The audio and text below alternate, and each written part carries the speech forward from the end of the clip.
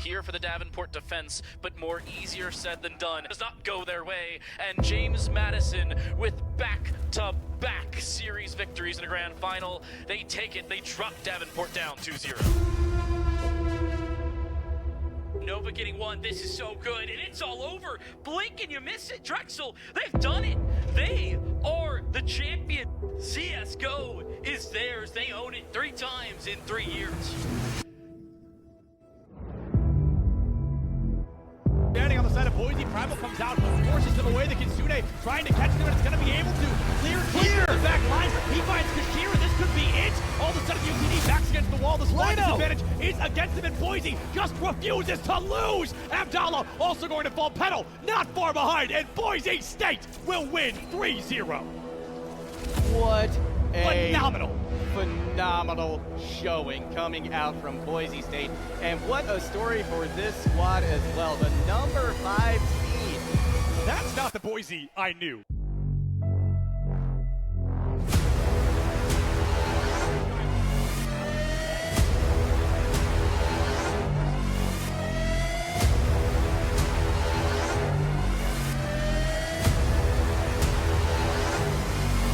Demos onto the Bison. No way, not again.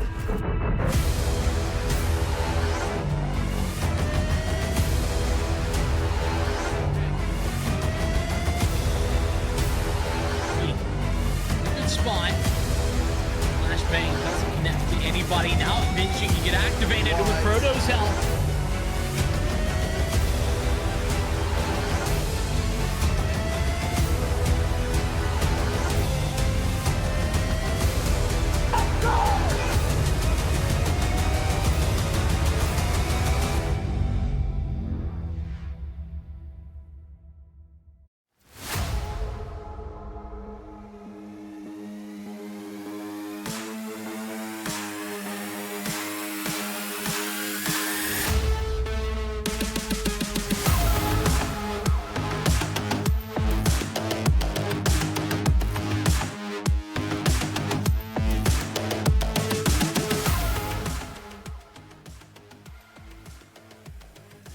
Hello, everybody, and welcome to the NACE Starleague Fall Grand Finals, live from Boise State Esports Arena. What started as 781 schools with 19,092 players is now down to just 14 teams who will compete in 7 game titles for a chance at the NACE Starleague National Championship. I am your host, Matthew Seftelins-Corfey, joined by the incredible Daniel Orbital Lee. And Orbital, what are the stakes we are looking at here this weekend? It's grand finals. It is time because there's so much on the line. Right now, $31,000 across multiple titles, not just Super Smash Bros. It is across League of Legends, it's across Overwatch, Rocket League, as well as Counter-Strike 2. So much available. Of course, we are starting with Super Smash Bros. Ultimate. First place, 2,000. Second place, 1,000. And then for third and fourth, it is 500 apiece. No matter what, it is an opportunity. Now, of course, on that side, for third and fourth, it was Akron and Oakland, and I'm sure we're going to talk about that later. But, of course, it is great to see this kind of prizing in this kind of tournament here in Collegiate. I mean, the supporters of Collegiate have been on display through the competition. We're looking at names like Duncan, Pizza Hut, Monster, Odyssey Elixir, Extra Life, and many, many more that are helping make things possible here this weekend at NACE Starleague here at the Boise State Esports Arena. And Orbital, I know that today is going to be a good matchup because you talked about the prize pool. You talked about, third and fourth get 500, but we're already past third and fourth. We are deep in the first and second place rosters. So today is going to be a schedule full of grand finalists duking it out head to head.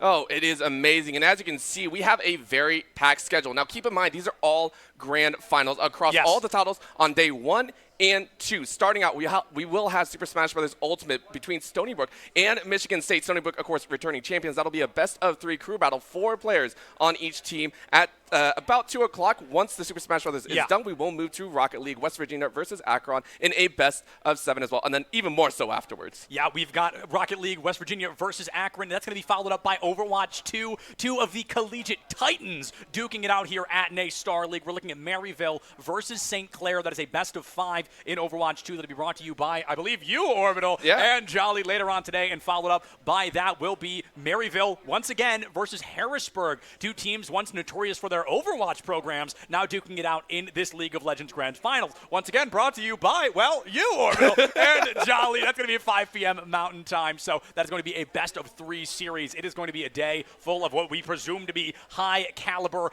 collegiate esports. And after that, I mean, we've got all day tomorrow as well. We've got many more games coming to a close then.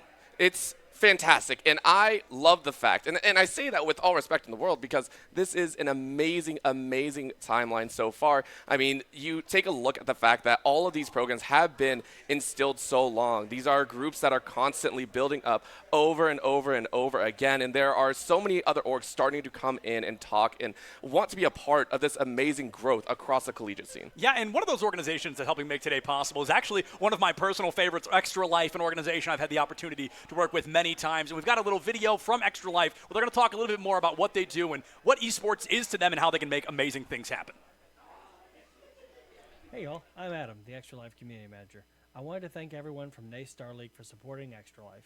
Remember, you can still fundraise for Extra Life through the end of the year, and if you haven't signed up, go to extra-life.org/NACE Starleague to join the NACE Starleague Super Team today. If you do, please share with us in Discord and on your socials, and remember, the money you raise helps kids in your local community. Now, we're wishing all those playing Super Smash Bros. Ultimate, Rocket League, Overwatch, and League of Legends the best. Let's get to the matches. Good luck, have fun, game on.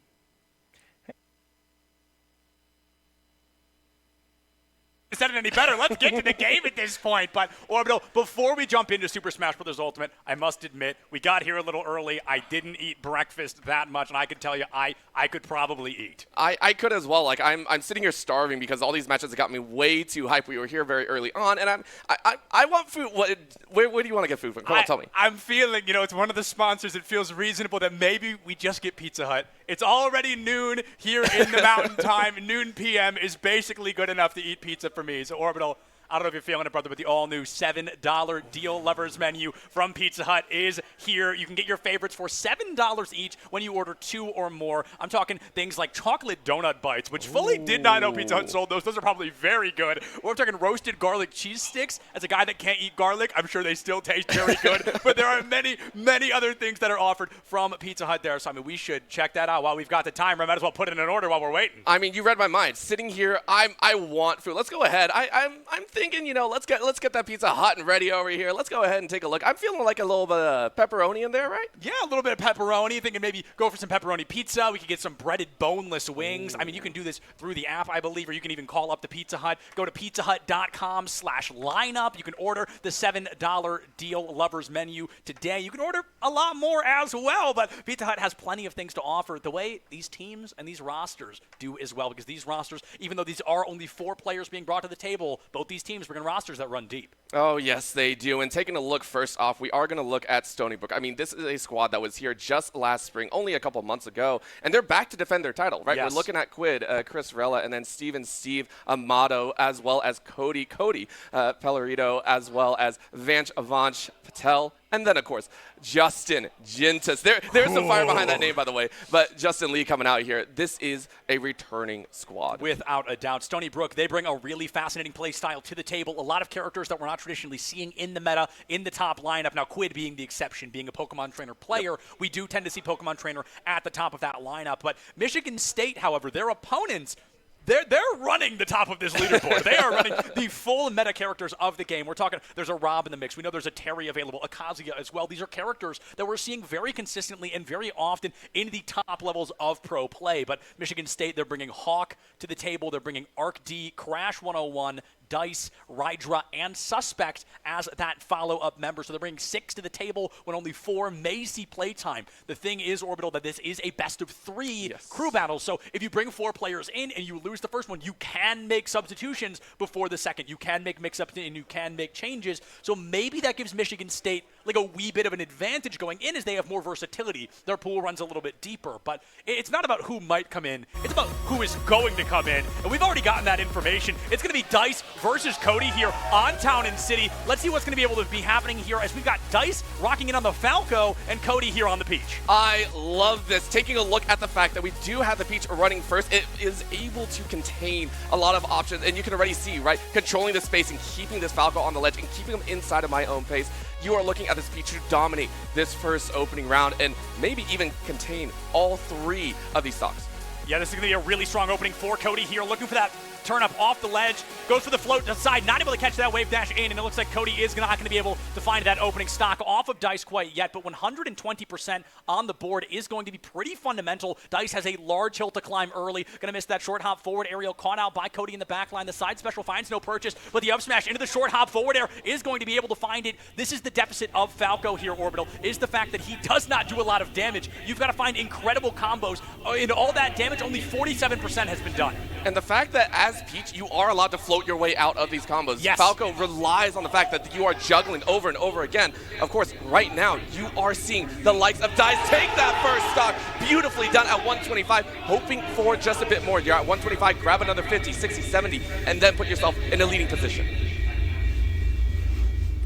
Already that stock online. Dice falling into such a deficit early on, but has not let that shake them at all. And with this being a traditional crew battle, each and every stock is going to be very, very important. You want to make sure you take this in as few stocks as possible, and Dice looking to do just that. Not only taking the lead in the stocks department, but finding a whopping 44% extra credit and counting. It's going to be dangerous to move in with this full rage. One side special from Cody is going to send this stock to the Shadow Realm, and Dice wants to rack up as much extra credit as they can, just like this. A beautiful opener into 62%. And covering those platforms will be very, very important, making sure that the Peach does not have adequate recovery time, and hoping that Cody does not set that up, but you do get it. Again, 70% though, very happy from Cody, starting things off, now getting another nice combo up on top, not off the top of the stage.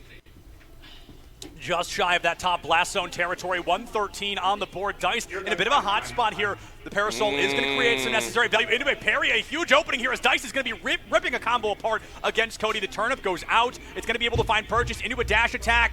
Wide-eyed turnip is not going to be able to find much value, but Cody just struggling to get back onto the stage. Not able to find that side special, but will find the short hop recovery back in. 117 parry dash. And there it is off the top. That is going to be the up air. Dice losing that second stock. Cody bringing the team back in the lead. Stony Brook feeling okay. Every time we see Cody on that ledge, it's always recovery towards the middle, and Dice has to recover as well. But can't you see the center, the neutral, controlled by this Falco over in time? Every single moment we see, every time you're hopping back from the ledge, it is mine. That is what Dice is saying. Cody is saying. Dice needs that opportunity to fight back. So far, hasn't gotten many combos of their own, but the power is real behind it, trying to snipe out with that turn. Oh, beautiful opening there from Cody. Able to tie things up here, but Dice is going to be the one to equalize us in that one stock department. 53-31 now on the board, and things looking okay. Stony Brook, they had an opportunity at a pretty aggressive lead here. Could have been a 2-stock advantage, but Dice is fighting back. Michigan State did not make it this far to roll over and take a loss against Stony Brook, and Dice wants to be the one to prove that this team can fight with the best of them. Now on a stock advantage, 81%. The spike down into stage, going to be disrupted. A bit of a clash. Keeps both players alive towards center, and the side special comes out from Cody once again. Not able to get out of the way. That is going to be Dice getting bounced away. Unfortunately, Dice will go down, and Cody will feel pretty darn good about their chances moving into the next match of an extra stock carried forward. And that's just round number 1. Hoping for a chance further, you take a look at what Dice did. Dice played about as well as you could. You are fighting against this Peach that, again, does not allow you to combo as much as you want. You are not being able to follow up. You saw the forward airs, and every time it's a little bit of chip, 20%, 30, maybe 15. Finding those 2 stocks, very, very important, especially with how quickly we saw Cody rack up that 125. I want to point that out. In a single run, it was 125 and then some.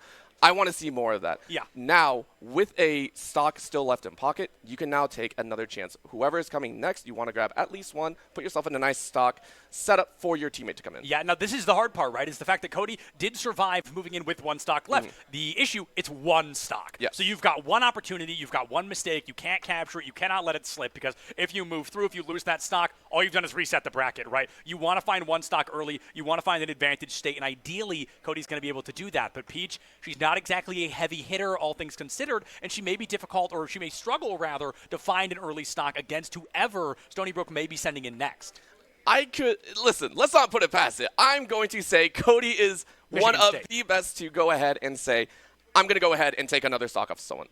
This is the opener. This is the Peach. You are able to find extra stocks, especially if the opponent comes in a little bit too hot to handle. In these one stocks left, some players will get a little bit antsy. Hey, I want to take this stock. I want to take it quickly, because you don't want to have that pressure of, I just lost a stock in the second. Right, Now we're behind a right. beat. And that is one of the intricacies of crews, especially with 4 players instead of the normal 3 that we see. I love the fact that you are following behind and behind. You can't drop a stock in that. You need to take this clean. You need to set it back to net 0. You need to be able to not fall behind -1, -2 in that stock count. And something difficult about a stock battle like this is the moment you do begin to fall, the moment you do begin to disrupt, that's where things really can fall apart. Suspect coming in next for Michigan State here. It's going to be a fascinating choice early on, but I think that Kazuya makes a lot of sense. Great at confirming stocks early, great at opening the door for the rest of the team, and it looks like they're going to try to bring out this damage early on, but Michigan State's Kazuya going to get caught out by a combo early. Look at this, 60% on the board. Suspect just can't get out of the way. I mean, you're talking about Kazuya, though. This is the one character, or one of the few, that if you get caught as well, one punch will do it. That's all you're looking for. You're looking for one chance to go ahead and punch your way across stage, but the grabs are so good. Cody spacing this well. I mean, let's not forget my favorite Kazuya combo, pressing A 13 times. I mean, it is really an incredible opening from Suspect, and already 130, just barely able to make it back up onto the stage. The down aerial from Cody doesn't find purchase, but Suspect in hot water needs to find this stock early, needs to get one combo, and there's a great opener off to the far left side of stage. Not going to go to the blast zone. The up aerial finds purchase as well. 2 hits at 99% now. Cody is going to be struggling just a wee bit more, but the side special barely keeping Suspect alive. The turnip hits once more.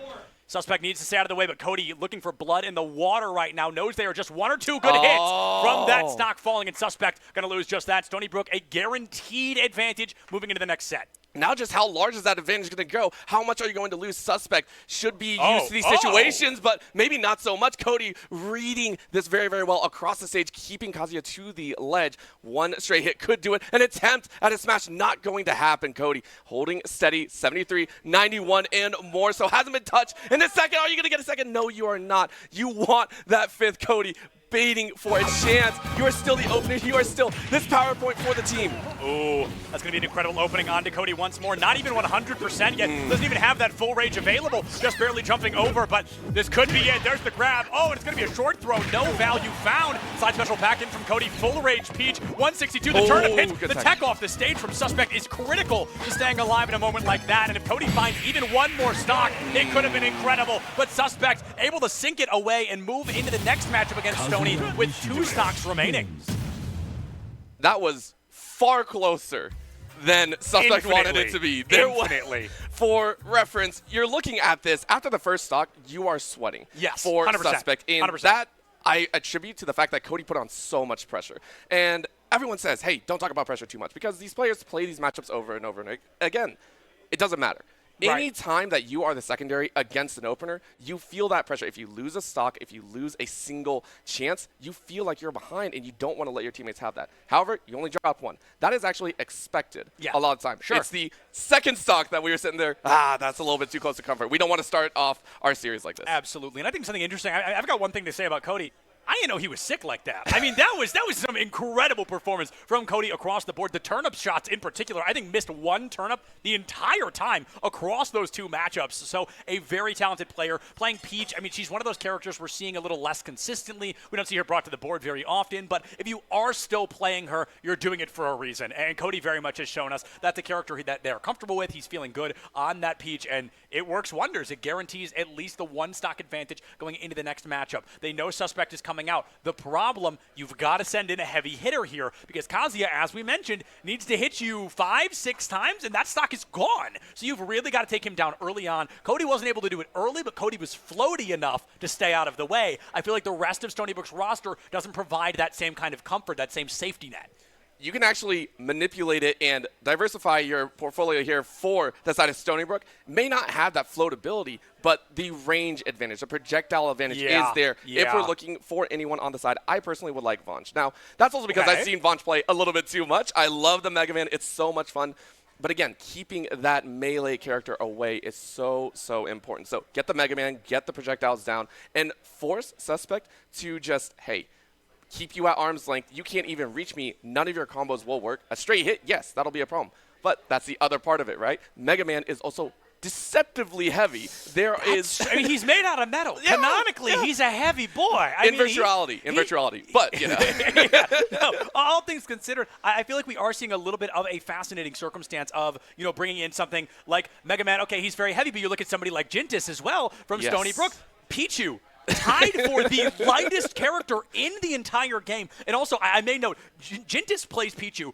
That is something that many people in the Smash scene consider to be the worst character in the game. Yes. Pichu is a gimmick character. It's something that we see people say, oh, he damages himself. Oh, he doesn't do a lot of damage. Oh, he's super light, so he must be bad, right? If you've never seen Jintis play, you are about to eat those words. When I saw Jintis lock Pichu in back at Indianapolis during NACE Starleague, I was like, okay, this is a bait. This is a joke, right? I'm being goofed. No, Jintis rolls out, takes, I think, 6 stocks before going down on Pichu. By the way, when you are constantly dealing damage to yourself, running the constant threat of raising the probability of your stock being taken because of your own moves, you've got to be playing 6-dimensional chess at that point, to be playing a character that does that and do it as well as Jintis does. So if Jintis is in fact the player coming in for Stony Brook, I'm incredibly excited to see how that's going to work against somebody as heavy hitting as a Kazuya. And here it is, Jintis now on the battlefield.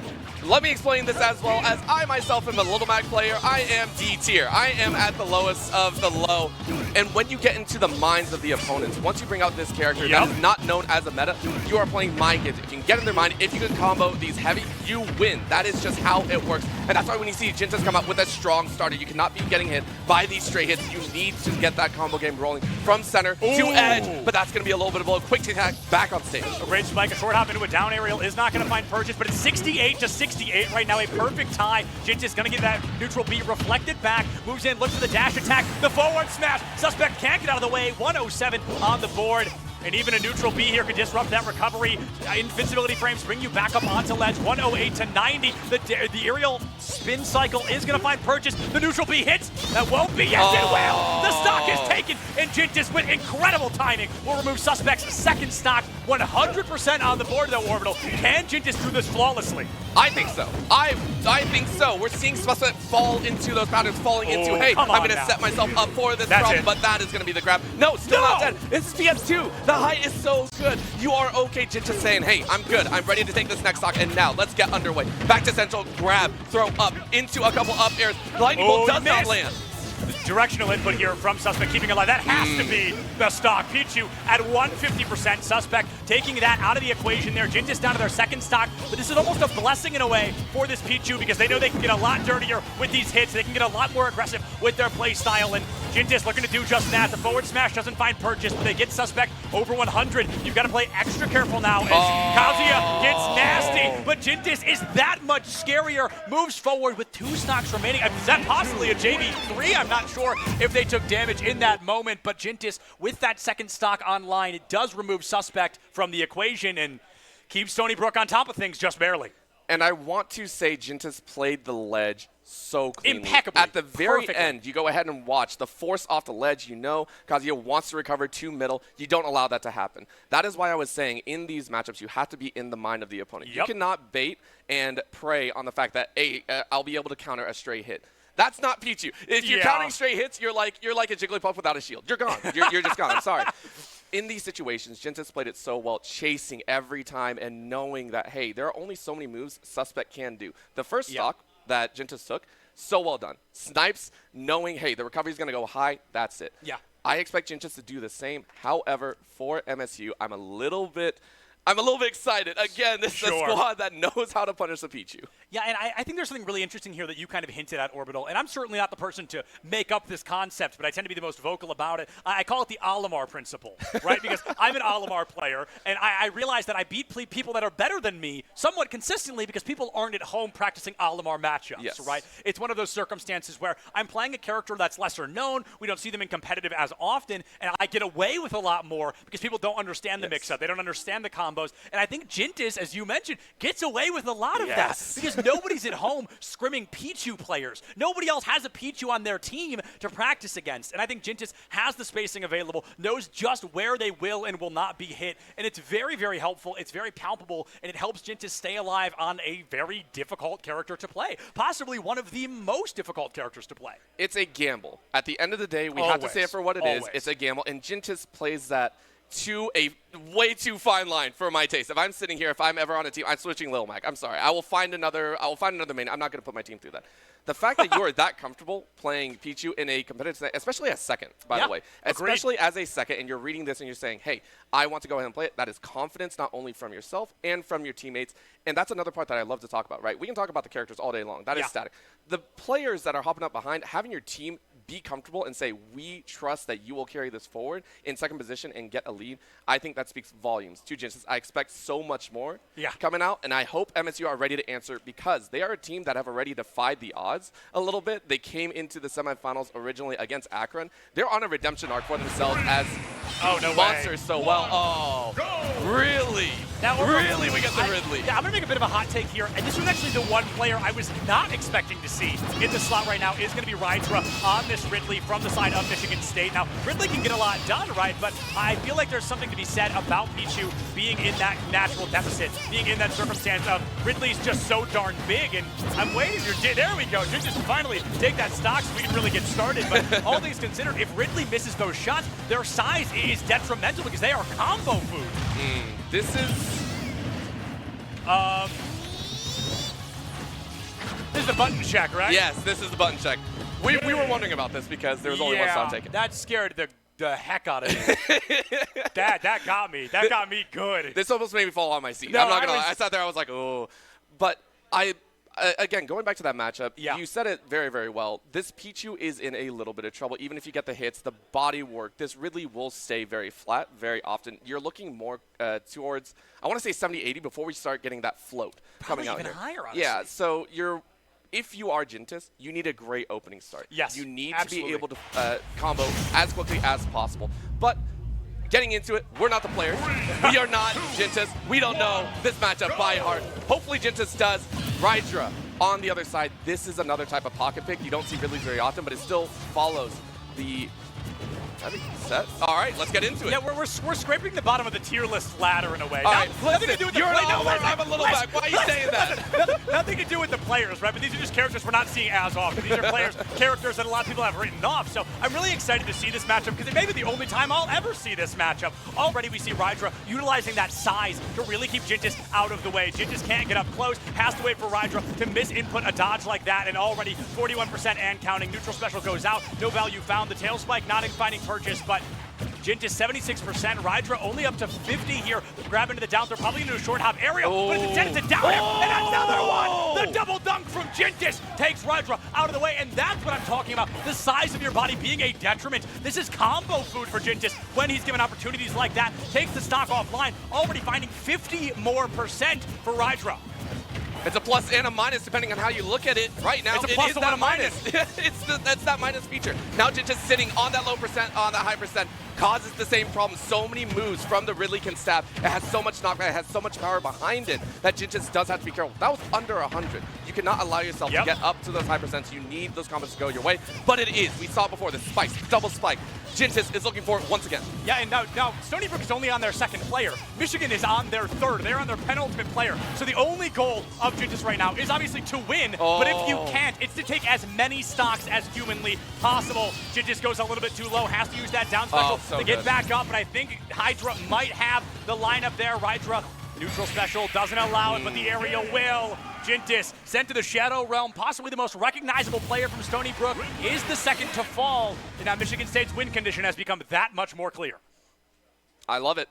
the adjustment that we saw come through from Rydra. I wonder if Rydra also had not felt comfortable in that matchup to really start things. And as we can see, we go back, take a look at some of these earlier matches, the openers between the two. This punch in the middle, Cody making sure to stay on the ledge, but there were some.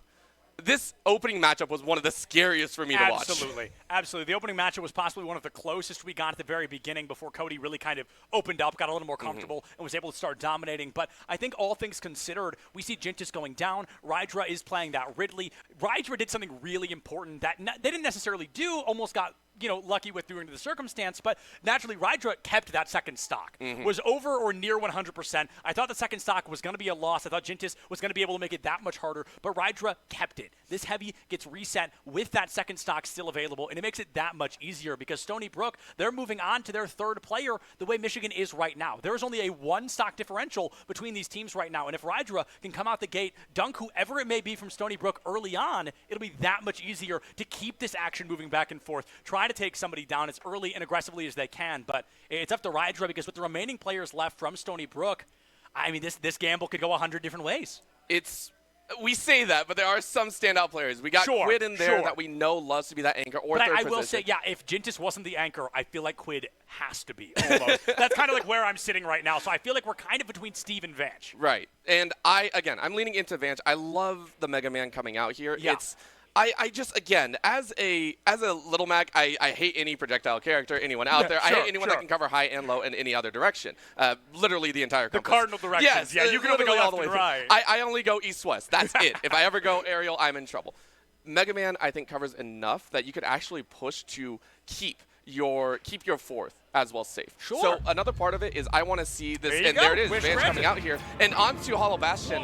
In this scenario, this actually favors, I think, right now, the Mega Man. You have this static field that will never change, and in this situation, the Ridley is actually in a bit of a difficult situation. Again, you have the power, but you're a little bit slower. You're a little bit harder to catch, and we saw the floatability, right? The combo heavy. Mega Man has some sneaky combos that we know come out, and once you're seen, then it's not so sneaky. It's still the combo in front of you. Yeah, and I was going to make a comment here, and then I realized that this can be said for literally any remaining player on both teams. Yes. These are heavy hitters. Yes. We are fully looking at the players in this game that hit like a bus. We're looking at maybe an Ike, maybe a Mega Man, a Palutena, a Rob, a Kazuya, a Terry. These are the players notorious for being explosive with their gameplay. Pun a little intended for a few of them, but maybe not all of them. So I think there's something really fascinating to look at here of, I think Jintis was the outlier. Jintis and Dice, who have both already played, they're out of the way now. So it's going to be these explosive, heavy hitters. I'm going to hit you 3 times and you're gone. Instead of this combo buildup. There's no more Falco. There's no more Pichu. We're looking at Mega Man versus Ridley.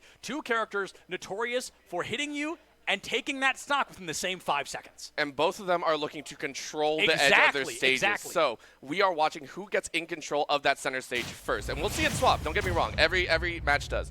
However, I have seen Vanch do it over in time, every time they play. Every time. I sit there and I go, why are you doing this? Stop looking so good.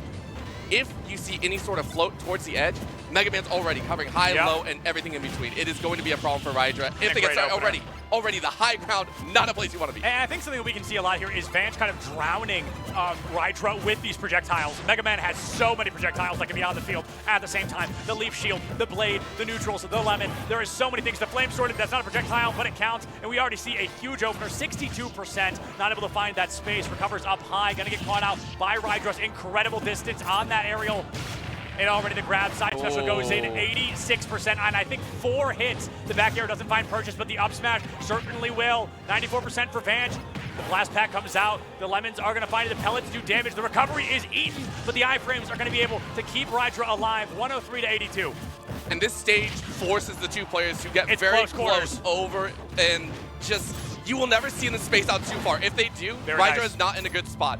If it is, Vanch is having a great heyday. That is what you're hoping for. Still, look at this recovery right now. It is Vanch saying, I want to go for that spike as soon as possible. 120% versus 129. Vanch goes for the forward smash. It's going to be the 2-frame that keeps Rydra alive. Back onto the ledge. It's going to be that forward smash once again. The down aerial finds no purchase. The late recovery from Rydra. That stall tactic with Ridley's wings is working so well, but when you get read like a book, it's not going to work well enough. Second stock offline. If Vanch can do this with 3 on the board, that is almost a guaranteed victory for Stony Brook, unless that 4th and final player for Michigan State can 6 stock a flawless remaining purchase. But to finish this with all 3 is a big, big ask when you are at 160 against a Ridley. If you're in grand finals, anything can happen. I will believe in there, but you don't want to be in that situation. Yep. You don't want to be in the situation where you have to face down 6-3, and Rydra feels it. You have only 27%. You have 170 on Vaunt. You know you can pull this off. You know you get a stray hit, a stray fatal strike. It's there. That's going to be an attempt at a grab, going to be rebuttal, and now you're in trouble. That's a spike! You're kidding! You're kidding! Oh my! Flawless. No notes. 0 notes. I mean, just hits the projectile, hits the rush forward, the down aerial hits, and it's exactly what Jintis was able to do. Ridley is just so big. He wasn't added to the game for a long time because he was too big, and he's still added to be one of the biggest, albeit not the heaviest, character in the game, and it costs him there. I think that down aerial would have missed notably smaller characters by a large margin, but that Ridley had so much space for error, so much room for improvement, and Vanch just, I mean, clean as a whistle, drops all 3 stocks, moving into Michigan's 4th and final player. And for Stony Brook, this is well within your calculations. You have been playing these matchups over and over again. You are the champions for a reason. And I say that because when we have a team repeatedly play to this level, you hope for over and over. You hope for that consistent factor. You hope for never dropping a scenario. You're hoping that you do not fall to that standard of, well, they were champions, well, they were in that situation. No, they are still sitting on their throne, and I don't think it's going to end anytime soon. Yeah, and I think there's something really fascinating about Stony Brook because I got a really cool instance of the first time I got to see them was on that grand final stage last time, was in those grand finals. And I thought, you know, this is a school I've never heard of before. They're coming in with a lot to prove. And by golly, did they. They proved just about everything. They proved so much that after the game, I went out into the arena and literally shook their hands. And I was like, that is possibly the most impressive play I've ever seen from a team I've never heard of. And I didn't mean it as an insult. They recognized it in the moment. They said, we're coming into the esports scene with a lot to prove. We're coming in as an unrecognized program, and we want to show people that we can fight with the best of them. And Michigan State, maybe learning the hard way, Stony Brook might be the best of them. I think they knew it from the get-go. They knew they were walking into a difficult matchup, and now you're choosing from 3 different players. It's between the Rob, the Palutena, and the Terry. We got Crash 101, ArcD, and Hawk. I'm looking, and this is the difficult part, I'm looking at how flexible one of these players can be. Because you know you're facing off against 3 of Mega Man, which is already a very versatile matchup, but you know you're going to get counterpicked on the flip side. So which player are you going to say is going to have that flexibility to not only shift from the Mega Man matchup, but maybe towards one of these close quarters hitters, right? We have the Pokemon trainer that also has 3 different plays, well, 2.5, let's say, 2.5, and then the Ike behind. You have to be able to flip your switch very quickly. I would like to see a Terry. I love fist fighters all day long. But I'm looking at Robert Palutena. We're looking at Robert Palutena. Yeah, I think Robert Palutena is going to be the safer bet. Palutena in particular is very good at boxing people off stage. She can play that Nair train over and over and just continuously kind of spam it out. I think Mega Man, he's not the worst off stage, by no means the best. I think you can kind of utilize or become hyper vigilant against that play style, against that Mega Man aggression. And Palutena, great at possessing center stage, which is where Mega Man wants to be. She's got a lot of puzzle pieces in kind of a rock, paper, scissors way. What she's good at, Mega Man isn't. What he's good at, she's maybe not as good at. So I don't know if she's the safest bet. If you want to win a game, put Rob out there. Rob, I'll be honest, I don't like Rob. I don't have anything against Rob players, but Rob is anything he can do, he's the best at doing it. He's got the best stall game. He's got one of the strongest down aerials in the game. He's got one of the strongest back airs in the game. He's got some of the highest hypermobility in the game. He's got projectiles. He's got close quarters hitting abilities. He's just Rob. And it's funny because he has maybe one of the weirdest backstories of getting into a game of Smash, being what he is, the robo-friend assistant. But I think Rob is a really safe bet for Michigan State. I think if they want to get flashy with it, sending in the Terry, sending in the Palu can work, but I think Rob is the safest option to try and force at least Stony Brook's 4th player. I would sit here and say the same. However, if you are Michigan, you're sitting there going, we can't play safe. At the same time, we can't play safe. And if there's ever a time to get crazy, it's game 1. If anyone's played in a series, you know game 1 is your moment to mess around, is your moment to try and pull one over your opponent. Others will fight me. They'll There say it is, game baby. 2, but it There is it that is. same thing. It is the Rob to come out here. It will be Hawk to try and swoop in. I know what I'm 4-3-0. talking about sometimes. Sometimes. All right, let's see. It's going to be Pokemon Stadium 2, my personal favorite unfair fair stage in the game. And already we see these 4-8 aerials coming out from Hawk pretty aggressively. I like what you said there. Hawk really trying to swoop in to be that hero to sink their talons deep into Vange. But unfortunately, Vange finds a 70% combo right out the gate. And I've got to remind you, Orbital, it's up to Hawk to 6 stock from here on out. Vange coming in with a perfect 3. Hawk needs to find all 3 of these and then 3 of the final member of Stony Brook. But right now, Vange is large and in charge. Finds that up special, does a lot of damage onto Hawk. 108, but a full rage Rob is maybe one of the most terrifying people to walk into the up aerial with the boosters off the top blast zone. Vange losing that first stock. It's not a perfect start, but it's a start regardless for our friend Hawk. You lose 1, it's okay. You lose 2, you're in deep trouble for Hawk, but this start is looking immaculate. Oh, there it is. That's the problem, though. There is going to be electricity. You're heavy enough to stay alive, but 160 and then some. The backslash will be enough to send you off stage, and now it is all for Vange. How do you cover this ledge?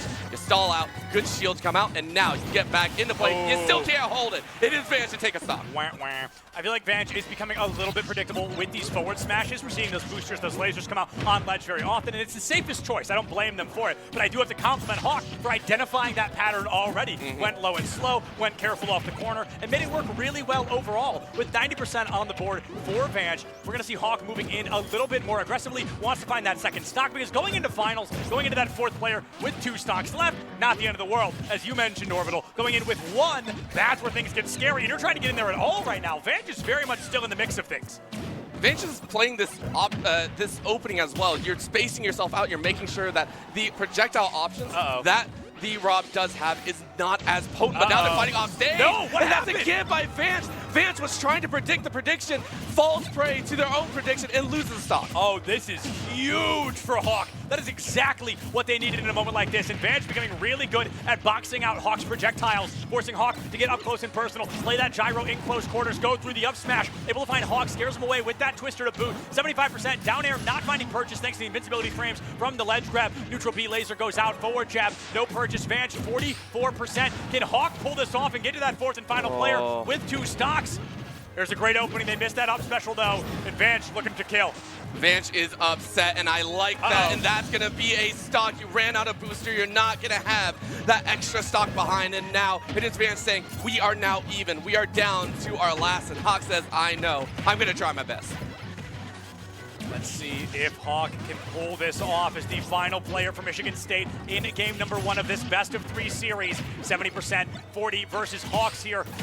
The laser goes out, meets the gyro, a double boost from Mega Man. Will be able to find purchase using the gyro against him. Twister up, forward aerial, knocking Vange into the mix-up. This could be an up air, but Vange plays it slow. Air dodge finds purchase. Every move could be both of their lasts, and they are fully aware of this fact. Can Hawk get to that 4th and final player, or is Vange ready to wrap things up with a bow in this 3rd matchup? I think Vange is more than ready, but a nice little combo keeps that Mega Man off the ledge, and it is going to be the finisher. Hawk able to grab that last stock, and at the same time, it still felt like Vange was in control the whole time. From side to side, it was the Mega Man to control, but Hawk pulled the power of friendship, it felt like, and said, it is time. Really nice job to recover. And again, off the ledges, over 3 of those stocks. It was a problem. Very nicely done to recover, find that hit, and say, no, I will force that last player. And for Stony Brook, we're looking at 2 players left. We've got Steve, we've got Quid. And I think there's something to be said about Pokemon Trainer. This is nothing against Quid in particular. This is a belief from the majority of the Smash Ultimate team. Pokemon Trainer is a lot easier online to play those websites, to play that internet, to play that wired connection. To play in person is a lot different. You're not able to get away with those same combos as easily. Not that Quid's going to play poorly. It's just a bit different. That's all. A little bit more different than other characters. So maybe they send in Steve on the Ike. It could be a very easy way to confirm that final stock. They know they're just 1 or 2 good hits away, and I do think Ike has a little bit easier of a time finding a stock in less hits. But if Quid comes out with a Squirtle combo and just drops 70% off stage, you're dead. I mean, there's another easy way to wrap things up. I think Stony Brook is in very capable hands, but Hawk from Michigan State, I mean, the weight of the world on their shoulders right now. I will pause it and say I still think Quid is going to come out. I think for Stony Brook, you say, hey, we want to secure this game as soon as possible. Doesn't matter how many stocks we lose. Right. Doesn't matter if we go down to the last one. There it Let's is. just finish. And it's also Final Destination. This leans into the Pokemon Trainer a little bit more so than I would like to say. Mostly just because speed back to forth. There's no landing on the top rope and say, okay, we can hold off for a little bit. You are forced into combat. Yes, it's a little bit longer. Yeah. But yeah. it is going to be we will have to fight all the time. Not going to be as many charge-ups from the gyro from this Rob. It's still going to be enough. MSU, I still want to see the 3 stocks come out and just see, like, I'm running this all the way through. My biggest concern, probably my only concern, honestly, is that Rob laser. The gyro is a little easy to dodge. It's a little easy to shield. It's a bit predictable. The laser comes out a lot faster. And we did see Vance really good at blocking it out, really good at reading it. But as a Mega Man player, I feel like you have a bit of intel of when you want to use yours, so you can kind of predict theirs a little bit more. Not that Quid is incapable. Quid is very talented. I feel like I'm being very harsh on Quid. I think they're a very talented player, and I think they deserve to be this anchor. But I do think Rob is really good at taking stocks very early. Squirtle is tied for lightest in the game. One of the lightest characters in the entire game could be taken down as low as, I'm talking 40%. Rob will gladly, easily take a stock at 40%. So there's a lot to work with in the line. I think Quid is more than capable, as I mentioned. But if anyone is going to turn this around, is going to find some kind of sweep, some kind of final destination moment like this, I think it could be Hawk on this Rob. On the other side, you get 3 stocks to play with. Even if the Squirtle is very light, you're still playing if you want to play it super safe, right? You can just say, rack up the percent on the first stock, second stock, send it. Do whatever you want to.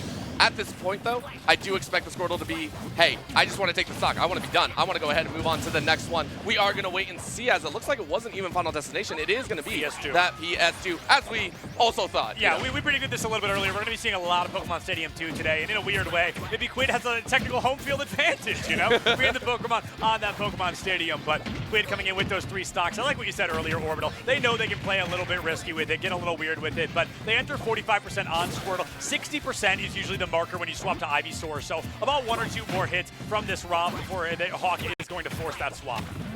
I love it. Great opening. Just look incredible. At this. Side to side set, this is all the surf to follow as well. Oh, it's just playing with a little bit of food when you have the opportunity. Got to make yourself look good. At the current moment, though, Hawk saying, I still want to fight. I still want to be on your behind, but you are currently getting chased by a turtle. Now comes out the Ivysaur. You said it is kill threat, it is kill percentage, and now your aerials are in jeopardy. Good grab. Now, Ivysaur notorious for grabbing, throwing off stage, and going for that 2-frame down aerial to catch the ledge grab before the player is able to grab it. That move right there, that down air, we're going to be seeing a lot of from Quid. It is the Ivysaur kill confirmed. That and maybe the forward tilt off ledge when the players recover. Vine Whip comes out, they go for that Leaf Blade, and they're not able to find much. Ledge grab goes out, can't short hop in time, misses that down air, but will not find that splash move. Quid with 3 stocks left on the board, 101% will find that last stock available, giving Stony Brook the 1-point advantage in a best-of-3 series. They've done it once, they've just got to do it one more time. I think they can. I think they are more than capable. Oh, what was it?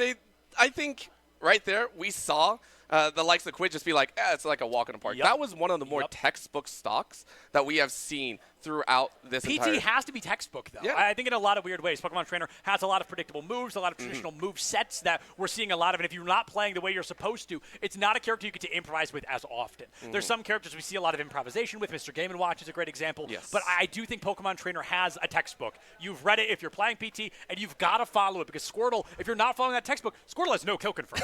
you need to be doing those hyper-specific things to make it work. And I think Quid is a masterclass example of what a collegiate Pokemon Trainer can look like. Now, we have to go back and take a look at that starter now as well. Yes, Now that we've seen yes. the full rosters, I am curious if they are going to try and throw out Arctic or Crash to start off. I'm thinking the same thing. thing. That would be a lot of fun as well.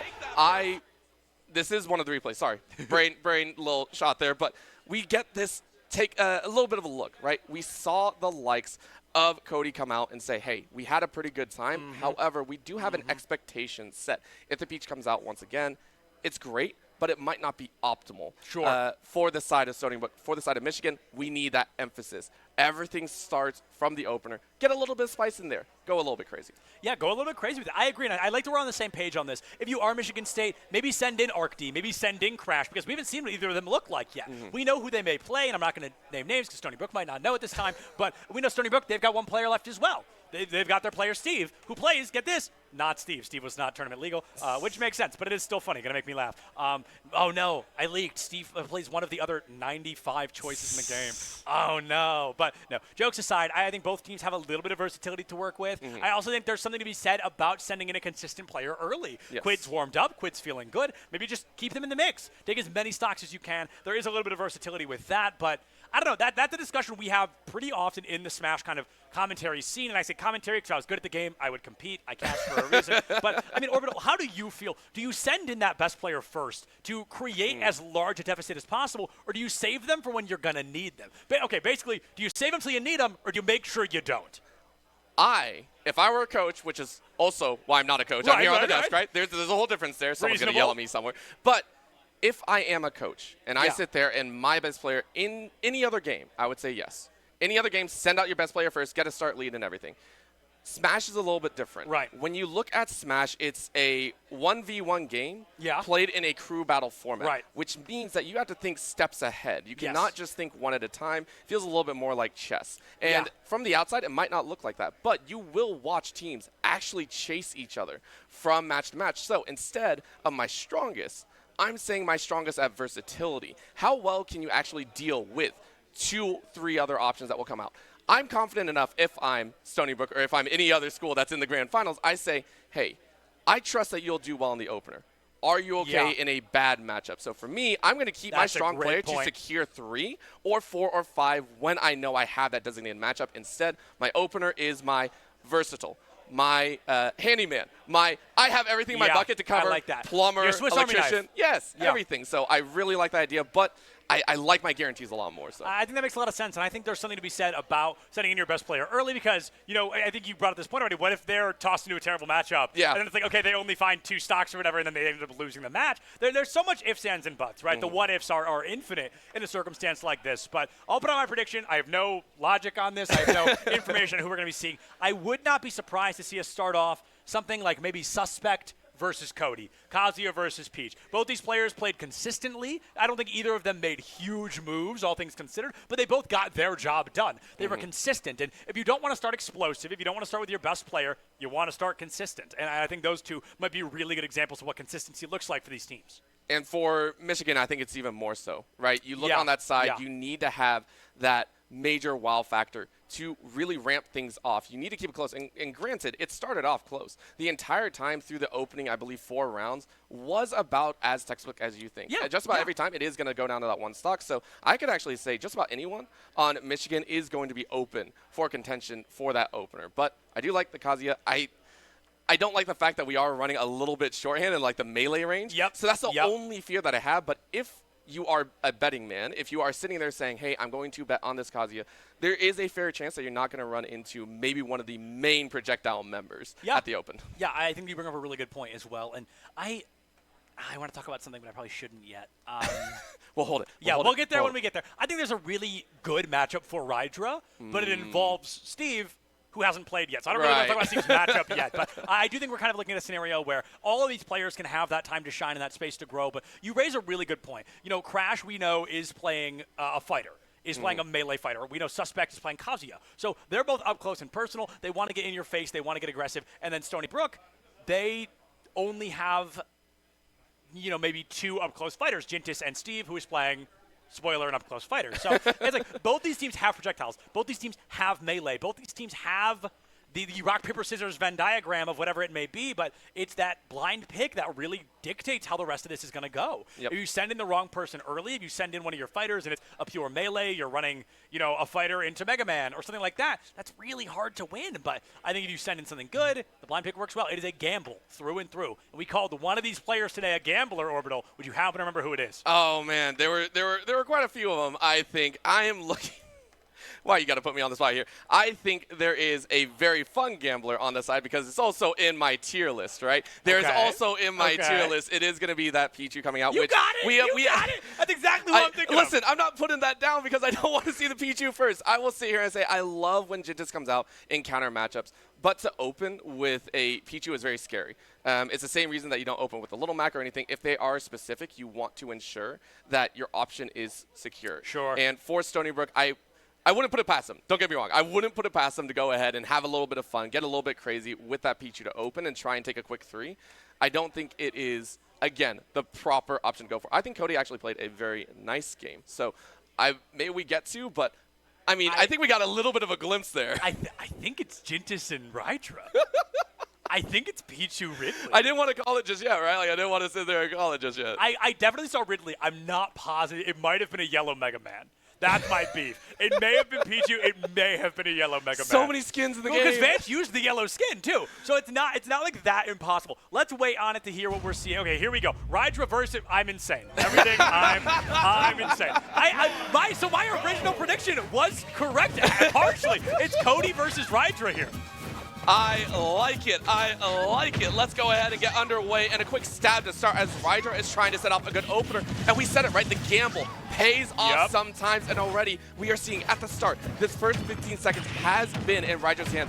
But we know Cody can adapt so quickly. This is no stranger to them. Yeah, already we're seeing just a pure difference in percentile here. The neutral beat is going to be floated away. Side special in from Cody here. The nameplates at the bottom are backwards. We'll have those fixed for you guys in just a minute. Rydra is the Ridley, and Cody is going to be that Peach coming out for the side of Stony Brook.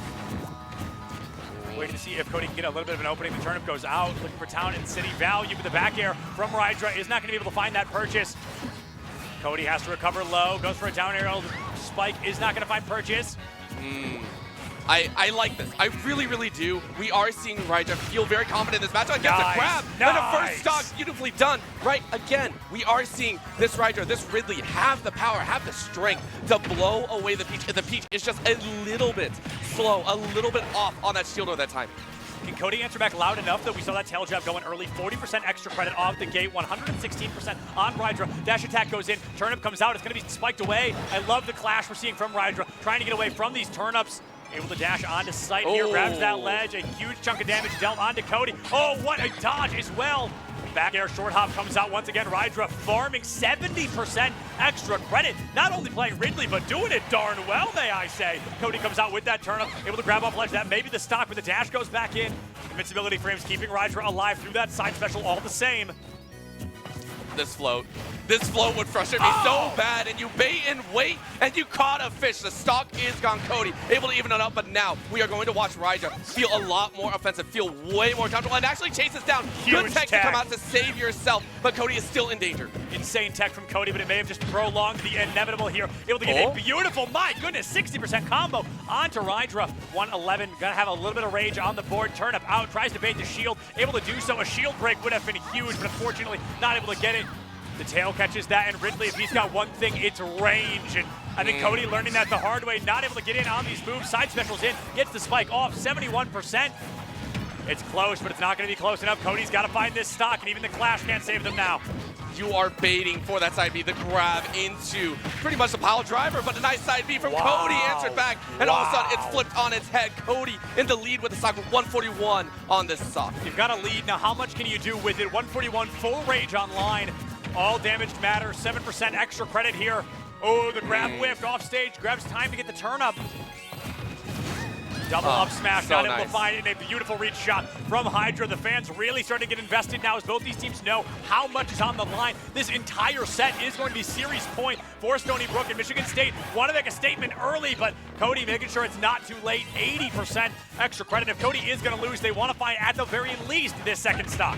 I think they can. I think they are going to be so happy that they're even right now. We were not expecting this to come out of Rydra. We were not expecting this level of strength and to be able to draw two from Cody. It feels great. Right now, they're 105 without so much of an answer. Couple stabs in the air, trying to cover the medium option there. Not going to happen as Cody takes center stage. Another grab and a throw backwards. Now going to edgeguard with another turnip. That invulnerability feels so good. Yeah, those iframes on that dash thing are so explosive. They're so prolonged as well. You can really stay alive for a good mix-up of the equation. 141 full rage Ridley. Just one or two good hits away from sending Cody to the blast zone. Just like that. Cody going to be eliminated and obliterated by Rydra with a beautiful up smash, taking that Ridley with, I believe, 2 stocks into the following round there. So So I've got to say, I thought Rydra was playing pretty good last time we saw them in set 1. They were playing very good there in that second set, really giving Michigan some strong legs to stand on. You even saw the other teammates right there. They were like, "Hey, we're hype," and that's How what could you want. not? I know. You gambled on the Rydra. We said it. It needs a good matchup. You need to have that ability to kind of get into the mind of the opponent. Exactly what happened. In that last stock between the two, there was a moment it felt like Cody was not sure which angles to actually cover at the very end. It was so close. You don't want to put yourself in danger, but a good chase by Rydra said, hey, no, I know this matchup. Yep. In the air, it is my territory. Great little tilt, and it was just high enough percent. Honestly, I felt like there was going to be a float down from Cody. I thought we were still going to keep going. Not going to happen. Very nicely done. You now have the advantage moving in to this next matchup for the side of Michigan. Of course, Stony Brook, they have enough in the tank. I do not expect them to be phased right now. I expect them to come out with a little bit of anger behind as well. Yeah, without a doubt. I think I don't know. I don't know who Stony Brook's going to bring out here. I mean, we see Cody go down in a decent showing. And I mentioned Cody's one thing, they're consistent. They found one stock. It's not the end of the world. They didn't go out silent, but I think I was expecting a little bit more. Rydra really taking up that throne, putting Michigan State, as I mentioned, on some strong legs. I'm thinking, never mind, doesn't matter what I think. I was not going to say Vanch. I will fully expose myself. There's going to be a button check, I presume. Rydra No. oh, wait, Rydra was down to one stock? Yeah. I'm crazy. No, it I thought came was down two to the stocks. last. Come on. No, this is real. I got Yeah. proud. It's just the one stock. So one stock online for Rydra, and I think maybe the legs aren't as strong as I was anticipating, but strong regardless, especially with 81% already on to Vanch, who, may I mind you, last time we saw Vanch go in, won their first set without losing a single stock. So Vanch is a hard player to take a stock off of. Every player is an equalizer on the side of Yes, Stony Brook. yes. However, I pride Vanch more than others. At the current moment, though, Rydra's having a blast. Come on, Rydra. Rydra's like, hey, you don't know my matchup. You don't know what we can do. And Rydra's mad because Rydra lost to that down aerial from Mega Man last time. So they want to give him a taste of his own medicine a little bit. Wants to get up close, uses the shield, goes in, not able to find that up smash. Gets some purchase, though. Those pellets are so stinking annoying. But the grab finds it. The directional input keeps Mega Man alive. The neutral B might have taken the stock, and he's going to, air dodge right back up onto ledge. 151, neutral B comes out, looks for a smash, able to find it. 164 now. The chase off. Is this it? Oh, no tech, but still, high recovery. You are still going to be fine. Again, the bounce back. And Vanch can play with this, right? You are still looking at a bit of frustration, a little bit of sword/forward. Might be able to have it, but now you are in danger of yourself. What a hit! What a hit! You did not cover. Rydra takes the stock away. My goodness, Rydra, way to do it in fashion, my friend. 103 on the board, gets a bit of rage, up and running, 31%, into a 50% combo to Vanch. Goes onto a ledge grab, could have been dangerous if they missed that by just a couple of frames, but this is huge. This extra credit could be game-changing. 70%. One more stock from Rydra here would be just, historical in a matchup against Vanch. I mean, There's you're the looking grab. at it. You're looking at, you smell blood in the water. You smell blood in the water. You see the hunt, and even Vanch is like, we can't let this happen. I can't let this happen. Might chase off, tries to get the down spike again, but learning over this time frame, over this series, Rydra is feeling okay. 132, hey, still workable. We've seen him do it before. It's always doable as long as you're still standing in this battlefield, this small battlefield, might I add. You need to move with grace and action. The air dodge in is going to disrupt Hydra's combo. And Rydra looking for the opening, but the leaf blade, the flame blade will find purchase. And Rydra, man, I say the damage was done, but it is damage regardless. A wonderful opening is going to take that first stock offline of Vanch and makes it that much more possible for the next player of Michigan State.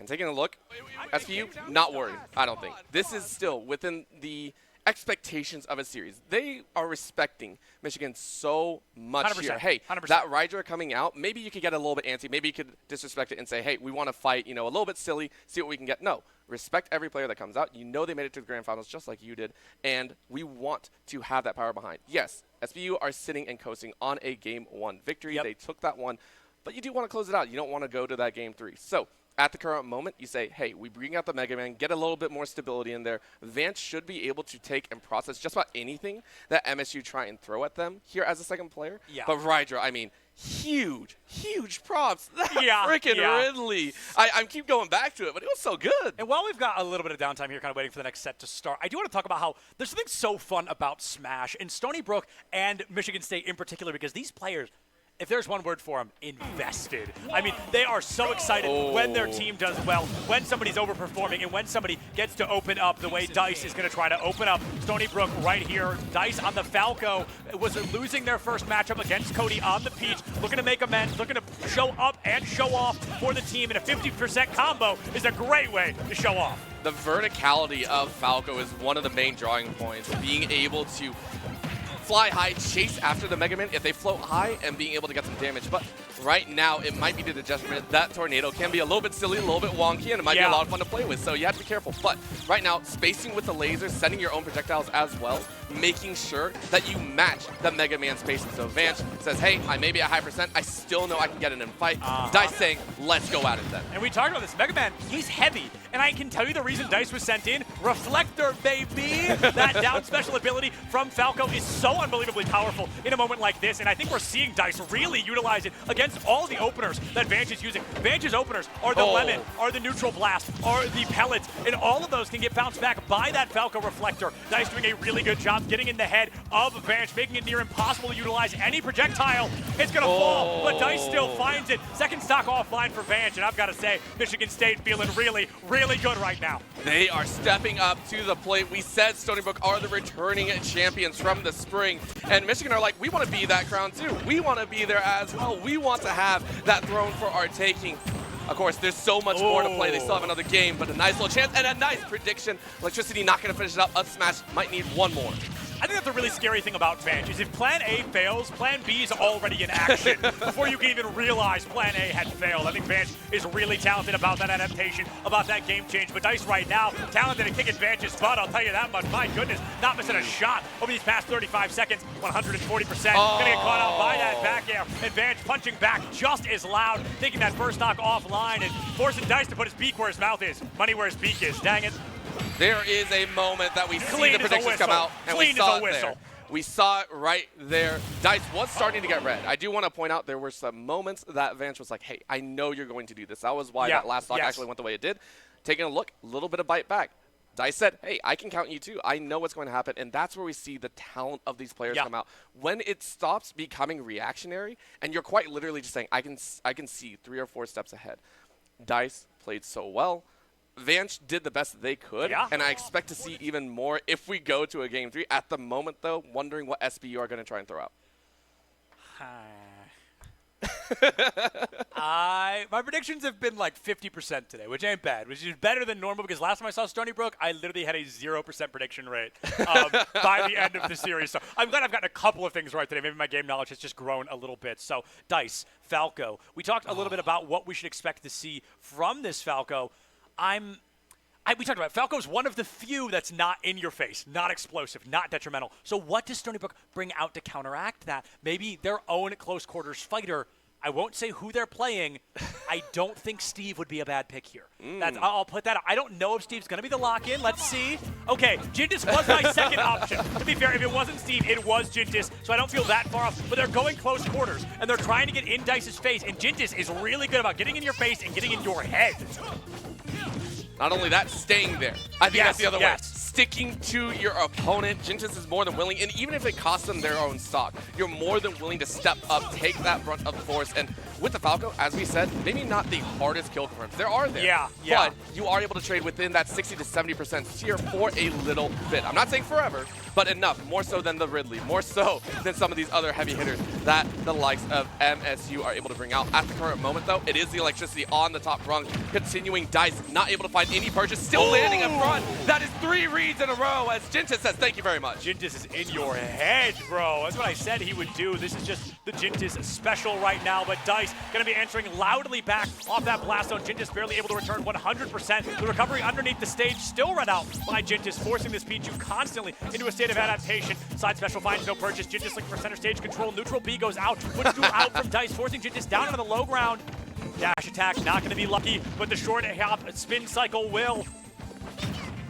Looking at this pace, it is Jintis to realize they're in trouble, and that's another sweep on the floor. The tail takes another stock, and Dice says, thank you very much. That is one that I expected to have. I love how loud Michigan gets every time someone Yes. I love it. I love the excitement. I love the energy because they are passionate. They are dedicated to their craft, and they are trying to show just how crafty they can be. Dice from the side of Michigan State. Absolute masterclass combo on the Jintis there. 95% without dropping. A spike goes down center stage. It's not going to be able to find that Jintis will win the up smash battle. Can Dice get just one more before they are sent to that shadowy great beyond? I think so. One hit away. I think so. One Dice hit away. is looking. Dice is looking, chasing Dicey. up to the high. Oh, okay, Yeah. I see that. Uh-oh. Stock is gone. Well done. Jintis, does not crack under pressure, does not crumble, does not lose that matchup, loses only one stock, danger close to losing that second. But if I'm not mistaken, Michigan State's still in the lead? Michigan State are still By in the lead one by stock? one. We Yeah, are okay, back to perfect. that simple format. The matchup. Right? We're Everything in. that we talked about, we can theory craft all we want. We can theory craft to the Yeah. absolute moon. But at the end of the day, this is pretty normal. Once again, a one stock difference is not that unheard of. And I would say that for SBU, this is like home territory. Listen, we're okay. There's no problem. Yeah. Like, any player can still come out, have a very nice game, and say, hey, we're going to take the pacing. Jintis does what they need to. And now you're also looking on this other side. Michigan are like, oh, crap. Okay, Jintis is coming out here. Yeah. Let's make sure we have a good time because, as we said, it is that gamble. It is that situation of, is Jintis hot or not? Also, are they willing to roll with the punches? If they are, all of a sudden we could see 3 of our stocks It's Hawk. roll down and about. So Michigan, you think Hawk? I think Hawk. Oh. I think Hawk is my guess because I'm thinking they're not sending an Arc D. I don't know why, but if they do send an Arc D, I think that makes sense. I think the Kazuya just going to struggle a little bit. We saw Suspect already lose to Jintis today, so I feel like they don't want to kind of put in that salty run back. And then Crash is, again, I'm not going to say who because they haven't performed yet, a fighter. And I think that the Kazuya principle kind of applies in a circumstance like that. You're not going to be able to find as much value, but if you do send in Kazuya, if you do send in other fighter insert name here, I think it's because you know they're explosive. You know they can take down a light character like a Pichu in 4 hits, in 6 hits. It's something very easy like that. So I'm wondering if we are going to be seeing that detriment come through, or if instead it is going to be a safer option like Hawk, who, let me check my notes, has not played Jintis yet. No, it would be understandable. Again, that safer option. I'm still going to go with the heavy hitters. I want to, as much as I like the low tier Pichu that Jintis is literally raising up the bar, hit hard. Go ahead, hit hard. Let's go ahead and trade it out. Let's go ahead and finish it off. Jintis is floaty. He's True, fast. He's true. not going to let you get close enough to hit hard. So you've got to find that time to hit hard, and you've got to hit, which is the hard part because Jintis is very good at dodging out those hits or at least answering back with hits of his own when he does hit. So things like that are what exactly we need to be considering. Do we play somebody that brings projectiles to the table? Do we go for a Palutena Nair Train? Do we go for a Rob Gyro? Do we go for a Kazuya A 13 times in a row? Yeah. That funny Godfist, right? So there's all this versatility. There's all these flow charts on how you play this game, but it goes all the way back to my Alamar principle. Do you know your flowchart against a freaking Peach? That's the question. At that point, you just toss it out the window. You say, yeah, no worries. And that's where it goes back to what I like to do, which is I have no game plan. Whenever I play anywhere, listen, if I'm playing in any tournament, there is no game plan. They can't know what you're going to do Listen, if you don't my know brain either. is empty. I know run forward, hit, and maybe hit again. I'm literally Kazuya Light, I guess. I don't know. Looking at this factor, though, like I said, that's why I do want to see one of the heavy hitters come out. I want to see that close range. Hey, maybe you catch Jintis a little bit off guard. Maybe you catch them in a little bit of over eagerness to try and get most of these stocks back. And that is where I feel there's a lot of reliability. When you find that one spacing, when you get that one hit, not saying Jintis will leave it because, it's Jintis. But it's Jintis. If you're going to punish mistakes of any nature, you want that beef cape. You want that one punch that's going to send them off the ledge. Hey, go for it. Again, you gambled in the opening and you made it work with Raija. Why not keep going? At that point, you push your luck. Everyone says don't push your luck. Listen, push your luck. Go have fun with it. You're in the grand finals. You are amazing to be here. And I've got to say, it's so fascinating. This is I hate to say this. This is the first Smash Grand Final I've seen in a long time that is not a wash. We are fully back and forth across the board right now. We're down to both teams on their third of 4 players. So it's funny that Stony Brook is just as close to losing and forcing into this third matchup as they are moving into the second one, all the way into the third. I talked about it. I talked about it. I know you did, but you didn't predict. You didn't predict. You're right. You didn't predict. No. Who predicted? It's fine. It's fine. Suspect on the Kazuya is going to be coming in, and I think this is going to be fascinating because on Kalos in particular, Pichu can't play the underneath ledge as much. They've got to play high on the aerials. They've got to play high on the ledges. They've got to go for an aggressive forward smash, but Kazuya just not going to allow that to happen. 90% on the board. Suspect a full stock in the lead. I mean, we said this as well. This is the other side of it, right? It is a gamble at the end of the day, and so far, Jintis knows this matchup inside and out. Already fielding 114 on Suspect. A little bit of problem now, floating even further. So Suspect has to get things under control if they want. That is a side sweep, side to side, ledge to ledge. Good coverage by Jintis. A grab, up throw, looking for the lightning bolt finish and grabs it. Oh my goodness, I in a million years did not think that lightning bolt was going to land, let alone take the stock. But Jintis goes the risk, gets the reward, and finds a 50. Let's make it 60. Do I hear 70? Let's see 80. 70% combo on the Suspect there, but it's going to be great because Jintis now touching 120. Full range Pichu just about to be online, and Suspect one half decent hit away from a stock. But Jintis, as I mentioned, not going to let you fight it. Now a fight off the ledge, another one! Do it to him. Jintis is firing on all cylinders right now. They heard us. They this is going to be a Jintis gamble. said sorry close to losing? Yeah. I don't think so. Absolute rebuttal, and it is going to be Jintis on 133. I still don't feel like a stock is going to weigh, but Suspect has a chance. Again, heavy hitter, can break out some nastiness, but Jintis is just not leaving a gap. That's the scariest thing about Jintis. You've got to hit him, but you just can't when he doesn't let you. The funny fist There it is. will find that second stock, though, finally, and Suspect is right back into the mix. Can they force Stony Brook to their fourth player before they're forced by the hand of Stony Brook? Michigan State Suspect 80% online, knows just a couple of hits onto this Pichu could be lethal, but Jintis, the high mobility, the high movement, dodging out of the way, the aerials, keeping them alive, but all of a sudden, Suspect back into the mix, 90%, let's find the stock, and that's gonna be it! Suspect takes that third and final stock off the board for Jintis, eliminating and obliterating, forcing Stony Brook to play their fourth hand first, which is a huge advantage going into those fourth and final players. Yes, and to put it in perspective, we still don't know if they swapped out players from game number one, and that's why we're putting so much emphasis on this. This goes back to what we were talking about of the dance of players. After a while, in a regular 1v1, all the way through, you know what the opponent's going to bring out. Hey, listen, I saw you play Olimar previously. I know you're going to play that again. I know you're going to play. In this scenario, it becomes a chess match, and that's where the intricacies of crew battles is so vital and so important, and so much fun as well. Are we going to see that spice of life from SU? They have the ability to play around a little bit if they so wish. But if you want to go, like we saw in game number one, safety, you go for that one. For MSU, it was the likes of Hawk. Are you going to go safe? Or are you going to look to try and spice it? Because remember, it's only one stock from Kazuya. And as much as Kazuya is it's Kazuya. yeah. Well, let's hold on to it. Let's say until the character comes out, we know Kazuya. But if it's only one stock, you can theoretically field a character that is in a lower matchup, predicting the next, and say, just take the stock. As best you can, take that stock. It is a theory, and granted, I might be reading too much into it. I don't think so. Sure. If you want that strong matchup to take a 3-3 or 2-3 situation by Stony Brook and seal the deal here, I would almost go for it. Have a little bit of fun.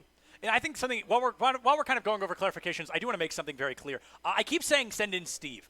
I do not mean Steve the Minecraft guy.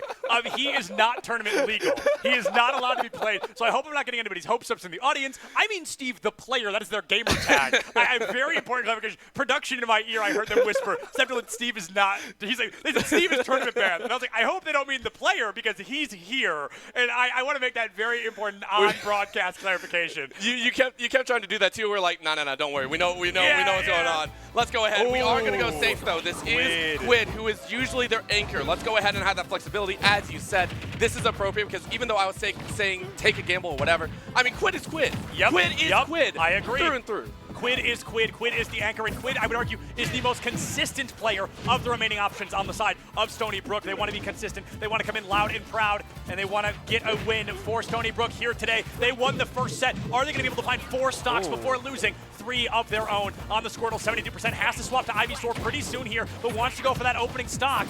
Oh, just barely going to whiff. It's going to go into the grab, into a back throw. This could be a Kazuya stock if I've ever seen one. There it is, Ivy Store into the fray. Looking for the down air, not able to pick it up quite yet. I think you're still going to chase. I think you need a little bit more percent. You need to keep Suspect on the ropes here. For right now, though, that vine whip, perfect. Create a little space. Get back to neutral. Get back to center. For Suspect, you just need that one straight hit. That's all you really care about right now. The scariest thing about Small Battlefield is that down air goes through those platforms, and it will hit a tall character like Kazuya. That's going to be a perfect shield if Perry comes out. Quid wants to get this without losing a single stock, but that may not be in the cards. Quid playing with the heart of the cards here. Full rage Ivy Store. recovers lane, tries to get the read onto this. The 2-frame catches, sends Suspect up. Charizard is now in and out. Flare Blitz could have been huge, but Suspect says, get that dragon out of my face. I want to win this right here, right now. Second stock on the line for Quid. Is that it for Suspect? Goes low, but gets right back up into the fray. Spin move comes out, Razor Leaf down.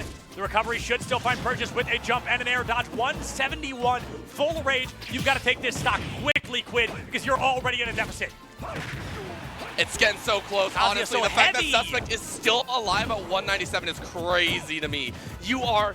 Quid's getting a little bit frustrated. You need to finish this quickly. You First need to 200. go ahead and take it away, but it's not going to happen. You're still dancing. You're still a little bit scared. There it is. A down There it air is. into the up air off the platform. That is what we want, and that is going to be it. Quid able to keep steady. Again, as we said, into this last matchup, it's okay to be down a single stock. That is expected. That is much better than sitting at 1. Yes. Now, something interesting that Michigan State has an advantage here. They have 3 players left on their roster. They've got a large roster. They brought 6 to the table today. And if they're bringing in the same 4, it's going to be Hawk if it's the same 4. But they have 2 more. They have Arc D and they have Crash, who have not had the opportunity to make their appearance yet. So I'm wondering, do you run the risk? We talked about gambling. We talked about bringing in something new, forcing a new play style. Hawk is good, but they've seen Hawk play. They know Hawk's tendencies. They know what Hawk wants to do. Arc D and Crash, they are absolute wild cards right now. That could work for Michigan, but the problem is, this is your 4th player. Yes. If you lose this, you lose the NACE Starleague 2023 Grand Finals for the fall matchup. So I think it's Hawk. I think it is Hawk, but I would respect Michigan more than they would ever understand if they pulled that wild card. I'm still leaning towards my angle. Listen, I know safety is there. I know it's safe, but I want to see that surprise factor. At the same time, I fully respect it as well. I know that this is a long shot every time to say, hey, let's go ahead and send out this crazy And if somebody's player. going to find 2 stocks, I mean, Yeah. Rob, come on, that's so easy. Like, that's what Rob is great at, is winning advantage states And like keeping this. people away, you just kind of, I don't want to deal with you. I don't want to deal with you. Stay away. Stay on that edge of the battlefield.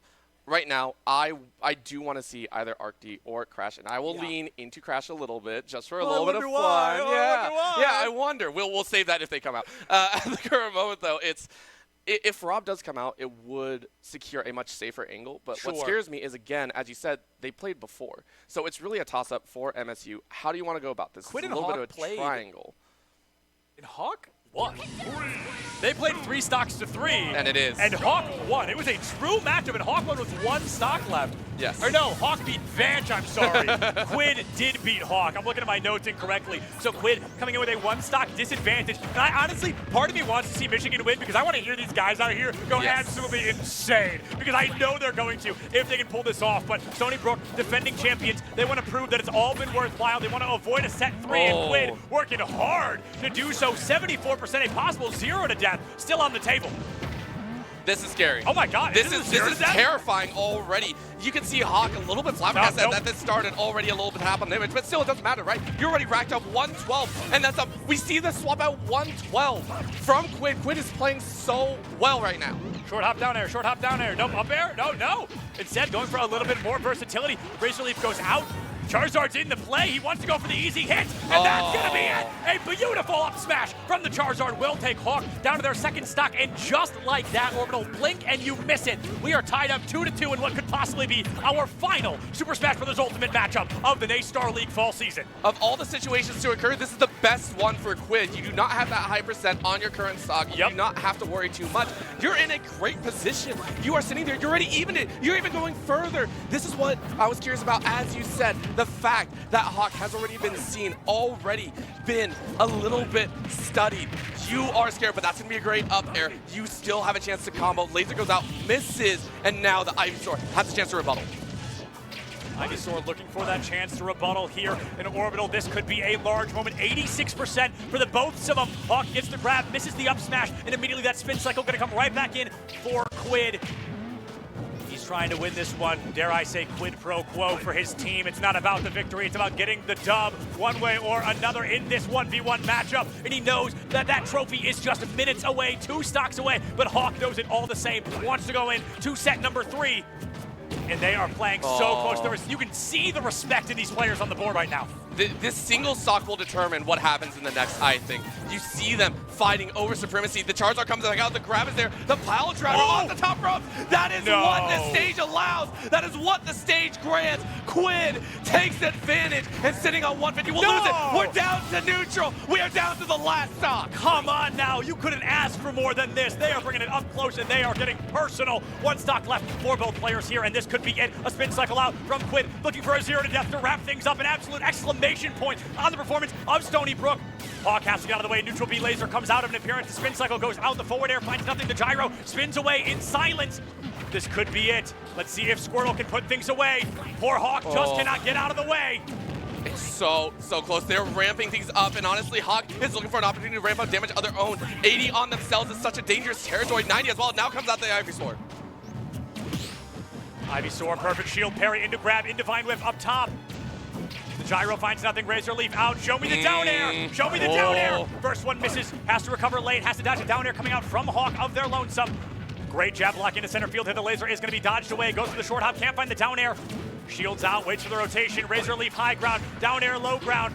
Quinn covering all their options. Hawk 123 getting desperate for this stock, but knows they're just one good combo away. Both of them are sitting in this dire territory. The Vine's not connecting. The shields are so on point, and you want nice angle off the edge. You go up air, not gonna land. Still, Hawk realizes they're in a dangerous spot, and now on the ledge, the Charizard's out. This is how you lost the last two. Smash. Who is gonna predict what? Good dodge, good grab into the throwback. Your laser misses, but that's gonna be a forward air off the edge. That's a little bit torpedo. I think that's done. Who died first? Wait, It's no Hawk! way! No way! It's Hawk! It came down to the free fall. Is that how it ends? Is that how it ends? Oh. I have not seen a more devastating stock in a very long time. Charizard was frames from death in that moment. The Flare Blitz missed the stage. He hit the bonk, and it was almost all cake for Michigan State. But unfortunately, the cards told a different story today, and that is a victory for Stony Brook. And I'll be honest, Stony Brook winning, I know that's not how they wanted to do it. They wanted to make it flashy. They wanted to be explosive. But as they say in the business, a win is a win, and we absolutely take those. Congratulations, Stony Brook, the NACE Starleague Fall 2023 defending back-to-back now champions. And listen, it may have been a 2-0.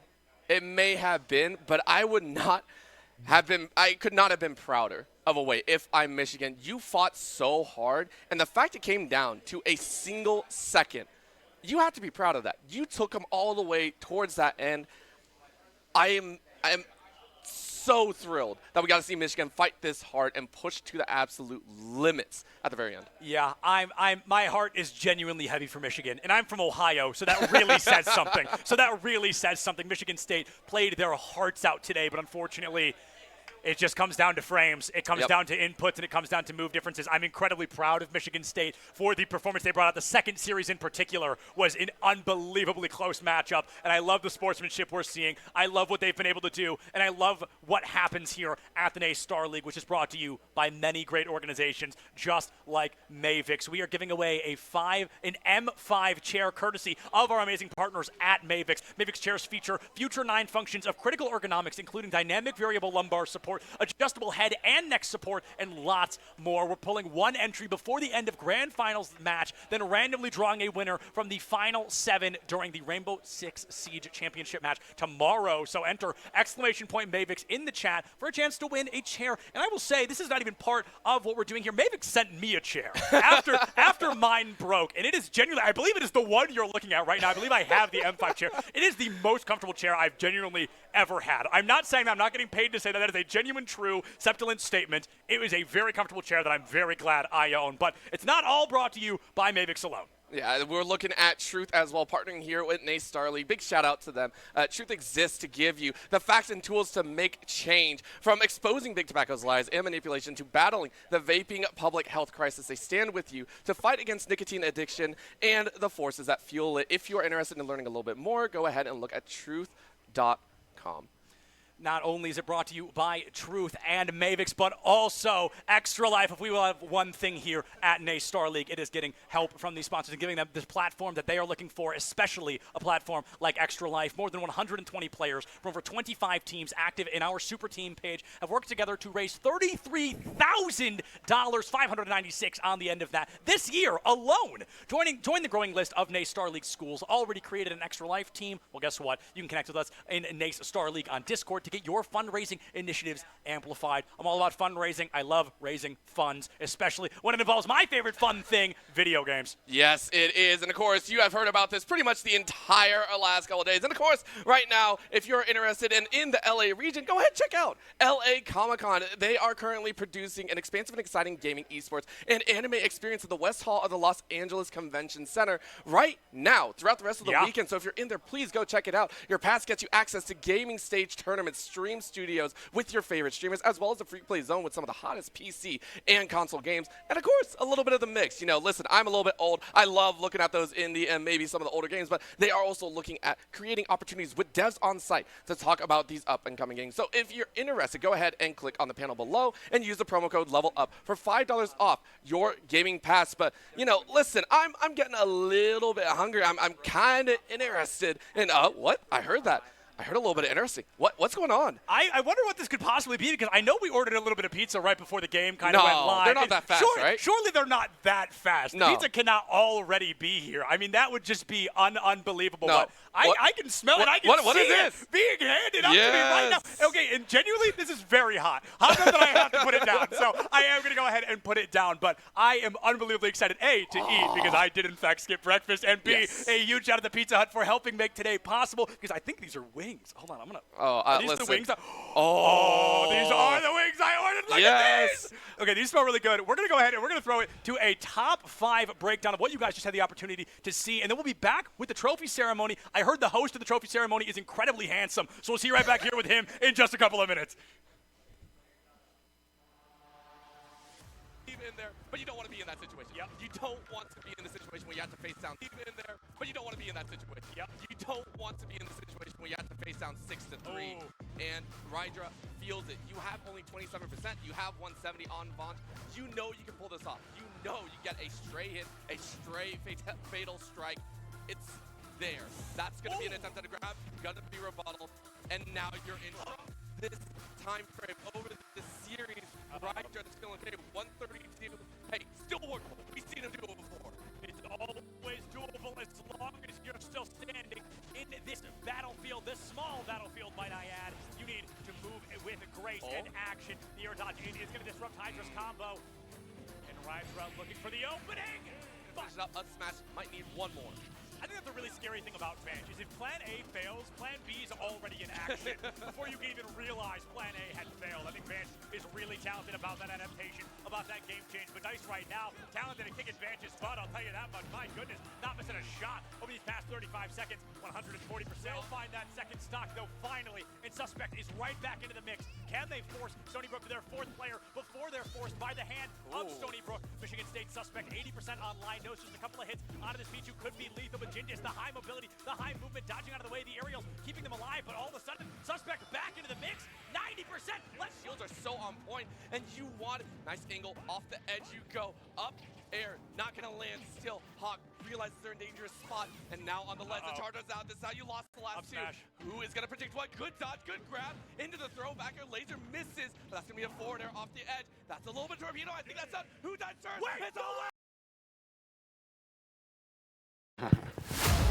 Pichu, I know that much. I'm a Pichu. Mike's are on.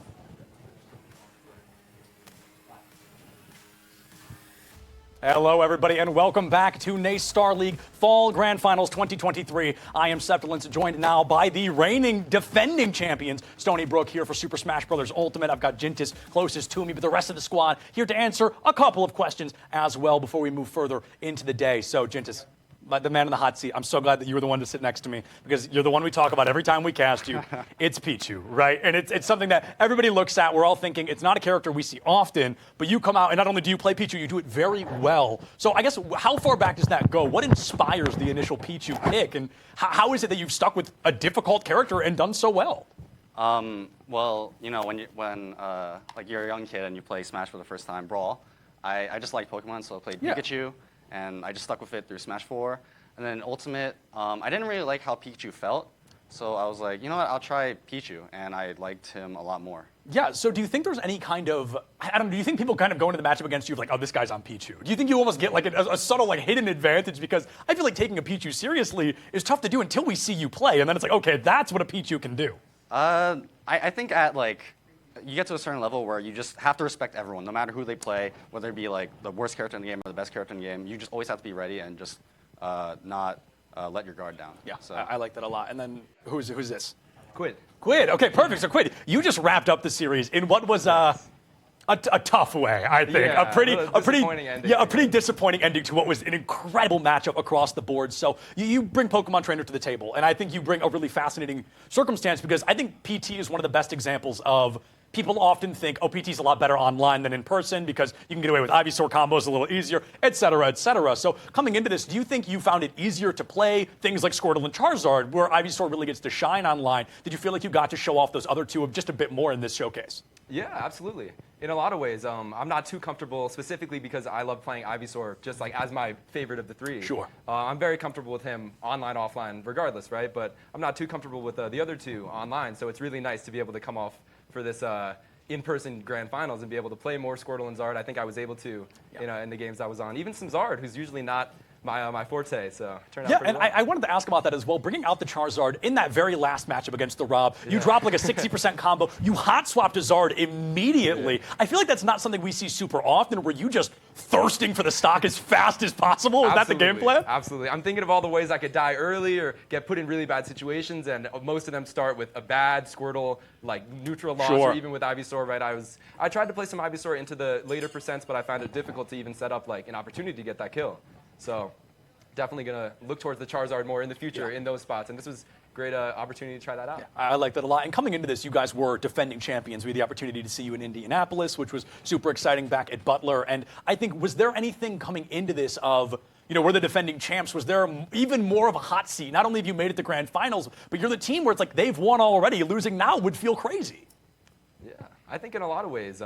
I feel even during the online phase, we know we can't just coast through the bracket where there's a lot of tough competition and we always got to bring our A game, right? But it is definitely like a reputation we would love to uphold for as long as we can, right? It's great to come in as the defending champs, and I think we enter with a lot of confidence, right? We feel like we can cover every sort of matchup or team pretty well. Yeah, so I guess on the back of that, I had the opportunity to talk to you guys a little bit at Indianapolis, and you had mentioned, you're not a particularly recognizable school in the esports space. You guys are still kind of making a name for yourselves. And I guess what does that mean not only for you, but for Stony Brook as a whole, where you guys are not only coming out and competing, but winning now more than once? I mean, you guys are really starting to make those waves. So how does that feel? Yeah, I mean, just anybody can answer that one. I think it's great knowing that we are able to bring Stony Brook into the light in terms of like in esports. I know there are people behind the scenes that work really hard to get us here, to build up the who, Gentis? Like who? Well, who's helped you with this journey? Who's helped you to get here so far? Stony Brook Rec, first off. The people that work there, of course, our esports coordinator, Kevin. Shout out Kevin. He's right behind the camera. You guys can't see him, but he's there. Thomas Leal, too. He helped us. He was with us in the spring in Indianapolis. And then, I guess, just Stony Brook, everyone watching at the watch party, we appreciate the support. Yeah, we definitely get a lot of support from members of the Smash Club. That's awesome. That's a lot of support from the school. You guys are the competitive roster. Then how big's the Smash Club? How big's the program? It's very big. Like we kind of brought it back up because initially after COVID, there wasn't that many people playing on campus or in person. Right. And we kind of built it back up, and the Smash scene at Stony Brook is probably one of the biggest.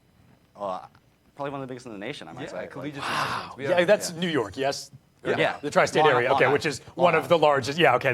So that checks out. For those that don't know, the tri-state area for Smash is one of, if not the largest in the country in terms of competitions. You guys are right in the hot spot. That's perfect. Yeah, very stacked. All right, well, I think that's all the time we've got to chat with you guys for now. Thank you all so much for joining us and being here. Congratulations on your win. So a big congrats to Stony Brook for their NACE Starleague Fall Grand Finals victory. $2,000 prize, $100 Pizza Hut gift card, and, of course, the trophy sitting on the table right in front of me. And a big congratulations to Michigan State, who do not go home empty-handed. They will walk away with $1,000 in scholarships, which is genuinely incredible. $1,000 in scholarships prizing. And a special thanks to Truth, Extra Life, Pizza Hut, and all of the NACE Starleague sponsors for helping make this event and scholarship prizing possible.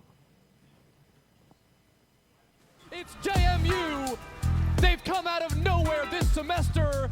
The freshest team on the block has successfully taken the collegiate siege scene by storm. Our Rainbow Six program, honestly, is probably what defines us in collegiate esports right now. But Rainbow Six is where we are expected to succeed. What's special about Rainbow Six is the strategic part to it, how you can really set up a map and create it however you want. Every single round is very different, even played in the same map. In Siege, you walk into a room and there's 100 places you have to check because anyone could be anywhere. Rainbow just always spoke to me in that strategic sense and how it's a little more realistic than most shooters. The realism to it at first is what really brought me to the game. Without student leadership, the program wouldn't exist. The students have been taking charge every step of the way. They've been running events like our summer camps. They've been coaching the teams. They've been keeping everyone's spirits up. Student leadership is really important, especially in esports, because it's really a student-driven program and process. I handle, as the leader of my team, I handle almost all of the scheduling of the game, scheduling of our practices. It's a very student-led program. The fact that we have won 2 national titles, that's all because of what the students have done. We're typically not the highest ranked as far as like skill level in the game for each game that we compete in, but we are very competitive in every title we do compete in. I don't think we're underdogs. I know other people think of us as the underdogs. A lot of people in the collegiate Rainbow Six area, the community, they don't think much of JMU. People like to talk a lot, but then they don't back it up. When it comes to the brightest lights in the playoffs, that's where we always play our best, and especially in the championships, where we have 2 of those. At JMU, we're the only team that's really won anything. We're the only team that's came in first. We have teams that have came in third or second, but not in big leagues like we have. So I think Rainbow Six at JMU just has a different winning culture, and we're trying to move forward and keep capitalizing on what we've built.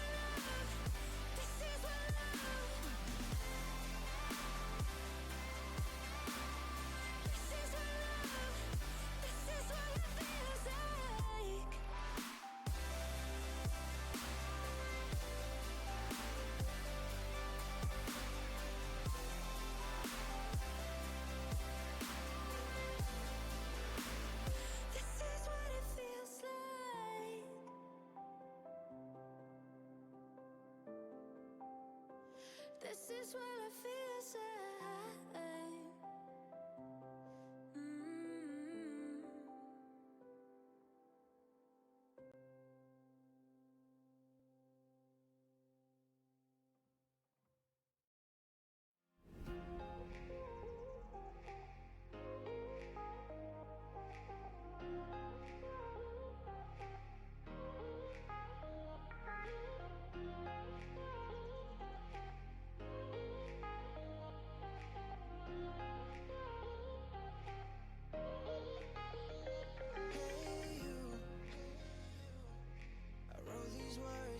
Something to say to lovers turn to strangers, but they stay fools.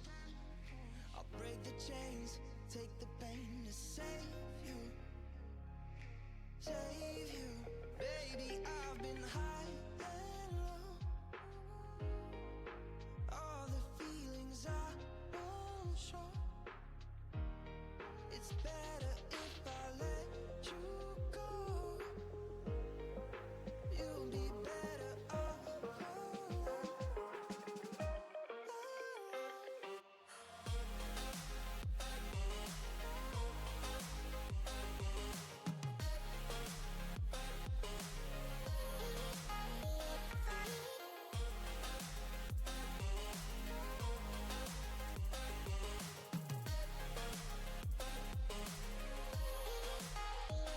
Pretty little fears I got, second guessing every shot.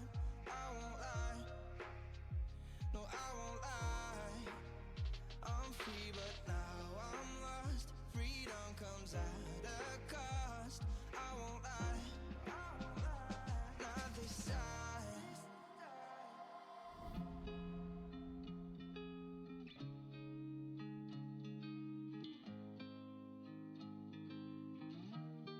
It's better if I let you go. You'll be better off alone.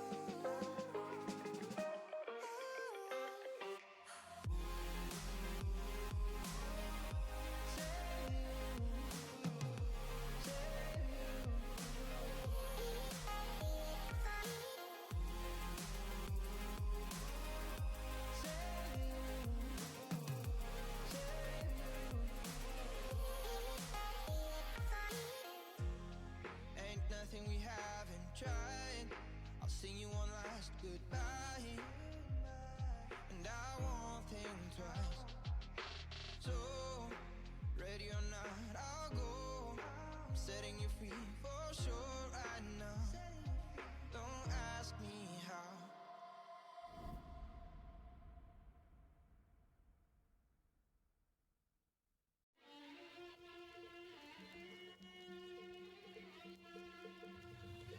Thought I had her in a loose-leaf grip, said I'd take my time.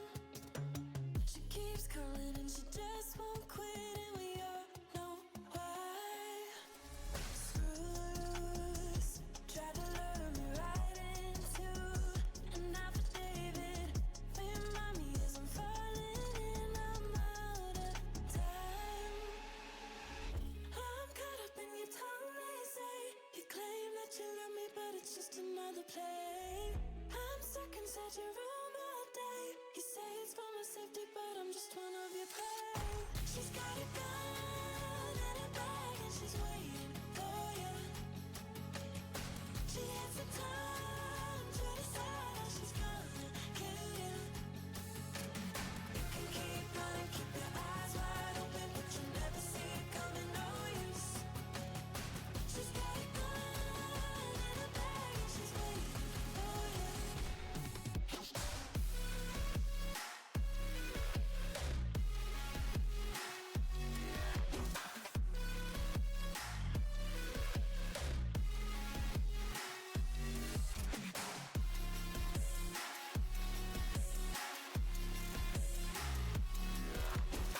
She's got a gun and a bag and she's waiting for you. Hidden kisses always felt so sweet that they left me blind. Making promises we just can't keep, and it felt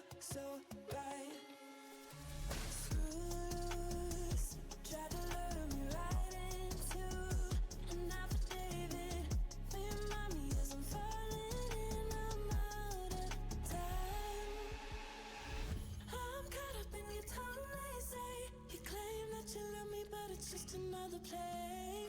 I'm stuck inside your room all day. You say it's for my safety, but I'm just one of your prey. She's got a gun in a bag and she's waiting for you. She has the time to decide that she's gonna kill you. You can keep running, keep your eyes wide open, but you'll never see it coming, no use. She's got a gun in a bag and she's waiting for you.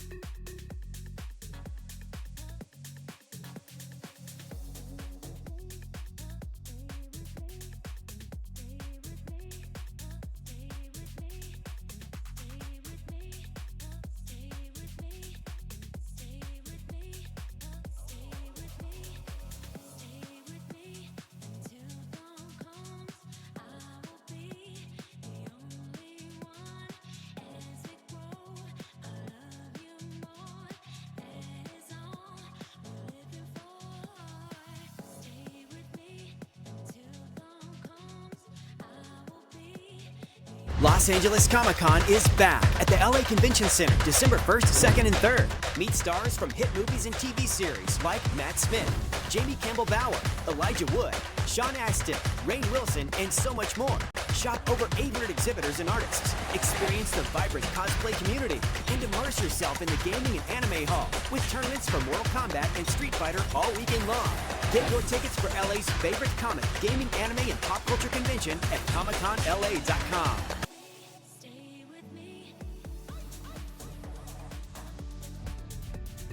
I'm Ryan Pruitt. I'm a sophomore at the University of Alabama at Birmingham. I'm a full-time college student, a future nurse, a small business owner, and a cadet in the U.S. Army ROTC. I'm the son of an Army officer, so I know the opportunities the Army provides. I knew the ROTC scholarship was the right choice for me to pay for the college that I wanted to go to. More than the money, I have people who are encouraging and committed to my success. I have big goals, and the Army is helping me make them a reality. I'm future Second Lieutenant Ryan Pruitt. That's my ROTC story. What will yours be?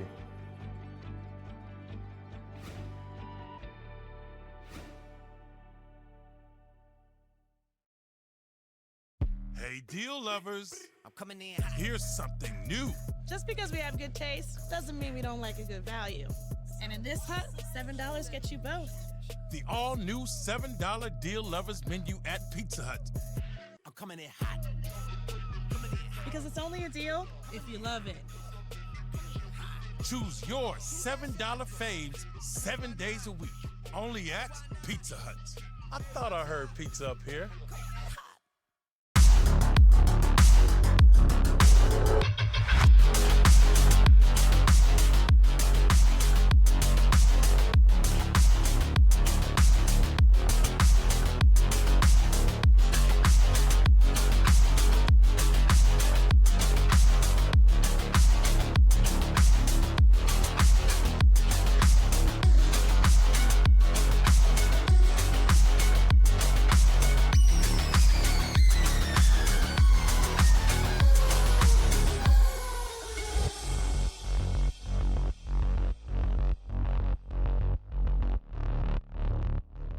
Toxic therapy from your vape. Can't sleep? Listen to my voice. Your friends all bailed on you. Your crush thinks you're thirsty. The planet is dying. Keep obsessing till 5 a.m. Vaping nicotine is associated with sleep problems. Find solutions at thetruth.com.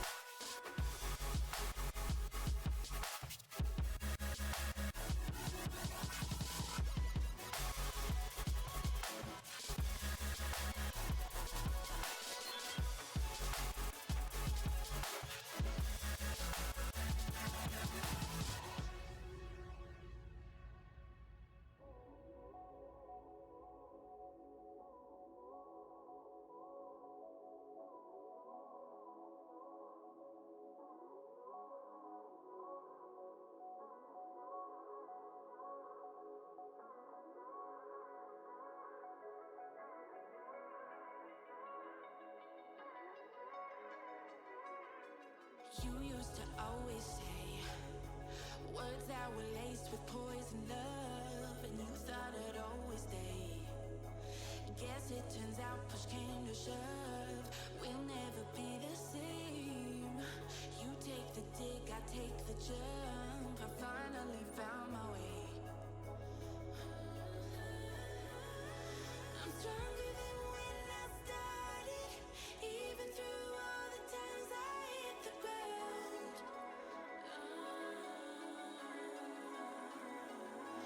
I'm stronger than what you wanted, even through all the times you burned me down. I'll keep rising from the dust.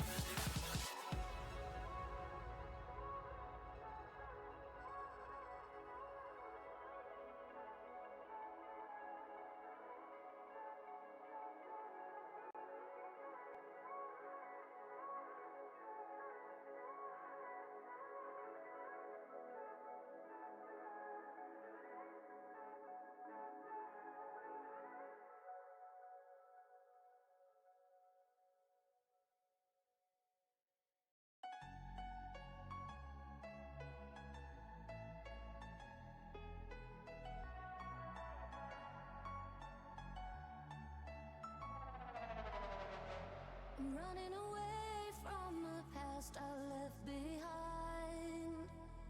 I'm looking for answers, but I'm blinded by the light. I'm lost in the music, and I stay here for the night. I promise I'll be gone in the morning, out of sight and out of mind.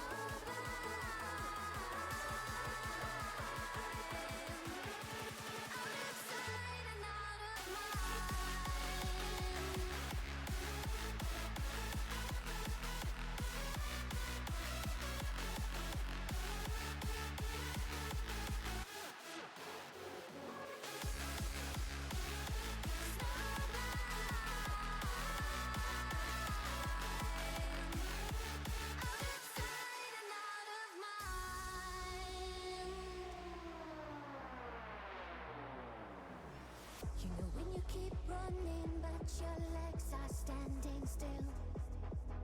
It's like you're stuck in a nightmare, but you keep doing it for the thrill. Well, this is reality, you only live it once, so wake up from your dream. But just for tonight, let the lines get blurred, let your thoughts be free, let your thoughts be free.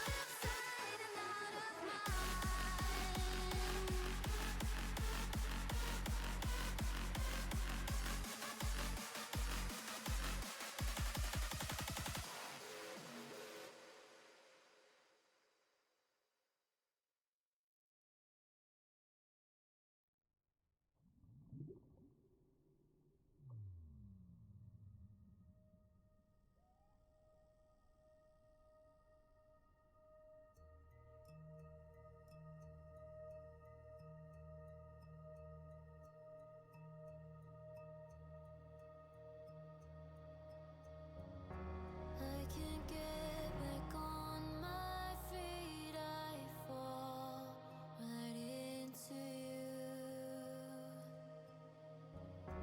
In the air, an angel cries, oh, what awake you ruse.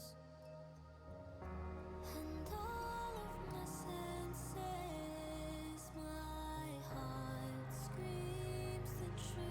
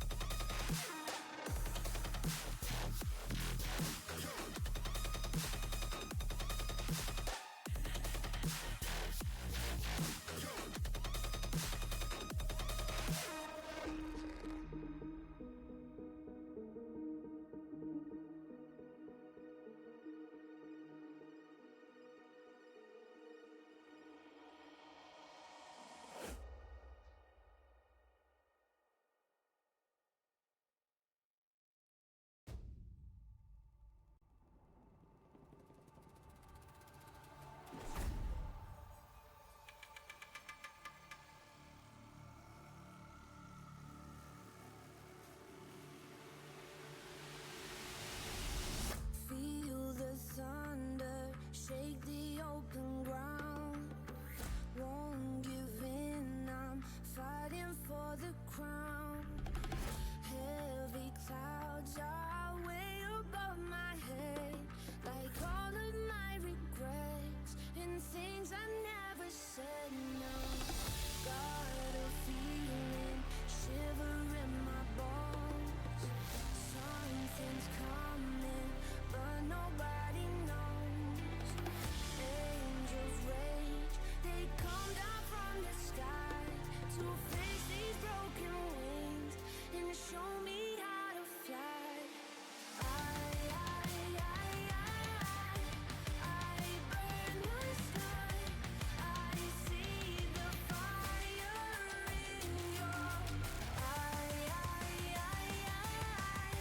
I come alive, and I feel like I could spread my wings and fly.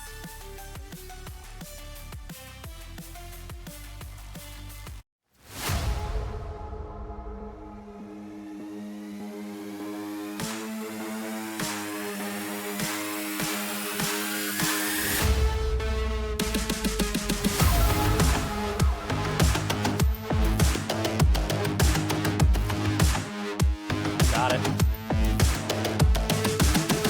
Whoa, God. Hello, everybody. Welcome back. You can't see me quite yet, but I can see all of you. I'm still Septilence, joined now by Michael Brooks, Executive Director of NACE. Not NACE Starleague, not NACE, NACE, the whole thing. NACE, yeah, the National Association of Collegiate Esports. Sometimes people get confused, right? Because Sure. they see NACE Starleague. Well, it's actually two organizations, and it's in the name, right? Right. You have NACE, that is the nonprofit membership association for varsity esport programs in North America. And then you have Starleague, which is our partners Playfly. They changed their name in the past, and if you're an old old head in esports, and you remember Collegiate Starleague. Yeah. So that is that organization. We put our names together to try to make it easier for people to understand. Oh, this is a partnership amongst the largest collegiate esport groups in North America coming together to try to make something even better. And speaking, I like that you say that, making something even better, because I feel like so many viewers, so many people that aren't kind of here in person don't understand how much work really goes into something like this. Because you look at, you're like, oh, Boise had a location. They just probably went there and played, right? And it's like, no, there's genuinely so much more to the development of a grand final like this, to the evolution of what we've created here at NACE Starleague. So I would just love to hear from you, kind of, even some of the background pieces we don't normally get to hear about. Okay, yeah. I mean, so it's funny. Collegiate esports, when I talk to people now, and that's what I pretty much do right now as my job, is I talk to people, right? Me too. I talk about people. Okay. Well, I'm talking to people, but about the same thing, right? Yeah. Generally collegiate esports.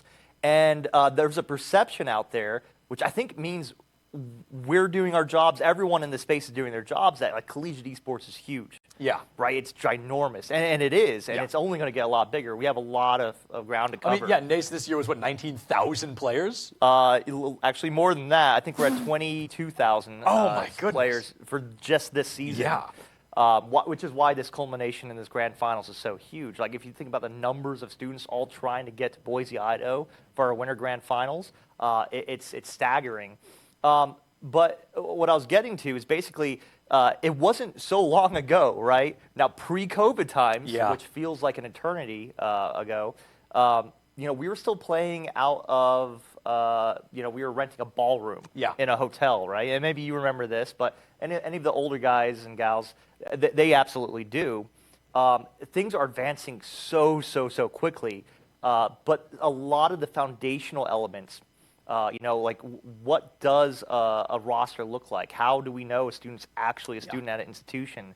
The really core elements, that's where we're really putting in a lot of work to set up the foundation so that as we grow this thing, it doesn't collapse in on its own weight. Yeah. And that's, if people are worried about the longevity of esports, like if there's going to be real problems, that's where it's going to come from. Yes. So that's where we spend a lot of our time trying to fix. I like that a lot. I like that you kind of addressed that. While it's growing very quickly, almost Very rapidly quickly, to an extent of like, not everything's going to be perfect first try. Nothing ever is, and that's kind of what goes into this event, right? It's just going through that trial and error of what is or isn't going to work, what works well for the teams or for the people that have to come out and put it together. I mean, it's all about finding the pieces that go together. Our older NACE members who were around like when the association first started in 2016, they know if there's been mistakes, we've made them, right? The only, the good thing, the positive story there is we don't make those same mistakes twice. Right, and that's the important part, right? Oh, Everybody's yeah. going to make mistakes, but it's like as long as you learn from them, it's a worthwhile mistake. Yeah, absolutely. The rule book for any one of our esports, that's a living, breathing document. Yeah, and actually, I would love to hear from you about this as well. And maybe this isn't a call that you've made, but I've always found it interesting. To my knowledge, in terms of the collegiate space, NACE offers the most titles, kind of all under the same umbrella, especially things that we're seeing a little less often, like we're seeing full Counter-Strike, full Call of Duty on the same plane as things like Rocket League and Smash Ultimate. I feel like there aren't a lot of collegiate opportunities or organizations that are offering all of that all in the same place. So do you feel like that's kind of a goal of NACE, is to be that place where a team can find, if it's a game they're a part of, we most likely offer it? So, we have a very robust selection of game titles, right? And not just for varsity programs. Like part of NACE Starleague, we've got this whole open segment as well, so that literally under the same roof, whatever your esport, for the most part, is, whatever your level of competition is, you have a home. And strategically for the association, that's a huge part of what we do. In the past, it used to be like, well, I'll sign up for X, Y, and Z leagues and conferences.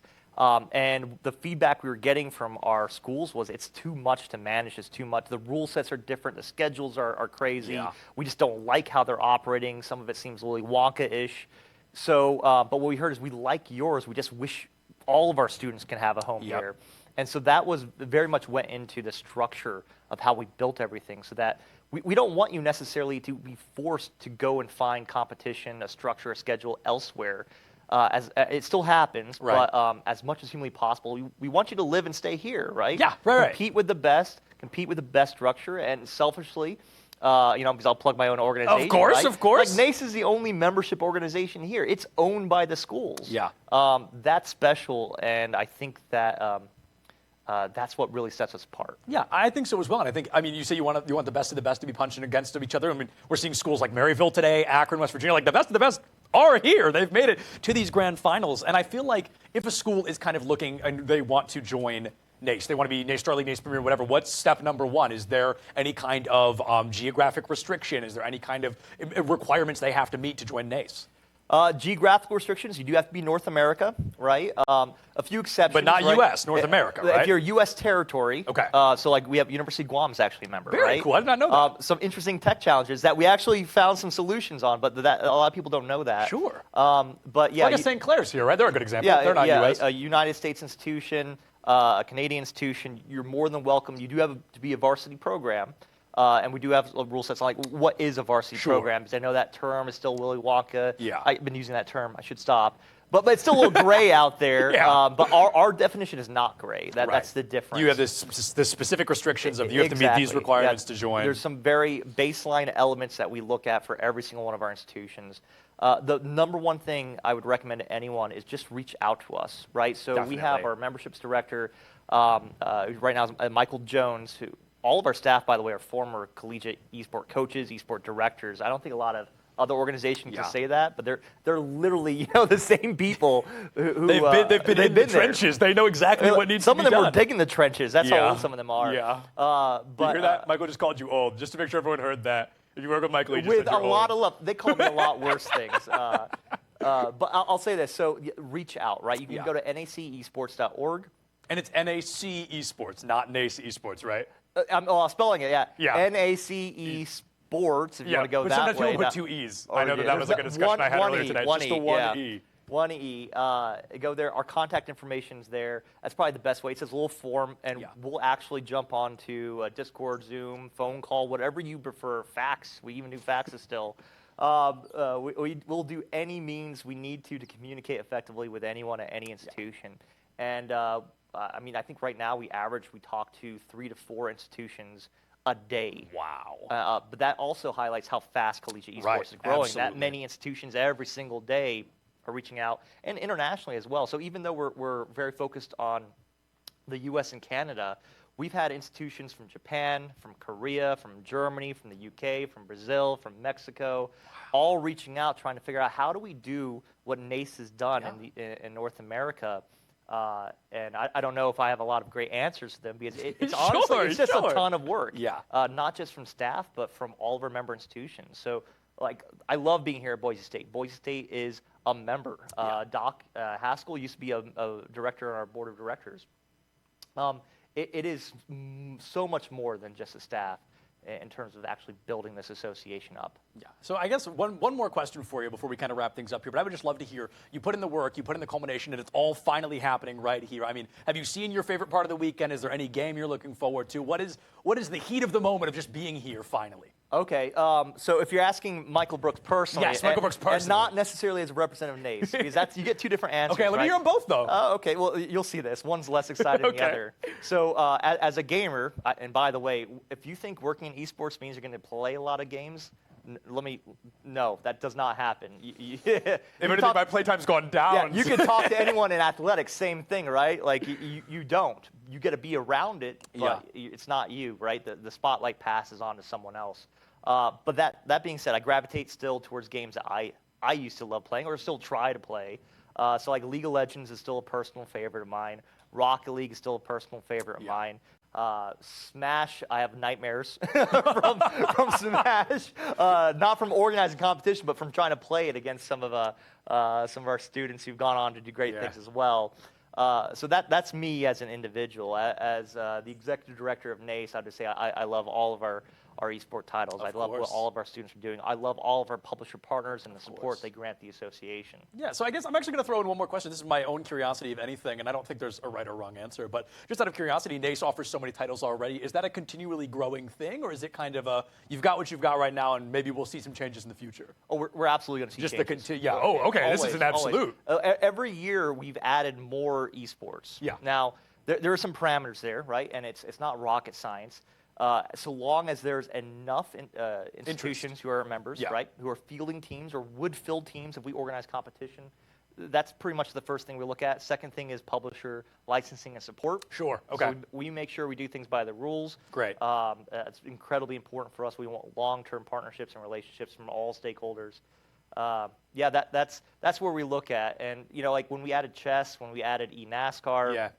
those were some unusual moves. But if you look at eNASCAR, it has the largest representation, the most number of institutions competing in any esport. Which you'd NACE never Starleague. guess. Like, that's such a fascinating one to be at the top of the list. Right. So as much as we say that esports is inclusive, and it truly is, like whoever you are, you can play.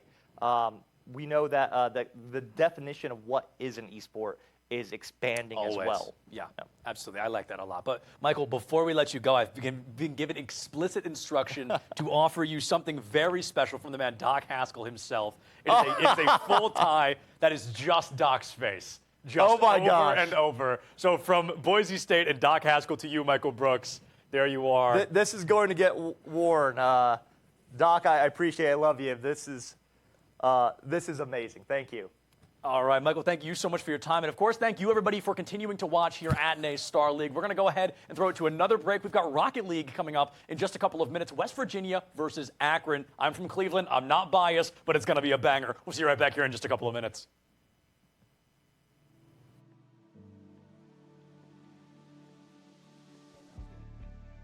I'm Ryan Pruitt.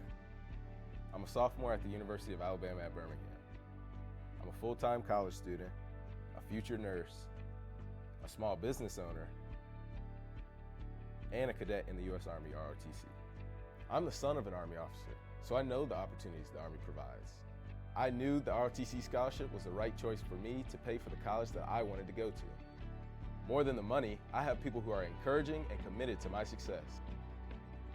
I have big goals, and the Army is helping me make them a reality. I'm future Second Lieutenant Ryan Pruitt. That's my ROTC story. What will yours be?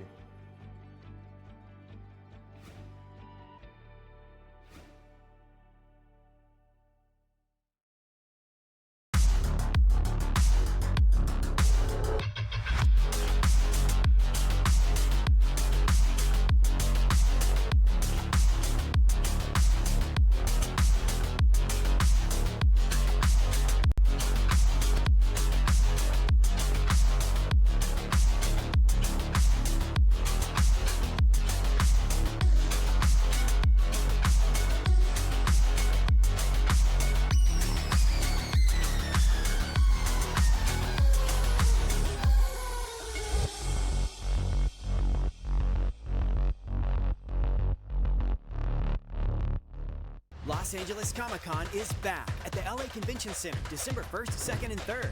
Meet stars from hit movies and TV series like Matt Smith, Jamie Campbell Bower, Elijah Wood, Sean Astin, Rainn Wilson, and so much more.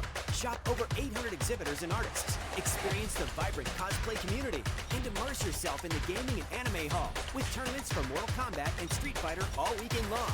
Get your tickets for LA's favorite comic, gaming, anime, and pop culture convention at ComicConLA.com. Toxic therapy from your vape. Can't sleep? Listen to my voice. Your friends all bailed on you. Your crush thinks you're thirsty. The planet is dying. Keep obsessing till 5 a.m. Vaping nicotine is associated with sleep problems. Find solutions at thetruth.com. Hey, deal lovers. I'm coming in. Here's something new. Just because we have good taste doesn't mean we don't like a good value. And in this hut, $7 gets you both. The all-new $7 deal lovers menu at Pizza Hut. I'm coming in hot. Because it's only a deal if you love it. Choose your $7 faves 7 days a week. Only at Pizza Hut. I thought I heard pizza up here.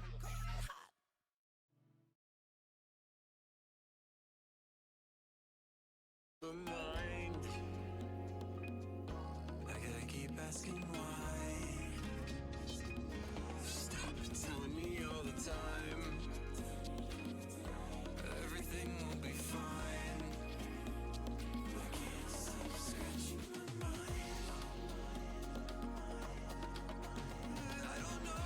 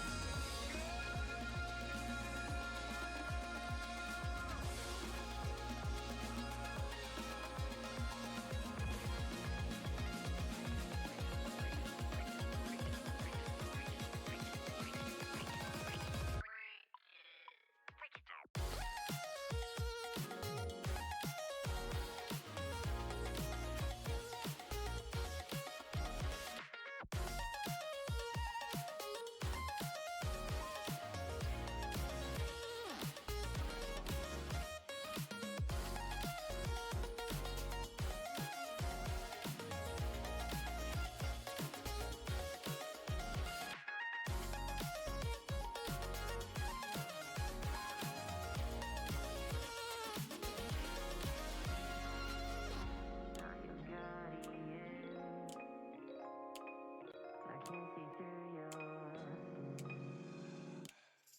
not your guardian. I can't see through your skin.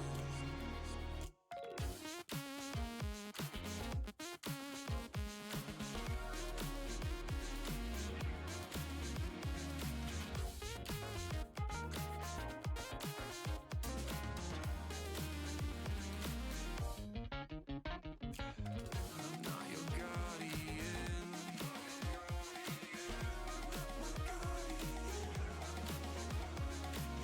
I can't see through your skin. Can't see through my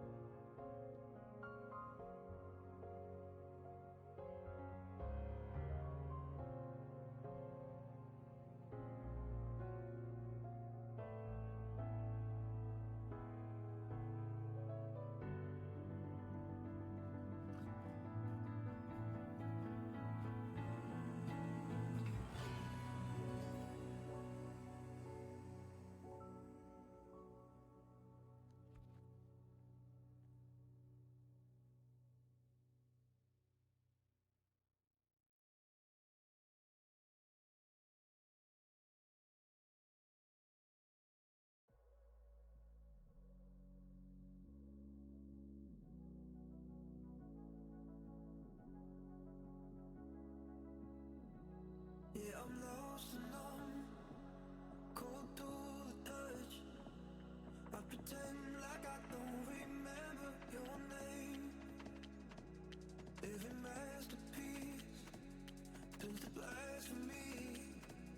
When I close my eyes, yeah, I still see your face. We were the thunder and the lightning, burning fire that started from the spark. I was failing just to watch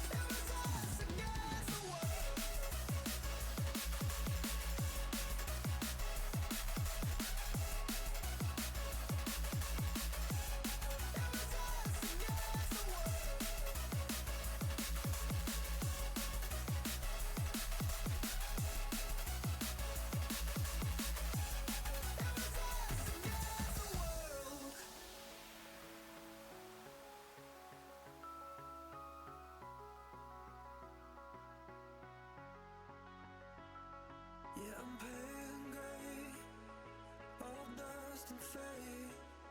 When I call for you, all I hear back is pain.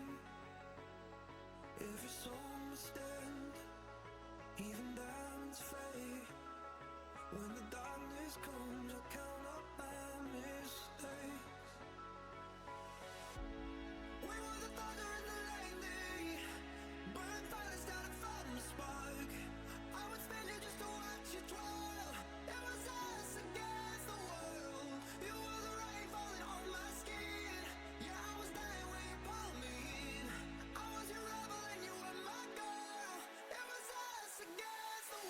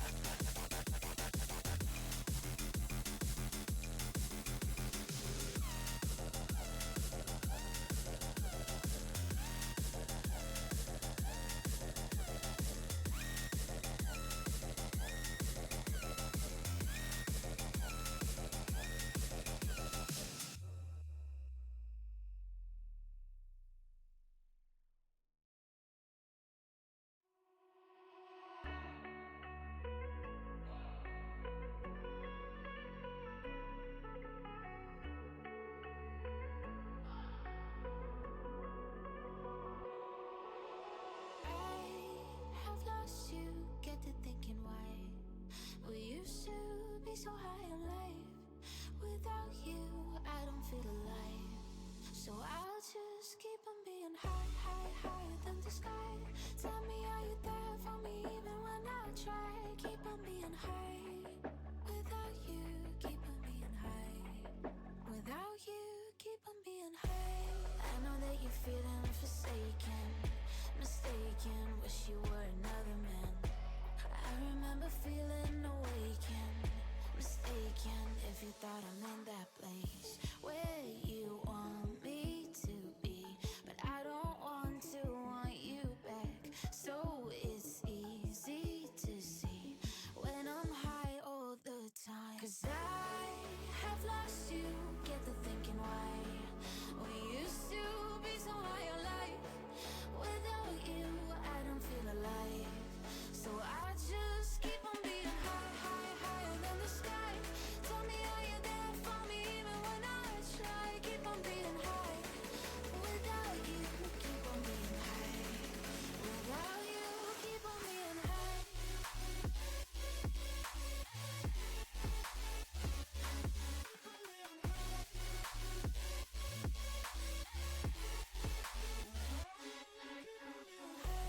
I know that you're feeling forsaken, mistaken, wish you were another man.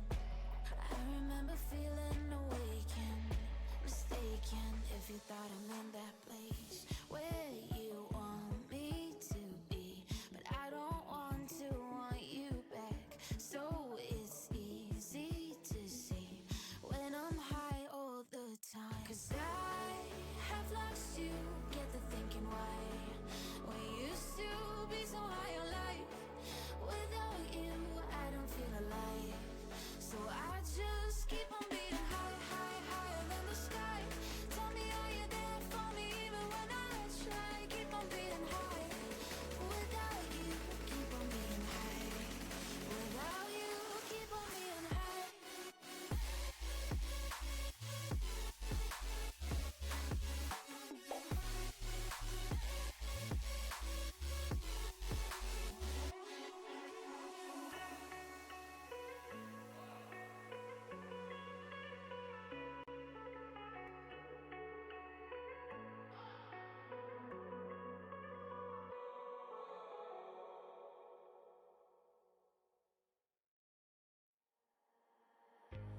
Lying in the darkness, wondering if you're heartless. 'Cause you don't let me see the light. That you don't really want me, you just wanna call me. But only on the lonely nights. You give me just enough that I don't give up. You give me just enough to keep me begging for your love. Locked away, you save me for a rainy day. Locked away, till you need me, I'll stay. Locked away, and you don't care, it hurts to wait. Locked away, locked away, locked away, locked away.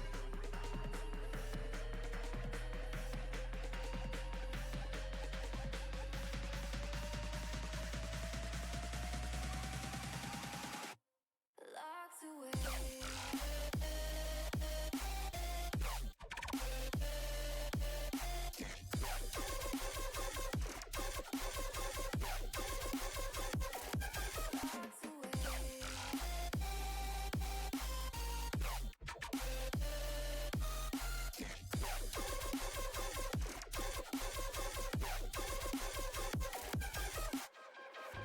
I cannot escape this, even though you make it. You make it seem like I'm still free. But baby, just admit it, you would fucking miss it. 'Cause you like the hold you have on me. So you give me just enough that I don't give up. You give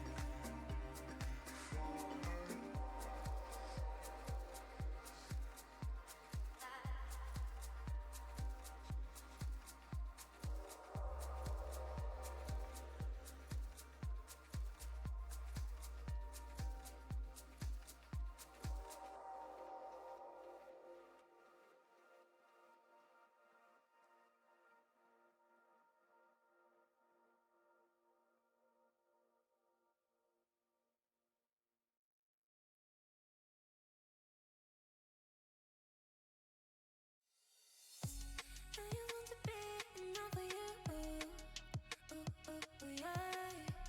Playing just too much and being rude. Ooh, yeah. You think about it, 'cause I'm dying, baby. If you want it, you just have to take it. If you feel something, boy, you gotta tell me. Yeah, yeah. You know, I like you, baby, you know. I want you to take control. Oh, no, baby.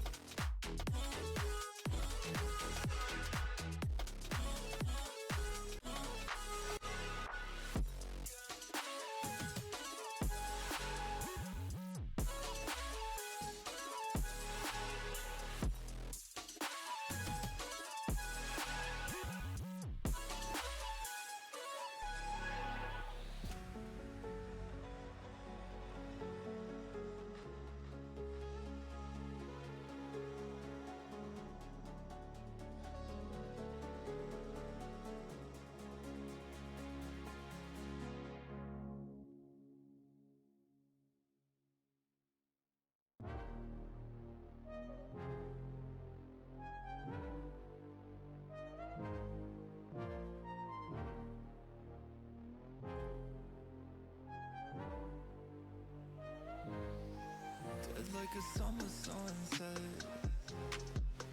Doing things that I shouldn't, but it helps me reset. I'm fucked up, but it's fine, yeah. Anything to forget that it's all in my head. In my head, my head, my head.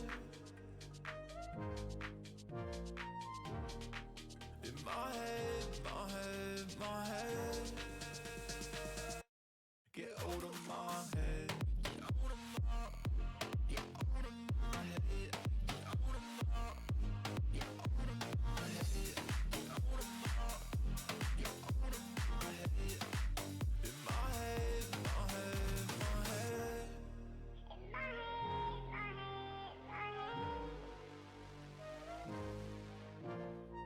My head don't feel like it used to. I miss my homies, yeah. The thing we had discontinued, but I'm not lonely yet. I don't wanna talk about it anymore. Yeah, I'm drinking cause I'm bored. Down by behind locked doors, yo. In my head, my head, my head.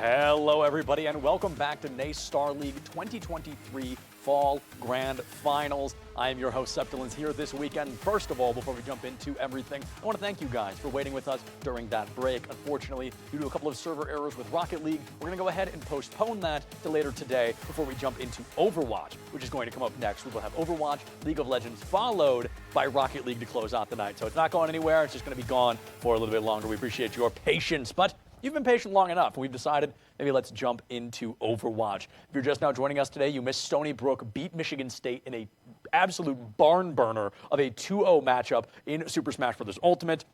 West Virginia versus Akron in Rocket League will be happening later today, but Overwatch, my personal favorite. Maybe I'm a bit biased, maybe I'm not, but Maryville versus St. Clair. St. Clair, the only qualifying Canadian team to be here this weekend, and Maryville, the defending champions, not only of NACE Starleague, but they were able to win CECC this previous year as well. So in the collegiate scene, I believe making top 8 of Overwatch Homecoming, collegiate homecoming as well. So Maryville, they're all over the place. They've got an unbelievably talented roster, and St. Clair coming in with a lot to prove, often ranked somewhere within the top 8 or top 10 of North American Overwatch teams. St. Clair coming in with a very palatable roster, one that is looking to hopefully find a W over Maryville. But that is something that many teams have been very hopeful to do for a very long time, including our very own hosts, Boise State, who are not competing this weekend, but would still love to go to the bat with a school like Maryville, as they have really set a precedent for what a collegiate Overwatch team could be. And speaking of Maryville, let's hear a little bit more about them from our friends on the desk. I believe Orbital and Jolly are going to go ahead and walk you guys through Overwatch today.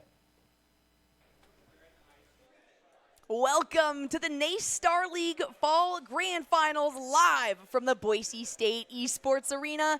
We've already crowned one champion in Smash. We got a little bit of a delay for Rocket League, but that's me, Jolly, on desk, and I've got Orbital here, who is going to be joining me for Overwatch 2 today. So I'm just going to jump right into it. You know what they say about when an unstoppable force meets an inanimate object, right? Which of these schools is that a movable object?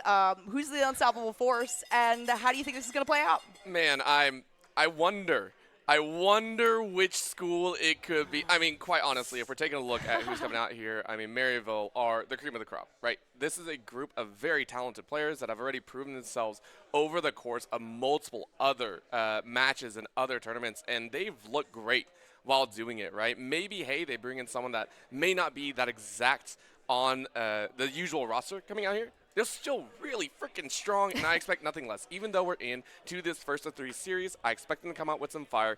And I mean, listen, they are that unstoppable object. They will roll through just about anyone in their path. And unfortunately, they are not just the favored champions here. They are looking like they should almost already be in that seat.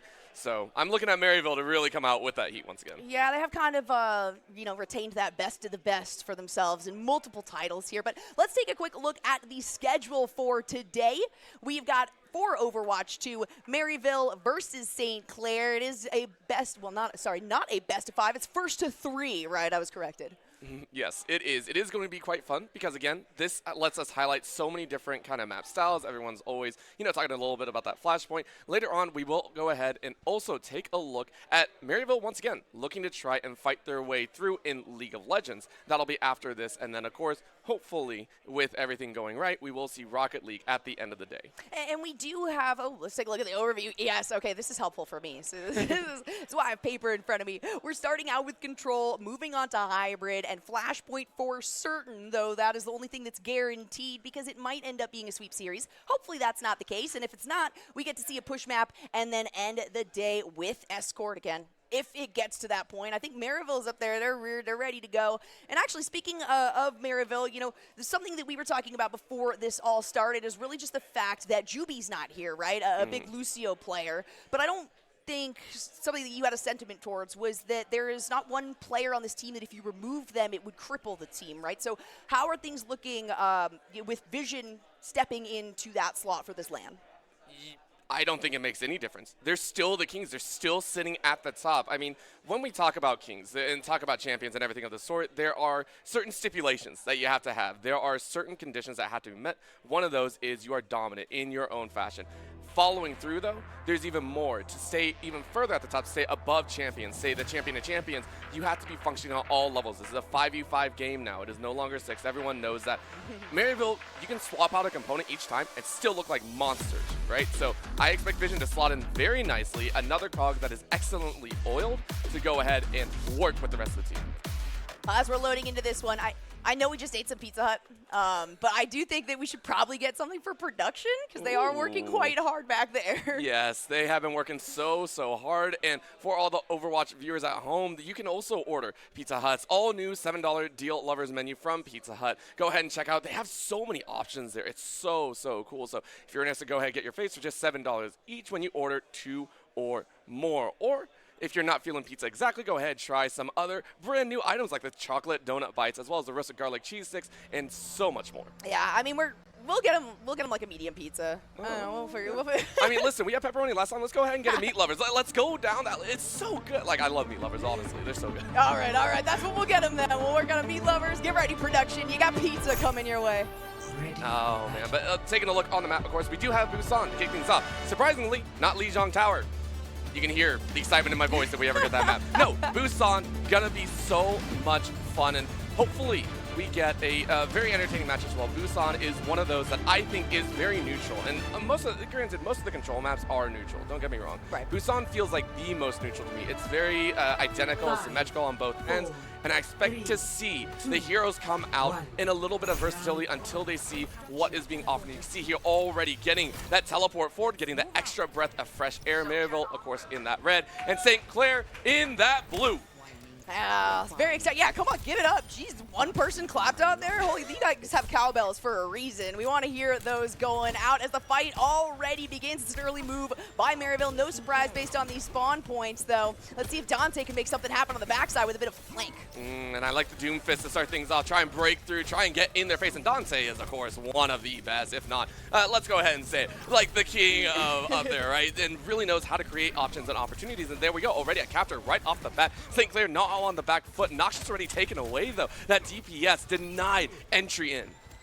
Some decent charge locked in, but Maryville definitely feeling more comfortable when they're working towards their ultimates here. And you know what? This is the kind of team that works so well together. You kind of anticipate these wombo combos to consistently come out. So for Maryville setting themselves up in such a nice position to start this round, I mean, we want to say it's going to be incredibly competitive. We want to look forward to the competitiveness. But when you take a look at Maryville as a team, the classic is they step in, they take their territory, and there is no regaining it back from them.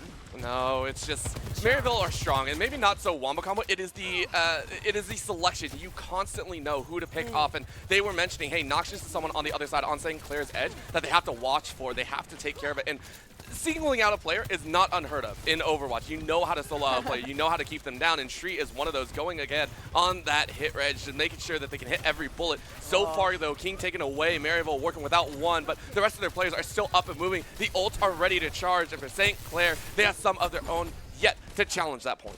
It's going to be kind of tough, though, because you got the Blizzard, right? That means that May's got to get in there, and it's very difficult to face a team like Maryville. You can see we've got a little bit of a front line set up here. Dante looking for an opportunity to get that Meteor Strike down, but the wall comes up.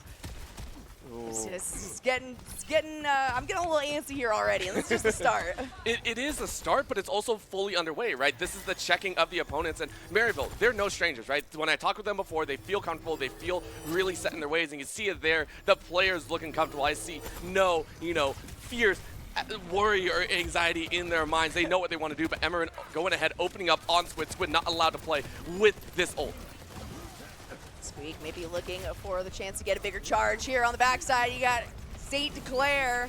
Soaks going in. There is the sound barrier. It's up and available. It'll be enough damage on Dante potentially. Nice positioning right there. Dante is on the edge. Can he get the blast off? But no, just barely avoiding that. Excellent mobility coming out from Dante. St. Clair not even expecting that much either. They were able, with that Blizzard, to force everyone on Maryville off, but it's still at 99%. Now is the rebuttal. Maryville are now going to try and force their way in the same vein. And Squid able to drop that ult, get everyone topped off, and rushing this site. It is a battle in the OT. It's already been capitalized to St. Clair, hoping in their own value to fight up. But Noxious right down, so is Soaked, and King is just wrecking havoc. Look at the damage. That soldier sends them all forward, and it is done. Maryville take point number 1. You can see it was a really good attempt there by Squeak to just get up as much charge as possible to try for a gravitic flux, try to get a little bit of spacing there for St. Clair. But Maryville, like I said, once they put their foot down, it's hard to lift that thing up. They got steel boots on, that's for sure.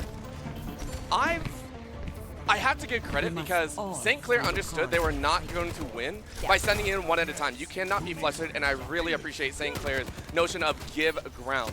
Unfortunately, they got rebutted 2 or 3 times. So we're seeing the power in Maryville. That is one of the clearest instances of you don't get a re-entry. Like, that was just one of the stalwart defenses that they have drawn up. So well done by Maryville. St. Clair, get another chance.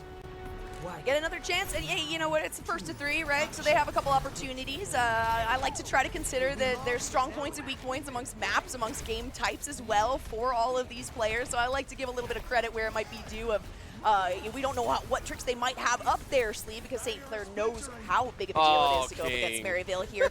I mean, they are, they are last year's champs, right? So Maryville is coming back to keep and maintain their name as the victors, the big boss. Oh, I love it. King coming out with the Genji as well, just showing a little bit of style. And in this map, specifically a little bit closer in, you can go a little bit crazy, and we're already seeing it, right? Noxious gets a great kill on the tree to start things up, but Dante taking quite low, so the initial trades going the way of St. Clair with a little bit more balled up composition. Maryville were actually on point trying to solidify a hard line of battle, but St. Clair being able to steamroll on the top end, now hoping for a chance underneath. However, they're not going to get it as Noxious has to steer clear, trying to capture right away, and it looks like they will get it. Hey, you know what? That was a perfect opportunity for them. Taking Dante out in the early parts, they were able to burn down Squid, Vision, King. That means that St. Clair is able to kind of navigate their way into this fight. Sure, they haven't gotten a ton of control, and you do have Maryville back on the point here, but the grip has at least been loosened in the second round. I mean, they're feeling good. They are feeling a little bit more confident. Ults are starting to ramp up. The only one that they have to worry about on Maryville's side is Vision right now, just getting a little bit dicey with it. So I expect them to continue their free reign forward. And it was challenged by Maryville in there. They were kind of giving ground very quickly. So St. Clair not willing to exchange their lives in that value vein. So now on the top ropes, trying to fight their way in goes the Genji a little bit. Oh, Dante taking way too much damage. It gets removed by a Squeak. That's going to give Emerin the opportunity to get a little bit of health regained here. Soaks able to charge up even more, and now a frontal push coming through from St. Clair. Already we got a good tight competition as it is once again in the hands of that blue side. Like I was saying, St. Clair feel good, but this is the other side of it. King allowed to go off with this sword, said no, you are denied. Squid falls up behind, and it's just brutality. Maryville clean out 3, and it's so easily done. They make it look simple when you know it's not. I mean, you saw Squid was back there with the Transcendence. Oh, hey, easily. anytime we need it, and absolutely not. King's like, no, I got this. 1 blade, 3 deaths. St. Clair has to recoup onto this one, but they are relatively tied up, right? They're not super far behind, so they do have an opportunity to sort of get that timing on their respawns, as you were talking about in the last map, more to their advantage. Nice little choke point, though, that Maryville has contained for themselves. I mean, they're not willing to give it up, right? St. Clair try and burst their way out, but I like it. In grows a little bit of the flux, catches a few members, but I don't know if it's going to be enough. Look at the Transcendent, keeps them alive, so they're able to maintain point control, and they do fight back. Maryville, a complete reaction. Noxus and Soaks are able to fight back, but it's not as big as they thought it was going to be. No, it's not, but it was a really good job. St. Clair has essentially said, okay, we have eyes on Dante. We're going to go for Dante. We're going to get as much damage down, so we're going to force out that Meteor Strike, and then St. Clair is able to react onto that one. Soaks got super low, Emmering got super low, but now this retaliation coming out of Maryville means that it feels pretty heavy-handed, that they're able to take control of this one and position themselves for the next engage from St. Clair. It's so frustrating if you are St. Clair, because Maryville, they're not giving any breath or moment to actually try and work your way forward. In the previous round, we saw Maryville, like they were able to catch their breath, they were able to wait up. Every single time St. Clair are capped, Maryville are on them like so quick, and I love it. Never giving him a moment to breathe. Dante now holding the wall a little bit, Tree trying to fight back with the shots over the wall, but of course St. Clair do get out, but they have to fight quickly. They're gonna fight quickly. You got some charges coming up. Baptiste almost having his ultimate available. Razor able to use that one if St. Clair decides to engage. A nice little pick out onto Dante once more, though Emeren's not gonna come out ahead, but it is some decent damage as the Lucio manages to follow it up. Contest is what you need to keep this one alive. 99% here for Maryville, but Dante is out for blood. He's gonna take it. That was such a good flank option. I was wondering what Dante was holding off on the edge, but said, listen, you can cap all you want, but we will cap it right back. Great flank, takes out 3, and all of a sudden, Maryville make it look simple. And surgical, clinical, simple game number 1. It was, honestly, I felt really bad right there because that second round you saw there were some really good opportunities. St. Clair would come in. It felt methodical. It took some time. They really worked towards a solid fight. They won it, and then instantly, the second that Maryville spawned back up, they were in. This deserves it. I saw this early, and this is where I was wondering, hey, what is the option? Why are you not kind of holding it? No, look at this. This flank was so easy. Allowed the likes of King to kind of fly in there behind, and that is what you want with your tank. Whenever they swap from 6 to 5, I always kind of talk to tank players. What is your job now? You know, you don't have those 2-piece cycles, and teams obviously have already adapted, but it's the ability to be everything. Now, you can be that side flank, you can be that main tank, you can do whatever you need to, and Doomfist is one of those that can do it all, but it's very micro-mechanic. You have to be on point, and Dante played it so well. Oh, yeah. And that's, you know, a similar kind of notion can be said about supports, right? Because you have so much more damage than we're used to on those supports, but it's all about, for them, at least that positioning and the ability to follow up on those tank engages. So you have to hope that the IGL for these teams is going to be, obviously we know, a player like Dante for the side of Maryville. That is a huge voice on the team. And to be able to have confidence in a player like that in your IGL for making those calls of, hey, you know what, just distract him, I'm going to get the flank on them. Maryville knows that they should not be concerned about that call. But what St. Clair did in a very nice retrospective look is in that map 2, in that round 2, they looked way better. They looked aggressive. They looked able to take fights. Now, granted, that might be Maryville's style at that time. It was there. But whenever an opportunity is afforded to you, you have to be willing to grab it by the reins. And St. Clair knew they didn't have that many options. So even if it felt like a bait, you had to take it. We saw them cap multiple times, very cleanly, I might add, not overextending at points. We didn't see them take and all of a sudden get washed completely. It was Maryville having to set up behind it. So very nicely done by St. Clair. Yes, control is give and go every time. Now we're moving to the likes of hybrid, a little bit more stalwart attack defense. Yeah. We'll see if there's some change-ups there. Less so with the high risk, high reward, right? Yes. If you're going against a team like Maryville, it's high risk as it is, right? So I do agree with you there that just the concept of taking what could potentially be something detrimental, taking several extra seconds to kind of recalibrate, to take the time and wait for those respawns to come through for the rest of the team to engage fully. It was hard-fought fights, like I said, from St. Clair, but then Maryville just comes in and says, we can do that in half the time. And the reason for that, again, going back to it, was the fact that they did target Noxus. I don't know if you saw it, but there were multiple times where Noxus just came out of spawn and unfortunately fell down. It wasn't, hey, I misplayed. Maryville are hunting for these chances, and that's something that great teams are able to do. You're able to identify a key strong point of the opponent, and you force that.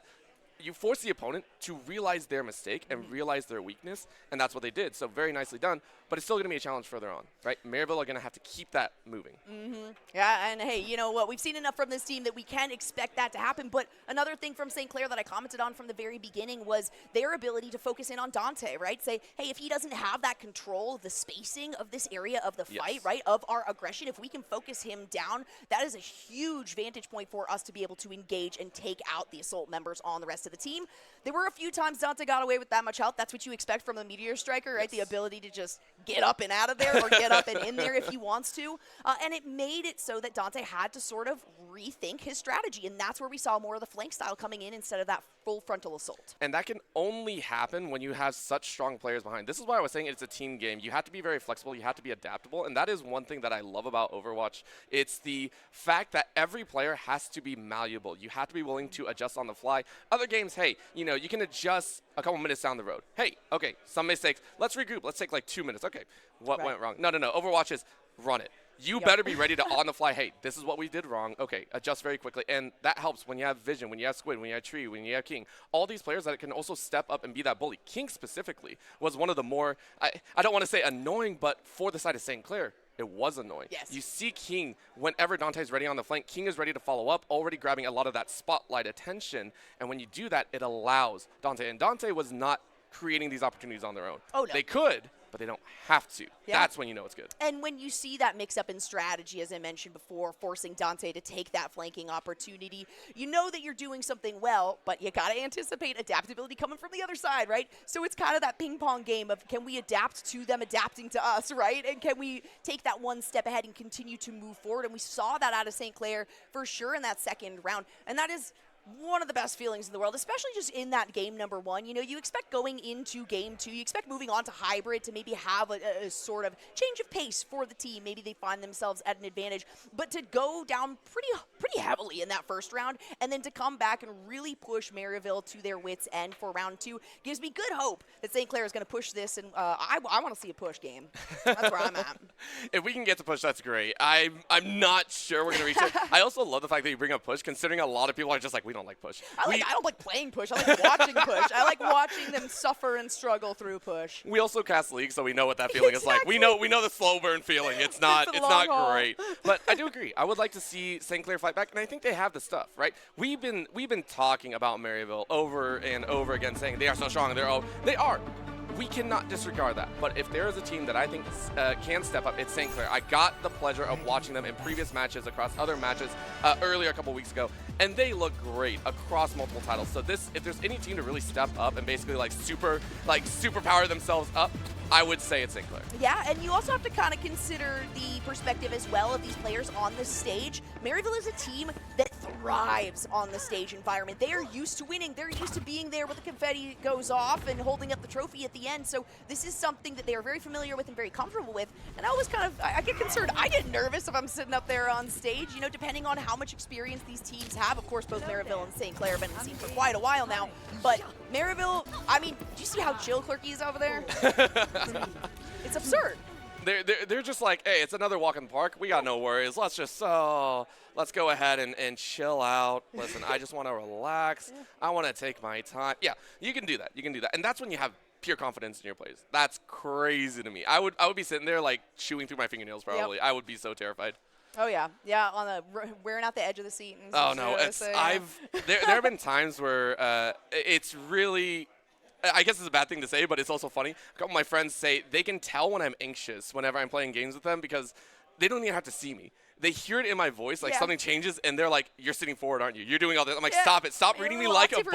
Maybe like I cannot look calm. Some voice cracks. Yeah, no, I'm the same way. And that's you got to also consider the perspective as we swap sides really quickly. I like to think what it's like to be sitting up there as these players, because as somebody, I don't have the hands, I got the mouth, so that's, I just talk about it, right? I'm not able to really have the mechanics capable of sitting up there. But, considering as well, like the travel time, that was something that I kept asking. We were talking to the players a little bit earlier, trying to get some information, and something I'm always curious about is, how'd you feel? How'd you sleep? How was the bed? Is the pillow in the hotel cushy enough for you, right? Do you feel like you're up to par for this game? Because everybody wants to be at their best, but everyone has off days. No matter who you are, everybody has off days, and I don't think today is going to be the day for either of these teams or players. Nope, this is going to be everyone on high alert, and the other side of it, you got your comrades right beside you, you got your players, your teammates that you have been playing alongside for months, ready to go, and now that energy just fills through you. I expect them to all play at peak. I'm looking on the side of St. Clair. I think we are getting word after the side swap. I think this is going to be, I want to say St. Clair on the attack to start.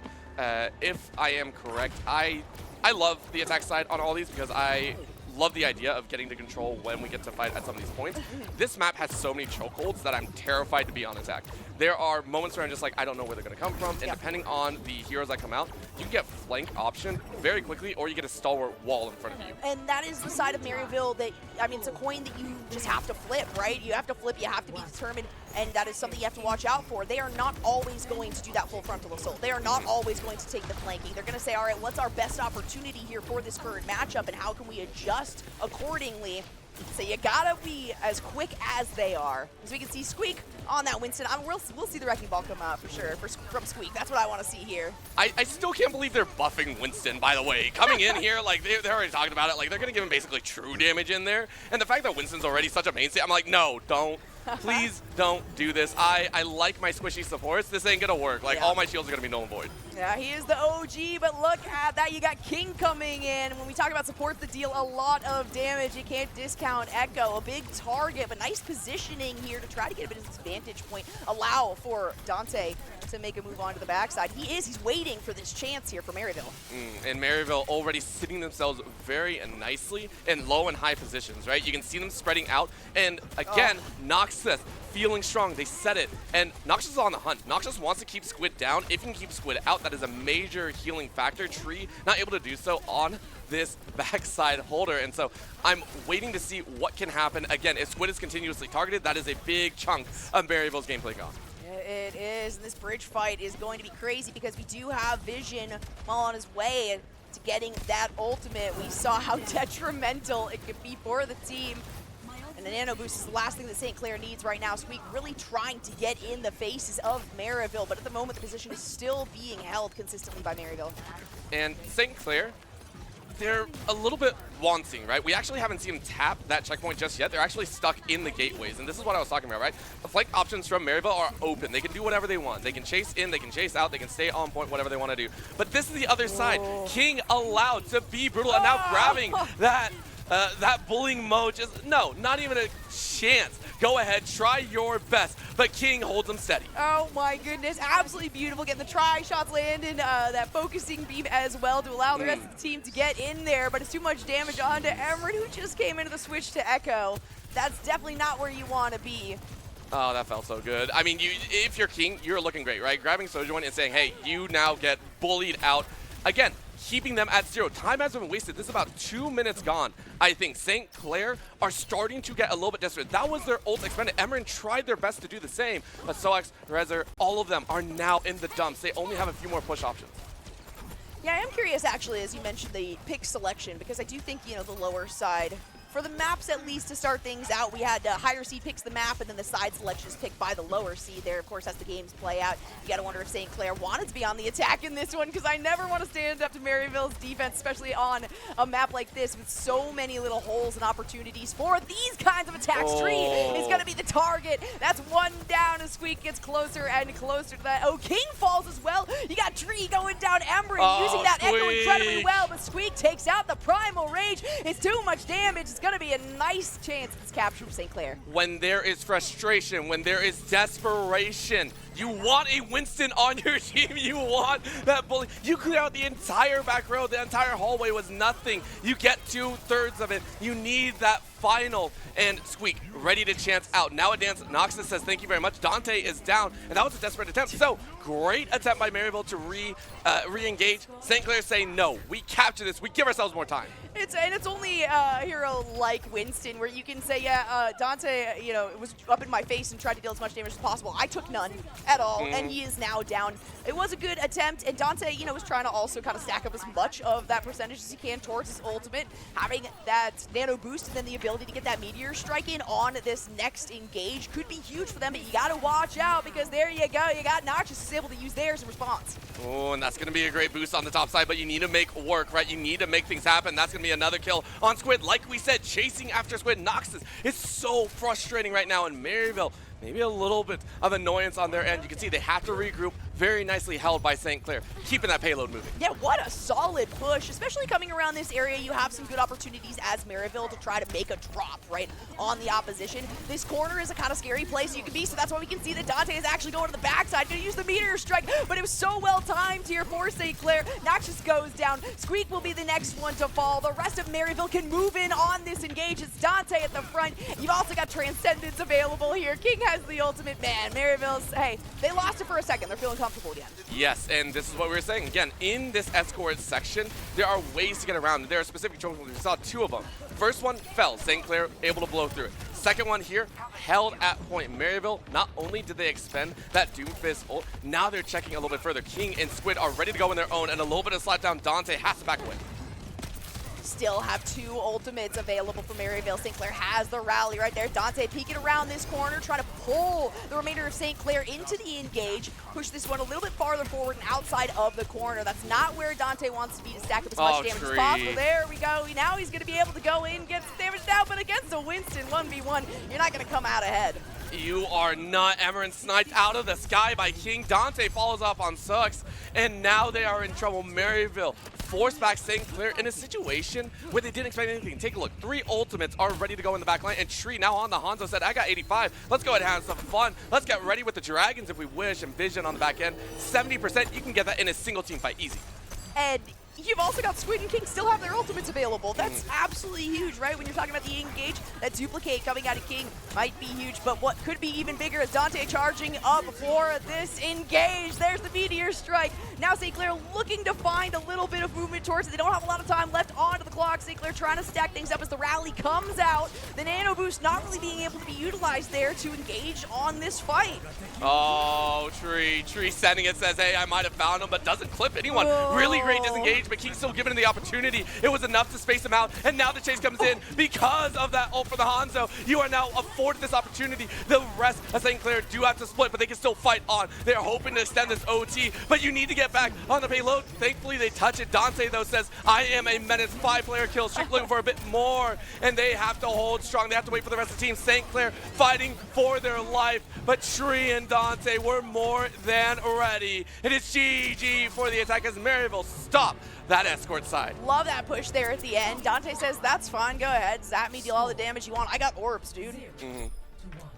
Feels great. Feels great if you're Maryville. Yes, not so much. Not as much, yeah, if you're St. Clair. And for Maryville, a lot of it came from the original control side, right? They burned so much time forcing St. Clair to try and fight for that control point that the payload, you're only allowed, I think it was like 2 or 3 moments of respite. You're allowed to kind of sit there and try and catch your breath, but you have 1 or 2 mess-ups and all of a sudden you're down in the floor. So very nice on Maryville to stall out early time, make sure that, hey, they don't go into the escort section with more than about a minute and a half. So getting back with 2, that was about it. And Dante on the backside too, having the cognizance to say, all right, we want them to come around this corner. You give it a few seconds. They're clearly not coming around this corner because they know that we want to engage. We want to find a pinch play on this. He says, okay, I'm not going to waste any time. I'm going to go in and get a flank off on them. And whether or not that actually cleans up the play, it does disrupt the play that St. Clair was trying to go in with as they, go around those kind of scary vantage points and areas. It's reading the opponent. Now, granted, there were some moments, a few little drops by, I think, St. Clair that they tried their best, but it's just like the small miscalculations, right? I think Noxious had, only 1 moment, really, where they stepped up just a bit far to try it and chase after Squid. You got Squid, but then you put yourself in an inopportune spot. So, honestly, St. Clair are playing about as good as they can. Now, on the defensive side, let's see what they can do. Let's see what Maryville have, because all they have to do is push for about half. Other than that, you're good. You're good. And yeah, I always wonder, for teams what their preference is on, some of these maps, on whether they prefer to attack, whether they prefer to defend. And yeah, I like this stalwart approach as we were talking about earlier. Get this Winston out of here. Diva's going to be able to at least get in his face. Having the presence of mind to be able to get the positioning out here from St. Clair is something that Maryville is going to continue to push. And the fact that they're already close to this point is actually really scary. The chase onto Winston is a problem. Squeak able to find King early, but now you lost your tank, so Dante has free reign, can't enter into the site. So far, just keep it steady. Now the hunt again for these DPS. Dante getting right into the middle of them and goes ahead and tries to fight, but Noxus gets healed up. It's a lot of damage. Noxus is able to put out. Maryville, they're holding back, right? They're waiting there. It's a hold, and then they release. And it does have to do with Dante's positioning, right? He's making a lot of these call-outs as the IGL for this team. So St. Clair has to play. It's a weird flux between proactive and reactive play. And Maryville is just a little bit quicker on the draw. I would say they're good on both, right? There is also reactionary on that defense or on the attack. There's also the proactivity on the side of just either end. And in that situation, Maryville has shown the best of both worlds. Yep, That's exactly. what we're hoping for. Very quick cap, by the way. Keep in mind, St. Clair, they sat on 2.5 minutes on the clock. We got 5. Like, Maryville are chilling. And you can see, you know, they did hold back, right? They charged up their ultimates. They said, okay, we can lose a member or two. Let's see what their strategy is on defending this point before we can take it. And now they have a lot of pressure moving forward, almost halfway to the next point. And, I mean, Maryville is feeling very comfortable. We don't want to see any sweeps here today, but this is feeling a little unfortunate. I respect it, but again, once one team steps up, if St. Clair steps up a little bit further, Maryville's like, I got another tank in there. Let's go ahead and add the afterburners in. This is such a fast push right now. St. Clair are having trouble keeping up. Squeak on the top side, switch to that Doom Fist. Gonna try and help out the rest of the team, but this is the problem, right? Dante is allowed to hold everyone in place. King went ahead and swapped in with that Echo, but now the challenge, look at this. They are stopping it right at this wall. Same spot that Maryville did last time. Yeah, same spot, and still 4 minutes over on the clock. A self-destruct comes out. Dante feeling good about using that ult, but the second that it comes through, Squid not able to use. Oh, the Transcendence is used right there at the end as the engage comes through from St. Clair. Can they make something happen here with Squeak trying to find the ability to engage? And Maryville is so spread out here. They're so calculated about when they group up, when they distribute themselves across the map, and blocking off these angles makes it so that St. Clair can't really come around this corner. I mean, it's such a dangerous spot. At the same time, Maryville expended a lot, but I think this is going to be the challenge. Look at that, the sneaky push forward, and St. Clair were able to read it. There are no ultimates on the side of Maryville, so they're going to get capped out. Tree on the top side, looking for a little bit of extra damage. Yes, you have the Dragon's Call if you wish, but the rest of the team is not ready for it. That's so unfortunate because it would have been a really good opportunity to utilize that. He was sitting at a good angle. Most of the members were there, but that's rough. It was a simple lapse in judgment, and I was wondering about that because we saw the sneak. They did it before, and honestly, it was just a moment, right? Yeah. That's what we said. Maryville are so good at finding those weak points, finding those small incremental advantages, and making it go crazy. King here deserved play of the game. I mean, well deserved. Yeah, anyone can deserve play of the game. This is just a team that is so cohesive. I think that's one of the words that I always use to describe Maryville. In any capacity, any of the games that we see them play, that is something that is definitely, part of their routine, right? Is to try to find that cohesion within each other, have the confidence in your players, and hey, we play enough games and we know that's kind of difficult to do, and you love to see the support that they all give each other up there. Smiling faces from everybody, hopefully, because hey, it's a fun day here in Boise. It might not be great outside, the weather might not be super nice. What? But we don't care about that. Whoa. I know you're a native here, but I love this weather. This is great out there. I love the cold feels out here. Listen, I come from a place that, let's be honest, the weather is like a giant roulette wheel. It's like spin it real quick, see what happens, whatever it lands on, you'll get that. I mean, we've had some really weird moments, but the weather here has been great. The crowd has been amazing. You see it here on the screen. Everyone really enjoying themselves, and the teams have also been very fun to watch for. I've been personally enjoying getting to meet all these players, get to see the people that I've also watched, and just interested at how far they're going to go. Once again, every team here deserves to be in the grand finals one way or another. St. Clair, they still got another game. They still have more to follow, and I'm expecting Squeaks to kind of go a little bit crazy, maybe play a little bit of hardball. Yeah, I mentioned it. I said earlier, I was like, we got to see it, right? We're going to see it. I would absolutely love to. Very fitting for his name as it is, being that wrecking ball player. And certainly something that they can decide to pull out, especially when you're sitting far ahead. You can sort of mess around, and this is a team that will do that. It's not quite playing with their food, but it is a little bit of testing themselves almost in certain situations, seeing exactly what works well for them, what strategies are good, what chinks in the armor they have accessible on their opposition, which today for St. Clair have been quite accessible. Yes, and not to say that they have not been fighting back. Taking a look at what St. Clair have offered, I mean, we see Noxus really step up. And as you said, Squeak, I want to highlight some of the others, right? Rezer on the back side has also been very impressive. All these players have really stepped up to the challenge. And yes, it does not look great, but they've had their shining moments in the previous match. Go ahead and take a look. You know, Squeak running forward, and this is exactly what we saw the likes of Dante do earlier. Matching pace, especially with a Winston, and realizing that you're not going to have the same opportunities, you fashion that chance for yourself. This right here was a star moment. Why they were able to get that control point. That was all of Squeak. And great positioning, too, on the engagement for that when you're like, hey, you want to be kind of in the more open area to get the jumps, to get the leaps when you use that Primal Rage, but he knew exactly where the enemy team would be. He used the fact that he was in that hallway to pick up the one kill and surge the rest of the team into essentially a trap that he had laid for them. It worked out great. So St. Clair is definitely stepping up to the plate. Can they do enough of that, though, to push us to see another game, to push us to see push? I will say yes, because I always bet on the underdog. I always love it. But at the same time, whenever you step up to the plate, there's a pitcher that sometimes just blows you out of the water. And that pitcher right now is Maryville. So, I mean, we take a look at what they have done. Every player should have that type of star factor. You can see here at the start, Dante, again, in the face of everyone and zero worry about his own backside. Knew that the teams were there, even on the high ground, checking this out. King getting snipe on Emerin in the 1v1s, and then even on the back end, right, we see the factors of Tree as well as Squid and Vision really manipulating the field. We don't see them die as often. Even if they do, it's off on a wide angle. Right. This is why they're allowed to kind of play this outlandish style at some points. They can chase when it doesn't feel like chasing. And that's, part of that proactive reactive that I was talking about, right? We'll see them spread out. We'll see them distribute themselves, and then we'll see them come together. And it's just so, I'll use the word again, cohesive is something that I keep going back to for this team because it's like it's one mind. I sincerely don't quite understand how they're able to keep it up as often as they do and find so much success and have so much support in each other and confidence in their team. St. Clair, though, this is the time to step it up, right? I want to see push. There's a very, the likelihood of seeing Wrecking Ball on push is much higher than anything else here. And so if we can get to push, it's more likely that we get to see Hammond come out. Yeah, this is, we do have to talk about it because you saw the map flash a little bit quickly there. We're looking at this third here, and it is going to be on that flashpoint. This is the issue that I am going to see, right? Flashpoint is just an extended version of control. Like, there's no other way to put it. You're just fighting for points. Yes, it is constantly moving. 5 different points to fight for. You got to capture 3 of them.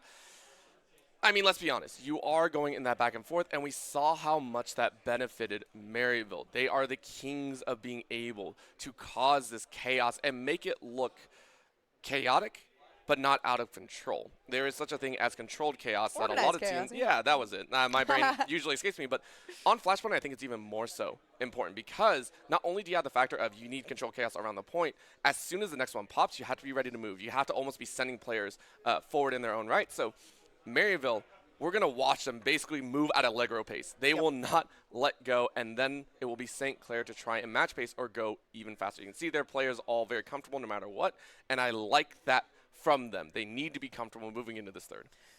And that strategy is something that we've seen even before going into this Flashpoint map, right? Sending kind of one member up and ahead, whether it's just to disrupt the defense line that might be preparing itself, or it's to play the mouse, right? And try to get the cats to chase you and really just throw off the game plan of the enemy team. Maryville does that so well, and they say, all right, where can we poke a hole in the strategy that we can see that they are likely going to engage this, right? They say what's best course of action for them is probably what they're going to run at. Where can we just make a small incision and then completely topple that? And unless you got, you can't have a fallback win condition on an engage like that when you got to wait for respawns. So it's certainly something that Maryville is very used to.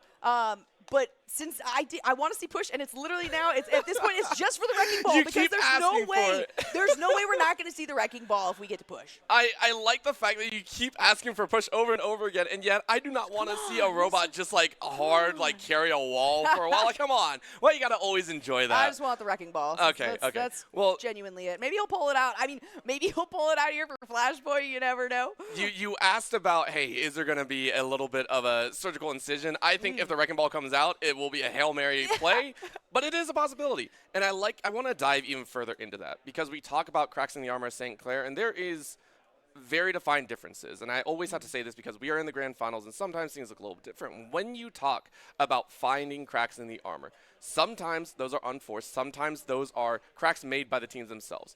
Sometimes you can't help it. You are getting battered left, right, center, up, down, even from behind. You have to block your shield's not going to hold the entire time. What I love to talk about is the fact that there are unforced errors and forced errors.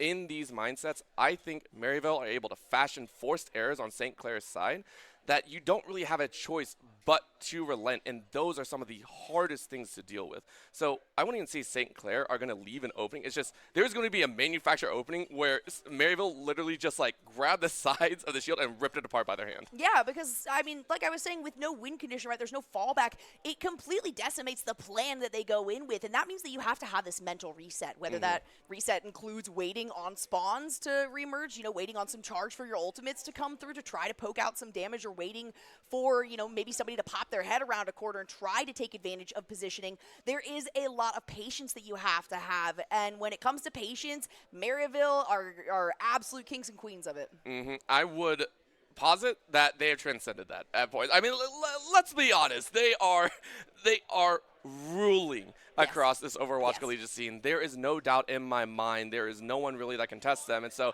I love it. Oh, Let's take another look at some of these replays as well. Oh, this control setup was so much fun to watch. I love the entire part. It's so hectic here, It's funny because you either get this overhead view where it's like, all right, I'm taking a look at the kill feed, right? I'm taking a look at the silhouettes, or you get this view where it's like, all right, I don't know what I'm looking at, right? It takes so long to sort of kind of focus on these individuals that are going to be absolutely somewhere else in just another moment. So I do think that Flashpoint's going to give a little more opportunity for St. Clair to make use of space. Yes, and I really want to look towards, and the story so far we've also seen is the fact that Noxious is currently chasing Squid around the map 100% of the time, and it's up to the rest of Maryville to be like, no, we're shutting that down. We're not dealing with that today. Let's take out the Hunter, and we will carry on forward. Right now, I am loving this line. We are, I believe this is an escort that we're actually getting out here. So, we're just taking a look. Yeah, maybe I'm a little bit crazy. I think we are actually going there. So a little bit more fun there. Either way, it's still going to be a test, right? It's still a very big test on either end. St. Clair going to put up their best dukes. This is do or die moment. This is the last chance they get. If they fail here, unfortunately, they're lost. Maryville, they smell the finish line. They do, but you know what? At the end of the day, no matter what, making it to finals, being able to come out here to the Boise State Esports Arena and play on the stage and have, people in the crowd cheering for you is an awesome opportunity no matter what. Maryville and St. Clair both very much deserve to be here. We got to see what worked well for St. Clair already in the past, right? We saw that round 2 at the beginning in that control on Busan. We saw them do a really good job with trying to engage, trying to poke out or focus on certain individuals, Dante being a big one of those. I think if St. Clair is able to do that and communicate well enough to have that focus, that could be a big pivot point for them here. But Maryville does such a good job of scattering them out and making it so that there's no real opportunity to find focus in St. Clair. Yes, I lied as well. This is no escort because I was just watching the players escort each other across to get to this point. We are on Flashpoint already. The Thunderdome is ready to go. And this is Squeak. We were talking about other opportunities and coming out with a little bit of a challenge, a little bit of that burn damage, right? Just say, hey, I'm going to melt you down as quick as possible. Dante's still on the Doomfist. Really I mean, done. wait, you know what? We already said it. If it ain't broke, no need to fix it here. Right. We got King going in, though, with the Tracer, so a little bit more burst damage opportunity coming out of Maryville. For the side of St. Clair, of course, Squeak is the one that we've been talking about a lot. Noxious gets taken down right off the bat. Squeak taking a little bit too much damage, is able to get out of there, and it's a huge ultimate coming through from Dante, who has to make up a lot of ground because Vision did just fall. You still got Squid on the backside with King, though, and the mobility is in the hands of Maryville, so that space I was talking about is not going to go in St. Clair's favor to start. And the thing is that St. Clair are running a little bit closer quarters combat here. You can take a look on Maryville's side. For the initial fight, you saw the Tracer in the back by King, just saying, hey, I'm going to get in your backside. I'm going to be a little bit messy, but you're not looking for the actual frags. You're not looking for the actual kill. Instead, you're looking to stack up for that bomb. You're waiting for that chance to have a little bit of explosive impact. Look how close together St. Clair is as well on this engage. Of course, Razor's going to use the Matrix. Is going to be enough for them to continue on. Vision gets very low, but that's not the target they're looking for. The Pulse Bomb is up and available. Noxious gets taken down. Squeak going to be the next target here. He's able to get out, but Freedex ends up falling very quickly. Maryville find themselves a lot of extra pressure now. Vision has the nano boost, and it's just these smacks into the face by Dante that are making it impossible for St. Clair to navigate. That was an attempt by St. Clair. I love the fact that they went in, they tried to fight one last time. They knew that the point was pretty much already captured. You saw it 72, 75. It's unfortunately already gone. But you fight it out a little bit more. Maybe you break your way in. But with this, Cassidy, a little bit of the massive ultimate that can really turn things around, right? You're looking at that. Break it out. Go ahead, line them up, knock them down, one shot apiece. If that is able to be lined up, it is a problem for the side of Maryville. If you can find them all on your screen at the same time, that is difficult enough, especially when you got the meteor strike that's coming out onto the backside. Oh, Tree Tree. taking out 2 as well. Squid gets Tree. so low, but they're not gonna fall. No. Tree, no way with the headshot, massive damage, and it's a team kill. You can't do that, Tree. You can't do that. That is brutal. Back to back. That was nasty. That's one for the highlight reels. All right, you got to kick Dante out. That just stole the moment. Dante stole the moment. You can't have Dante anywhere like that. I'm sorry. But what a moment, right? You open up, and this is why Flashpoint is so scary, right? The ult transfer is over. All of a sudden, you're in a dangerous moment where, hey, we thought we had that lineup, but Tree was more than ready to go. Now it's St. Clair to try and bite back. Another flank coming through here from Dante on the front side. They've got Vision on Vision. It's Redex who ends up going down. Oh my gosh. Razor instantly after. Nox is not able to use that Blizzard effectively, and Squeak is going to be the last remaining member. Maryville has got their hands on this victory, and they're not letting go. I love the fact that this time Tree was behind an ice wall. Tree was like, let me in. I want a chance to play. And the rest of the team's like, nah, you had your moment. Give us a moment. We'll clean this up. You can come back and fight later. Dante already has that Meteor Strike once again up and available. Noxious has the Blizzard, but mentioned earlier, you got to get in close. Maryville is not a team you can anticipate to either be stacked up or spread out. You never know until you go in. Dante on the other side of the wall. That's one that you feel good about. Oh, it was so good. St. Clair now get a moment to chase in, but it is an OT. You are in trouble. Rez are able to find one really nice frag into the back. Really great kill. Looking for another, though, but you aren't. Look at the scatter. Maryville just gives space. They know they have it at 99. All they need is one more. A quick snipe out. Rez are able to finish off King, who was on that Genji, not allowed to go swinging into the fray. And Dante had the ultimate before falling in that fight. He's literally just holding on to it to say, okay, where's my best opportunity? It's going to be right there in the middle of everybody, but that might give a good opportunity for Noxious to use the Blizzard. We'll have to see. It's a nice drop there. Still stacking up the points here for St. Clair, so you're feeling good. Blizzard still available. Very nicely done. Maryville falling back appropriately, but St. Clair, remember, all their job is force the opponents off. You do not want them to get on point. As soon as that is captured, as soon as that flips, that is a problem. Dante now trying to chase him from the flank once again. Are they going to find it? Not so much. Tree, though, said, let me get that shot in. Emerin falls, looking for another Tree, getting smoked out here by that Blizzard. Denied entry once, but Squeak says no. Dante is down. St. Clair have done it. They have held strong against Maryville's onslaught, and it looks like they have flipped this Flashpoint. Oh my gosh, honestly, when that Deadeye didn't work out, Emerin activated it, immediately got taken down. I thought that might be the end for St. Clair, but they have made it there. They take the Flashpoint. Maryville was at 99%, but they felt too confident. You can see that in the playstyle and the aggression that they had, a lot less calculated than we've seen previously. I'm just wholly impressed. Right, I agree. They were a little bit greedy on Maryville's side, but St. Clair, they saw that moment, they saw that chance, and they ran it. This is what I say about good teams, especially against great teams or anything of the sort, even higher. You have to know when to grab these opportunities. They only come once in a blue moon. Maybe we'll see some more blue moons come through here for St. Clair.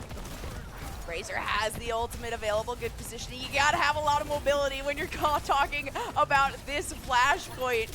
Maryville looking for the engage. There's Dante once again with the ultimate, but down goes Brigitte. Squid is the first to fall here. Noxious very low, but is okay with that because on the backside, you got Squeak moving in with the Sigma. Noxious does end up falling here. It's Tree, of course, that picks that one up. Maryville taking their time on this.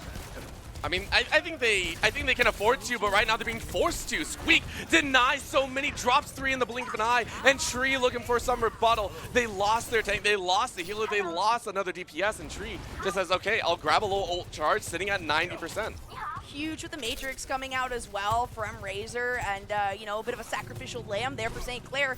More than okay with taking that as a support. Now they have to stack back up. They've got this nice kind of trickle of ultimates, right? You got Squeak, you just use the Gravitic Flux. You've got that sound barrier coming up here really soon, and that should be a good setup for Emerin to try to get the Deadeye and finally get what is his due here. Dragon? Kingdo pulls out the blade. Is he going to be able to do enough damage with it? There is the sound barrier on top of it. It's going to be enough to prevent at least some damage. Not quite as much as they need, though. Razor to fall, Ember to fall. Noxious is the next to go down. King and Tree both taking one for themselves, but it's a bit of a trade.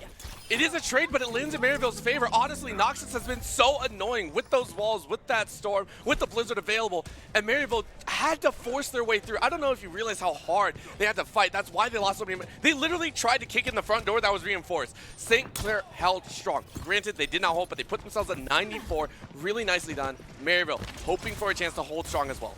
That's a win in the books that we were talking about earlier, right? Hey, if you can throw them off, there's no fallback win condition that you can really utilize. You have to reset your attack. You have to reset where you are coming from, and Maryville had to do just that. Now there's the nano boost that's going to come through. Tree does have the ultimate as well. It's a lot of damage here. Noxious trying to do what they can. Emerin has that Deadeye, but Tree takes 2 down. Dante is going to be the first to fall from the side of Maryville. It's not enough damage, though, for St. Clair to stay alive. It's just Squeak right now who is going to be the next to fall. Almost a team kill. Razor with the respawn just in time, and Maryville regains control. But for how long?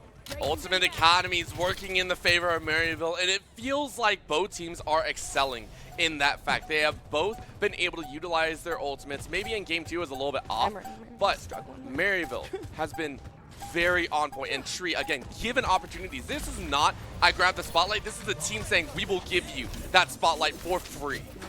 Emerin, I want to see, a good Deadeye. There have been so many great chances and opportunities here, especially lining up that sound barrier with the Deadeye to give a little bit of space over to Emerin, a little bit of an opportunity to say, hey, you can stand there, don't be too scared. We got to see a big multi-kill coming through because he's been trying so dang hard to be that big player on the side of St. Clair. He's been dealing a ton of damage.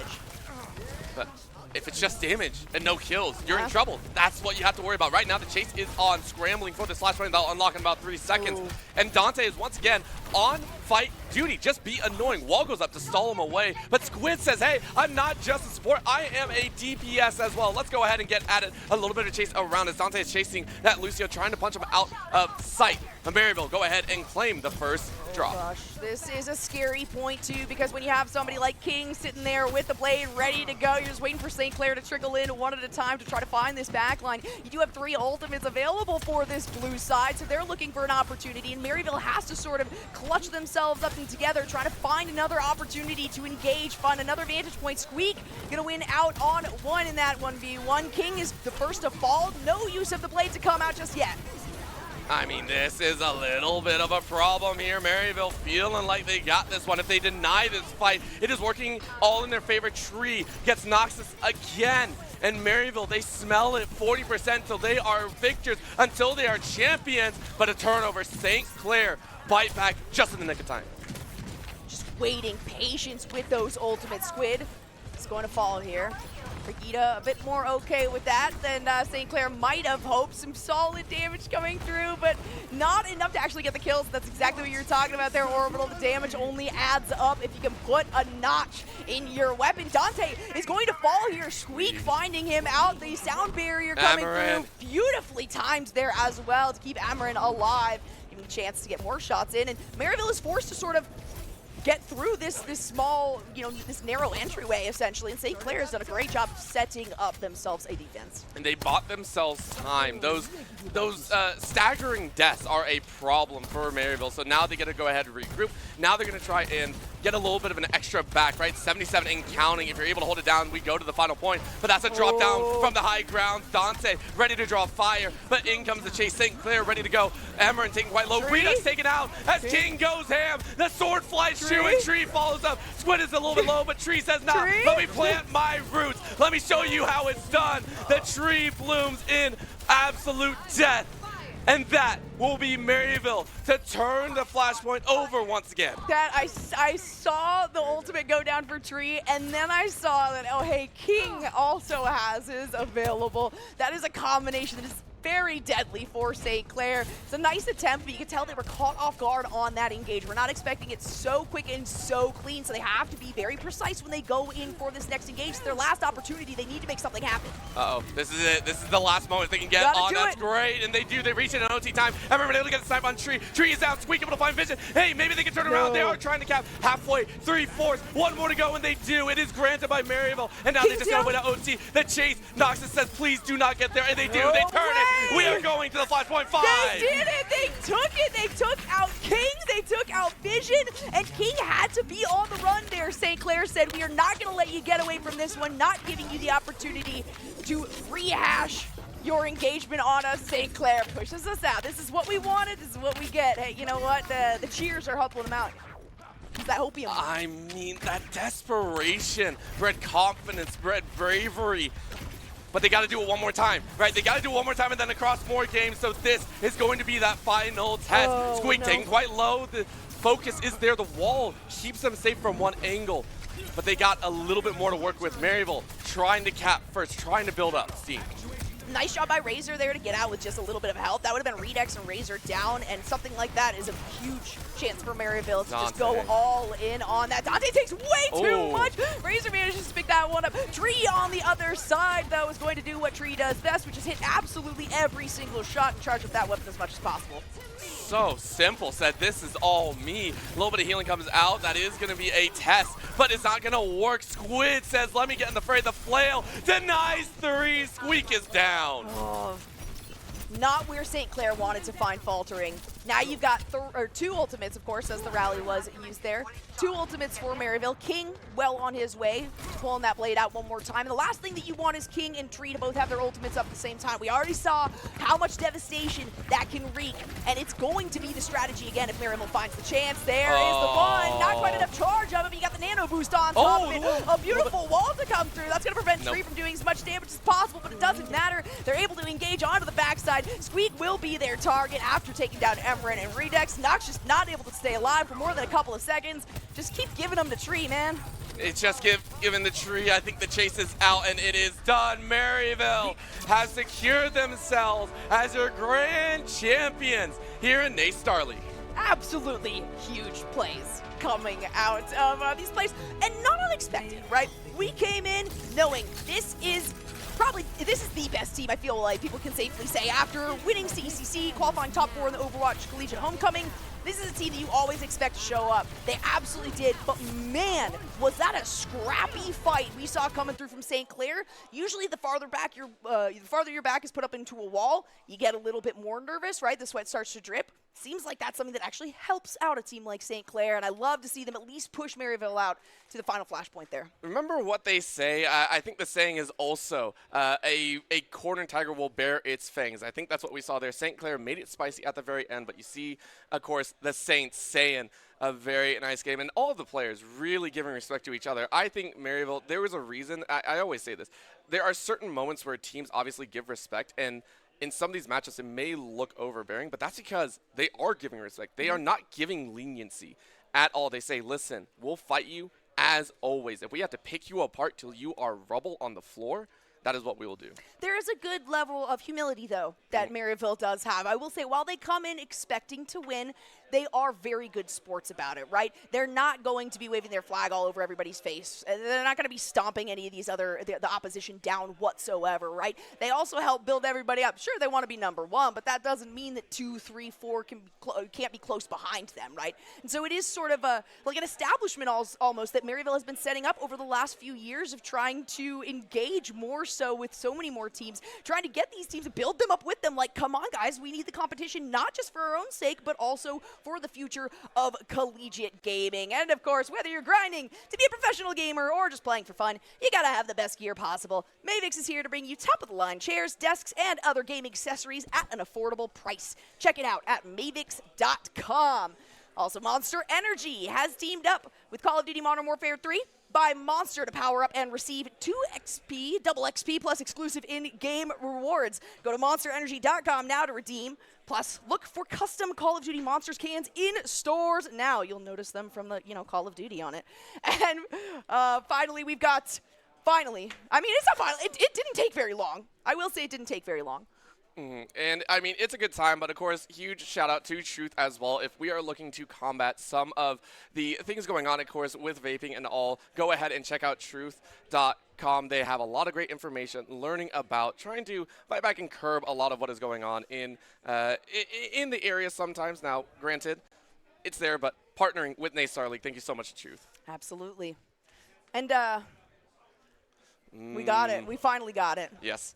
I am They very ate it all, excited. though. They- Yes. nah, they no, ate it no, all. no, no, no, no, no. This is mine. You leave me alone. This is mine. It's all right. I've got mine. That's fine. I do have a feeling that we will be ordering a bit more pizza as the day goes on, right? These delivery guys are going to be like, what is going on at that esports arena down this street? They've given us so many calls here now. And I love to see the sportsmanship that we saw here on stage. You know what?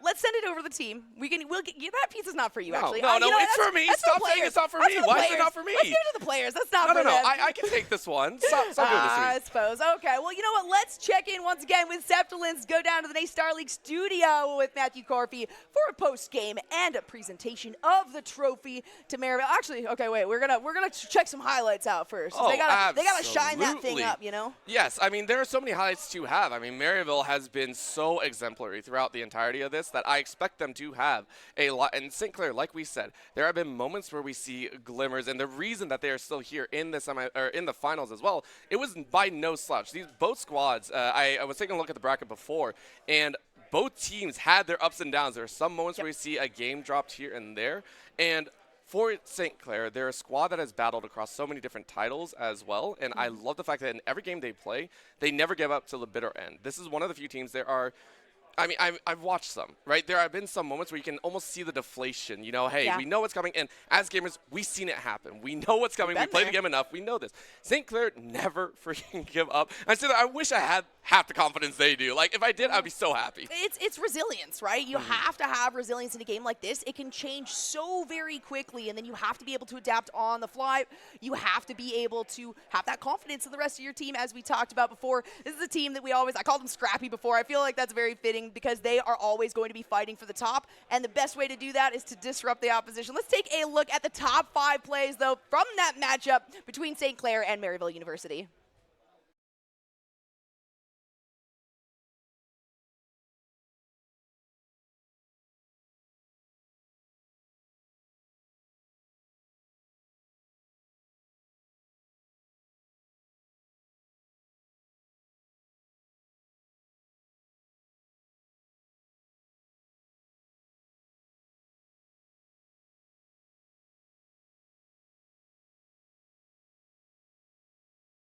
Like this, so many little holes and opportunities for these kinds of attacks. Tree is going to be the target. That's one down as Squeak gets closer and closer to that. Oh, King falls as well. You got Tree going down. Emmerich using that echo incredibly well, but Squeak takes out the Primal Rage. It's too much damage. It's got a nano boost that's going to come through. Tree does have the ultimate as well. It's a lot of damage here. Nox is trying to do what they can.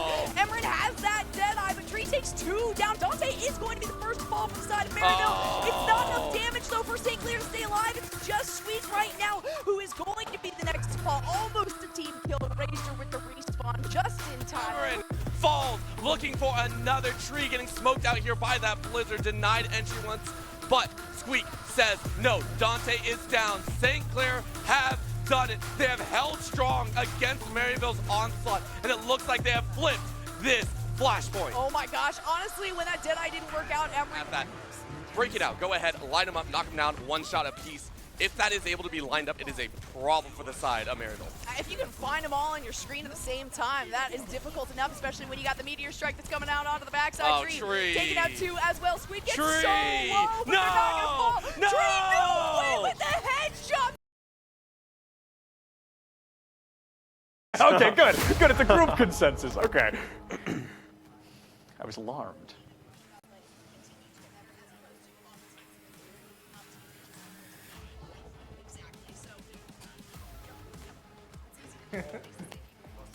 Hello, everybody. I think I'm live. I don't know. I didn't get the heads up. What is going on, everybody? Welcome back to NACE Starleague Grand Finals here in the Fall Division 2023. I'm Septilins, joined by the entirety of Maryville Overwatch, who won in a 3-0 fashion just a couple of minutes ago against St. Clair. So we've got the whole roster here with us. I'm just going to take the time to ask them a few questions, congratulate them on the trophy. You guys know the drill by now. But first of all, congratulations, guys. Another victory under the belt, which at this point I don't think is a surprise for you guys. But I do want to ask, I hinted this already, you guys going to Paraiso, Dante, we're like, Doomfist. That's fine. That's kind of what Dante does. And then a Diva rolls out. And I thought that was very interesting. So I'd be curious to hear, is that something you guys are looking to do more in the future? Do we think Diva's shifting into the meta? Or is it like, hey, it works well against them, we might as well give it a try?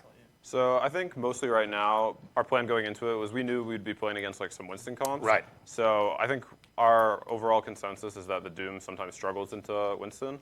So we were planning on like playing a bit of Diva instead, just in case, like, because we find that match would be like way better and way easier for us to play. So even though it's like less of a comfort pick, it's something that's like a really good matchup for us. So we were confident we'd be able to pick it. I like that a lot. And I think that's a word that would be consistently used to describe your guys' play style would be confident. I think that's something Maryville usually exudes pretty aggressively. I think that comes pretty openly from your DPS lineup. Tree and King in particular, you guys were really finding an aggressive stature on New Junk City right at the end there. And I was curious is the nano overclock, the nano clock, is that something that you guys are consistently running? Is that like a, hey, you're hitting your shots, let's at least highlight you in that moment? Or is that just nano is what nano does and you know that overclock's going to be worthwhile?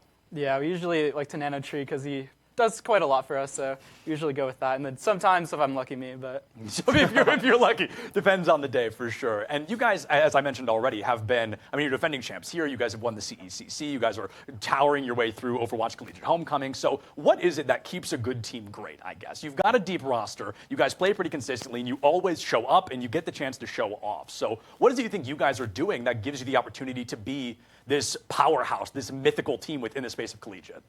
Honestly, it's a lot about Juby. Honestly, he's the good because he's my next question. He's the building block of our team. He's the glue. Honestly, it keeps us together. But it's a lot about just good teamwork, good listening. Everyone always trying to be on the same page. A lot of honesty, just being open and honest with each other. So you go through teamwork. Is there any way you kind of improve or grow on that outside of the game? Because I'm sure there's got to be ways you're doing it. You know, team comms go so far. Yeah, I mean, we do like all kinds of like team bonding. I feel like our team's like pretty like tight knit. We do a lot of stuff together, like work out together, cook food together. Always like going out. Cook food. That's like a very specific thing. Yeah, I like we'd that. be cooking. All right, so Juby, hot seat. My next question. You are, as I would have described you before he even said it, the glue of the team. You're a player that we look at very, very often on the field. Your Lucio is notorious in the collegiate space, and you had 0 minutes of playtime today, which was very surprising. I was curious to hear more about that. Well, we were playing Lucio. Fair enough. That'll do it. We recently discovered that Squid is a very talented Brig player, and then I don't play Ana. Vision doesn't play Ana. Vision fooled me today. I got to say, the Ana was very good. Vision's a DPS player, though. So Right. He's got some pretty good mechanics, so just roll with that pretty much. So Squid, going into that, looking at Brig, you know, she gets buffed, and okay, that's so great and awesome. Okay, just kidding. They're taking it away in the upcoming patch. Is that something that you guys are going to be shifting away from again? Is Brig still going to be strong enough, especially with Winston's new changes, to ignore damage reduction? Do you think Brig's going to be viable enough to stay on the battlefield? Well, I think the on a Brig backline has always been like one of the strongest, but we definitely have been experimenting with other like double flex supports. Yeah. So, yeah, we're gonna experiment a little bit. Yeah, I like that a lot. And then I'll ask you guys just another quick question before we let you guys celebrate your victory and, I don't know, go get dinner or something. But looking into the future, we're looking at, we know Maga is coming in. We're looking at some pretty aggressive changes. I mentioned the Winston damage reduction thing is happening, which I'm still very confused about. But overall, do you guys think you're running these same compositions? Do we think Dante's staying on the Doomfist? Do we think we're going to be seeing some new rotations in either the supports with Brig getting a little weird or the tank with Doomfist maybe not being as viable? Or maybe more viable because he's getting that pretty insane buff soon as well. Yeah, honestly, we're just gonna have to wait and see till like what happens in our scrims and figure it out from there. It's really hard to say right now. Yeah. Especially with like no one playing Maga yet. No one really knows like how good he's gonna be. Yeah, most definitely. Well, hey, thank you guys so much for taking the time to chat. A big congratulations on your win, and I'm sure I will inevitably run into you again very soon. For sure. Thank you. Thank you. Thank you. That's all I've got, folks. I don't know if you guys want to see him touch the trophy. You guys want to see him pick up the trophy? All right, fine. I heard a yes. All right, let's see. Congratulations to Maryville on their victory. Defending champions, back-to-back, our second back-to-back champions today, taking home another NACE Starleague trophy. I'm just going to get all the way out of the way. Check these guys out. Dude. A big congratulations once again to Maryville for their NACE Starleague Fall Grand Finals victory. A $2,500 prize, $100 Pizza Hut gift card, and championship trophy. And a big congrats to St. Clair, who will take home $1,250 in scholarship prizing as well. A special thanks to Duncan, Mavix, U.S. Army ROTC, and all of the NACE Starleague sponsors for making this event and scholarship prizing possible. We're going to go ahead and throw it to a bit of a break. We'll be back with Maryville once again, but not these guys, the League of Legends team, as they go head-to-head with Harrisburg in just a couple of minutes. We'll see you soon. Toxic therapy from your vapes. Can't sleep? Listen to my voice. Your friends all bailed on you. Your crush thinks you're thirsty. The planet is dying. Keep obsessing till 5 a.m. Vaping nicotine is associated with sleep problems. Find solutions at thetruth.com. Los Angeles Comic-Con is back at the LA Convention Center December 1st, 2nd, and 3rd. Meet stars from hit movies and TV series like Matt Smith, Jamie Campbell-Bower, Elijah Wood, Sean Astin, Rainn Wilson, and so much more. Shop over 800 exhibitors and artists. Experience the vibrant cosplay community and immerse yourself in the gaming and anime hall with tournaments from Mortal Kombat and Street Fighter all weekend long. Get your tickets for LA's favorite comic, gaming, anime, and pop culture convention at ComicConLA.com.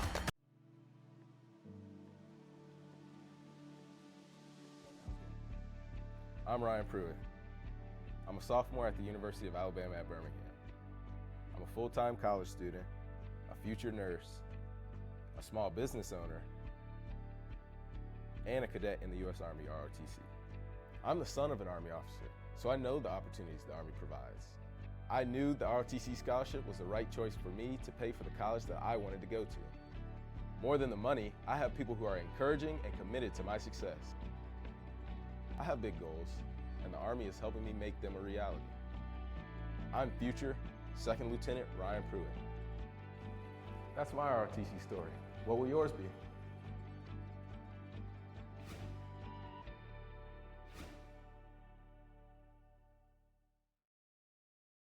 Hey, deal lovers. I'm coming in. Here's something new.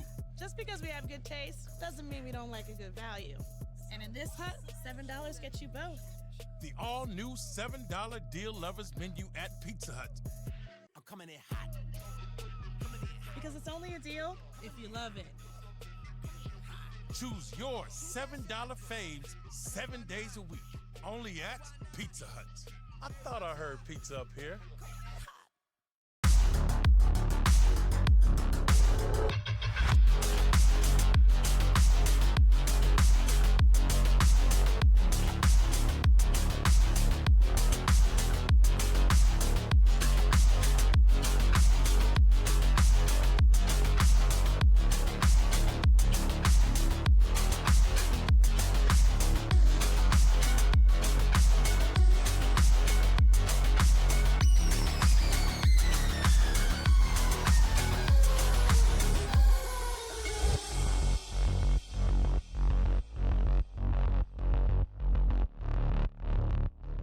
Toxic.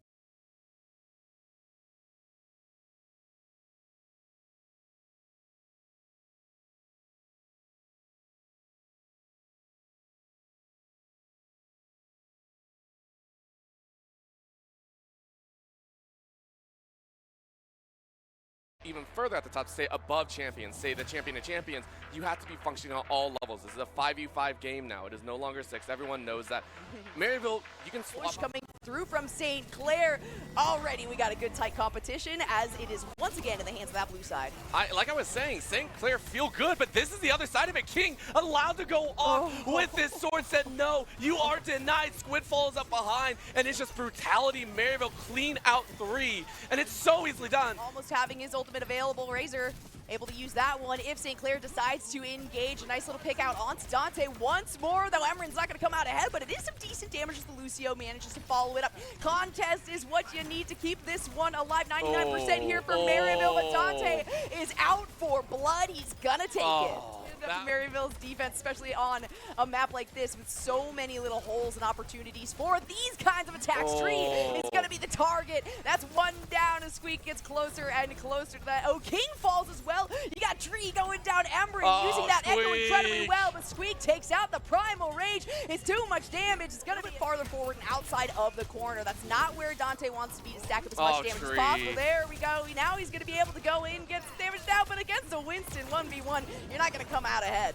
You are not. Emeren sniped out of the sky by King. Dante follows up on Sux, and now they are in trouble. Maryville force back St. Clair. And put out. Maryville, they're holding back, right? They're waiting there. It's a hold, and then they release. And it does have to do with Dante's positioning, right? He's making a lot of these call-outs as the IGL for this team. So St. Clair has to play.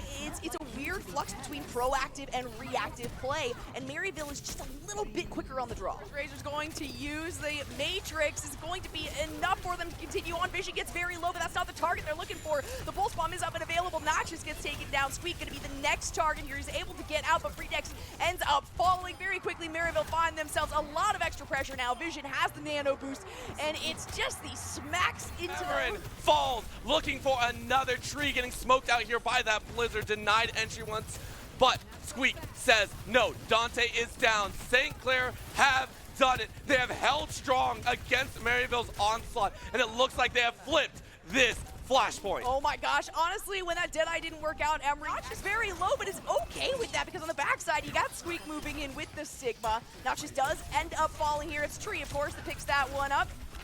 Maryville taking their time on this. I mean, I think they can afford to, but right now they're being forced to. Squeak denies so many, drops 3 in the blink of an eye, and Tree looking for some rebuttal. Be able to do enough damage with it. There is the sound barrier on top of it. It's gonna be enough to prevent at least some damage. Not quite as much as they need. The Razor to fall, Ember to fall. Noxious is the next to go down. King and Tree both taking one for themselves, but it's a bit of a trade. It is a trade, but it lands in Maryville's favor. Honestly, Noxious has been so annoying with those walls. Nano boost is going to come through. Tree does have the ultimate as well. It's a lot of damage here. Noxious trying to do what they can. Emerin has that Deadeye, but Tree takes 2 down. Dante is going to be the first to fall from the side of Maryville. It's not enough damage, though, for St. Clair to stay alive. It's just Squeak right now who is going to be the next to fall. Almost a team kill. Razor with the respawn just in time. Late to come out just yet. I mean, this is a little bit of a problem here. Maryville feeling like they got this one. If they deny this fight, it is working all in their favor. Tree gets Noxious again.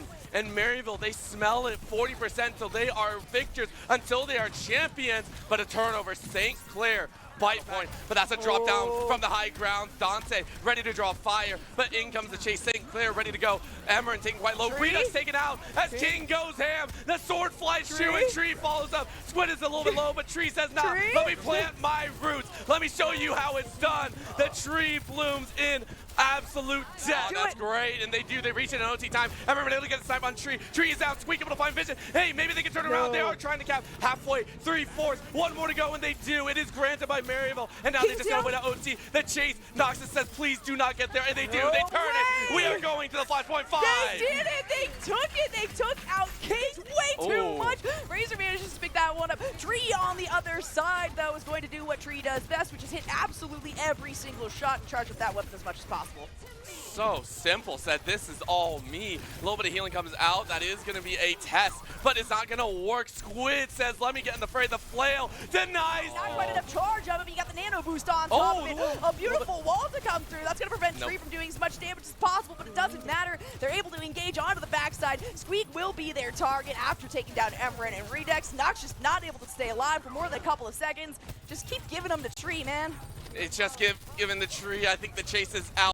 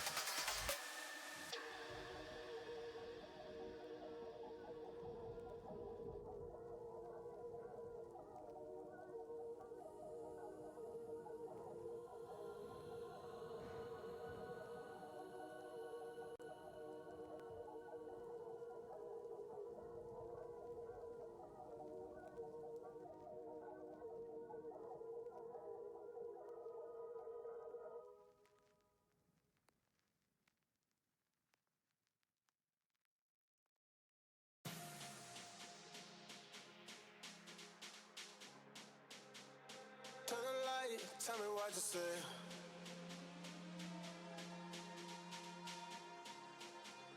Turn the lights off.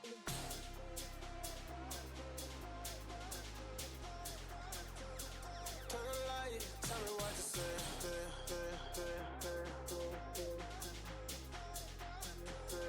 Turn the light, tell me what to say.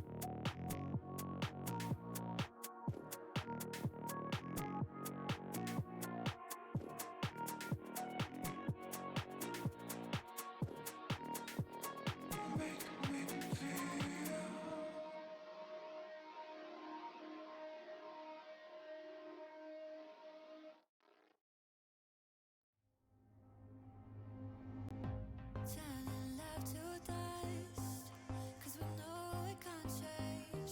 Feeling what we lost, but we still come back for more. Running out of time, but the hands are missing. It's an uphill climb. No more, no more. I see you hide. The stars aligned, and we had everything to heal us. No fear, no fight, as we decide to put the distance back between us. Take it away now. Take it away now. Are you letting this go? Take it away now. Take it away now. Are you letting this go?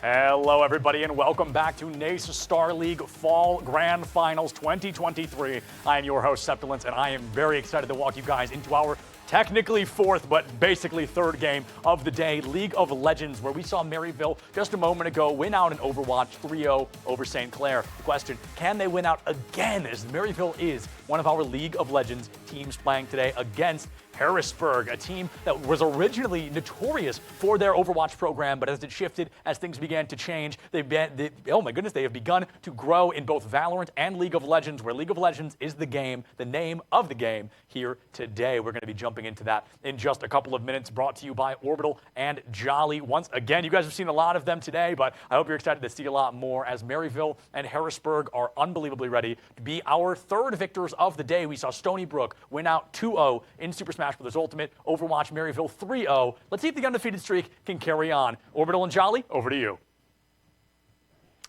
Thank you so much, Septilance. Welcome, everyone, to the League of Legends portion here of the NACE Starleague Grand Finals.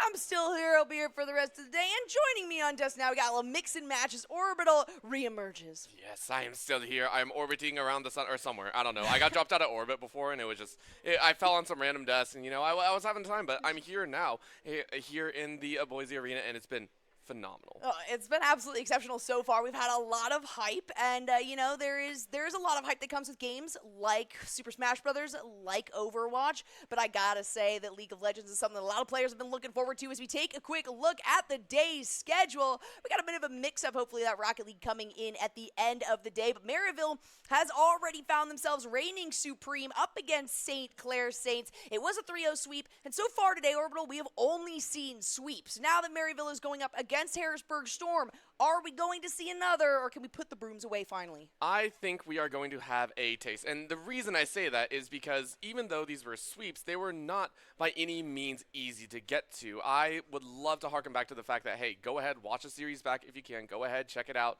and really see how these matches transpired. Yes, there were some very one-sided favors, but there were moments of sparks, and that's what I really liked. Even in the earlier, even though we were watching in the Overwatch series, we saw those sparks from St. Clair. We were watching in the earlier rounds as well in SSBU. There were so many amazing points. So the idea that, hey, these are sweeps is there, yes. However, I think Harrisburg are going to put up more than enough of a fight. I will say that with 100% confidence. Oh, excellent. Hey, we like to hear that. All right, do you know what time it is? Oh, I think I do, because I'm still getting hungry. Like, listen, I have been trying to lose a little bit of weight. No. I'm here to eat. Oh, yeah. There's also, if you didn't know, the all-new $7 DL Lovers menu from Pizza Hut. So get your faves for just $7 each when you order 2 or more. And why would you not order 2 or more? Or you can try something brand new like chocolate donut bites, roasted garlic cheese sticks, and more. Garlic and cheese together is always amazing. Add in roasted to that, you got me. Yeah, I think I had a good friend actually go ahead and start putting some of these in here. So I think we got the order going in. I'm thinking meats. Last time we got the meats in, I think we're still gonna try for the oven baked Italian. I mean, like, listen, I want the meat ready on the pizza as much as possible. Yeah. Let's see if I can use my points here. 15-minute delivery is not too shabby, that's for sure.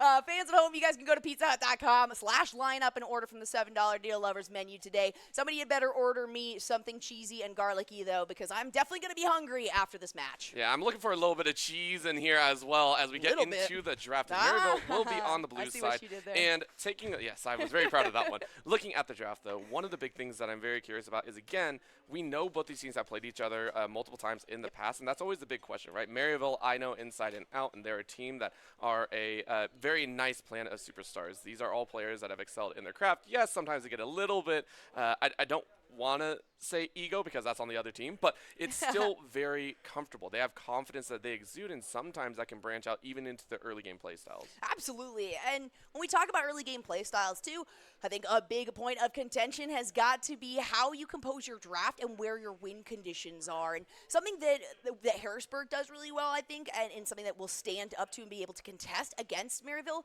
is their ability to have not so much fallbacks, but secondary win conditions where you have a plan A and plan B and a plan C, right? You can go in focusing on any of those, but you have the opportunity to say, hey, you know what? If that first win con didn't work, we have something else. And a lot of teams that went up against Harrisburg had to deal with that because they said, hey, we've got a super powerful team, but you know what? If the early game doesn't go according to us or whatever, Harrisburg's like, yeah, we got 3 of those. Keep them coming. And the meta actually leans into that as well. We're seeing a lot more fighters in the top side, a lot more bruisers. Yes, there are some teams that do rely on that heavy tank pretty much, one-dimensionally, which can branch out into 3.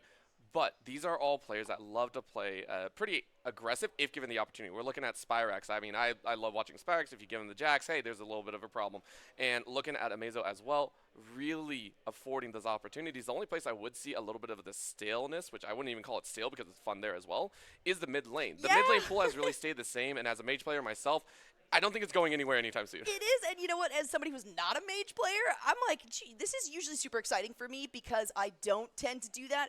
It has been a little bit lackluster. There's been a lot more focus towards the bottom side of the map and towards getting to the early team fights, roaming towards the top side. But let's take a quick look as we're rounding out this first ban phase here. Maryville has excluded the Ivern, which of course is a favorite here for Kid Beats on Harrisburg. The Maokai, same thing, and the Rel, pretty standard bans against this team. And Harrisburg, of course, has taken away the Callista, the J4, and the Akali. And the Ivern, of course, tells a very telling tale, right? Kid Beats not wanting that one over there, just, hey, we'll take away that little piece. The fact that you grabbed Orianna first, though, gives a lot of credit to Get Back. This is a champion that is well known as just a simple champion. It is the all-around best, all-around in mid lane, in my opinion. The fact that you put emphasis on it first means that you really like that glue, the synergy that holds everything together. The answers of the Ashe and Victor on the other side, standard as well. I expect the likes of a jungle to come out here. Unless you want to match those ADCs, the Xayah, I think, would not be impossible. I don't know if you want to show the ADC right away. The Varus is a great lockdown tool as well. Yeah, I was going to say, having watched the NACE Starleague and the progression up into this point, ADC early pick has absolutely been a priority for majority of these teams, and then the rest of it sort of just kind of sets into place, right? You're looking at like the ADC, you're looking at the jungle to be able to support that, and the supports tend to be final picks, which makes sense, right? But that means that you don't have a ton of priority aside from the Rel, right? Because when we're talking about Barlow on anyone, Barlow doesn't get the Rel. We do not allow Barlow to get that Rel. Absolutely absurd with that champion, which is why we see the ban out from Maryville here. And this Xin Zhao, hey, we were just talking about this. You're asking what champs to expect to potentially see here coming out of Kid Beats, and Xin is definitely one that he has found a lot of success with. When you ban out the J4 and the Maokai, yes, you're going to get these two out. Whether it's a sword, whether it's the fist, whether it's even a couple legs with Lee Sin. I mean, you get the chances, but the heavy focus on the top lane leads me into this. I knew this was coming out when I saw the 4 top lane bans. You're going to run that Yone. Like, come on. You know it's open. It has been the highlight ever since Worlds and even in every single match in this recent side. But this is the other side, right? You're not going to go unchallenged up there. You are going to find maybe another hyperscale, another heavy bruiser. The Fiora has been such a great answer. Oh yeah, not only that, but when you're talking about the side laning, getting to that early point, the early team fight stage as quickly as possible, it is a great response there. But when we're talking about the breakdown of Harrisburg in general, the fallback consistently isn't even necessarily a plan. Like plan C is usually Ego. Ego tends to be that player that while the rest of the map might fall apart, he's so stalwart, he's able to withstand winning compositions, whether he's got a losing matchup or not. It doesn't really matter. But he is so flexible with his picks that he is able to wait until after the second pick phase. But the Renata Glask is going to give a little bit of stability here for Harrisburg's bottom lane, especially after picking Ashe to start things out. Very interesting maneuver there to say, let's lock in the Ashe to start, and then we'll figure it out. Barlow, you have to be flexible. You have to adapt. I don't even think this is adaptation, right? This is a well thought out. This is why they left support to the very end, I think. You understand that, hey, on the flip side, Zyko loves their engage. You are going to look for that engage. The recon was just ripe for the picking. Oh, yeah. So, hey, Renata Glass has now seen a heavy increase. A lot of teams put priority in the fact that the hostile takeover can deny so freaking much. And I mean, when it's on certain players, it gets even scarier.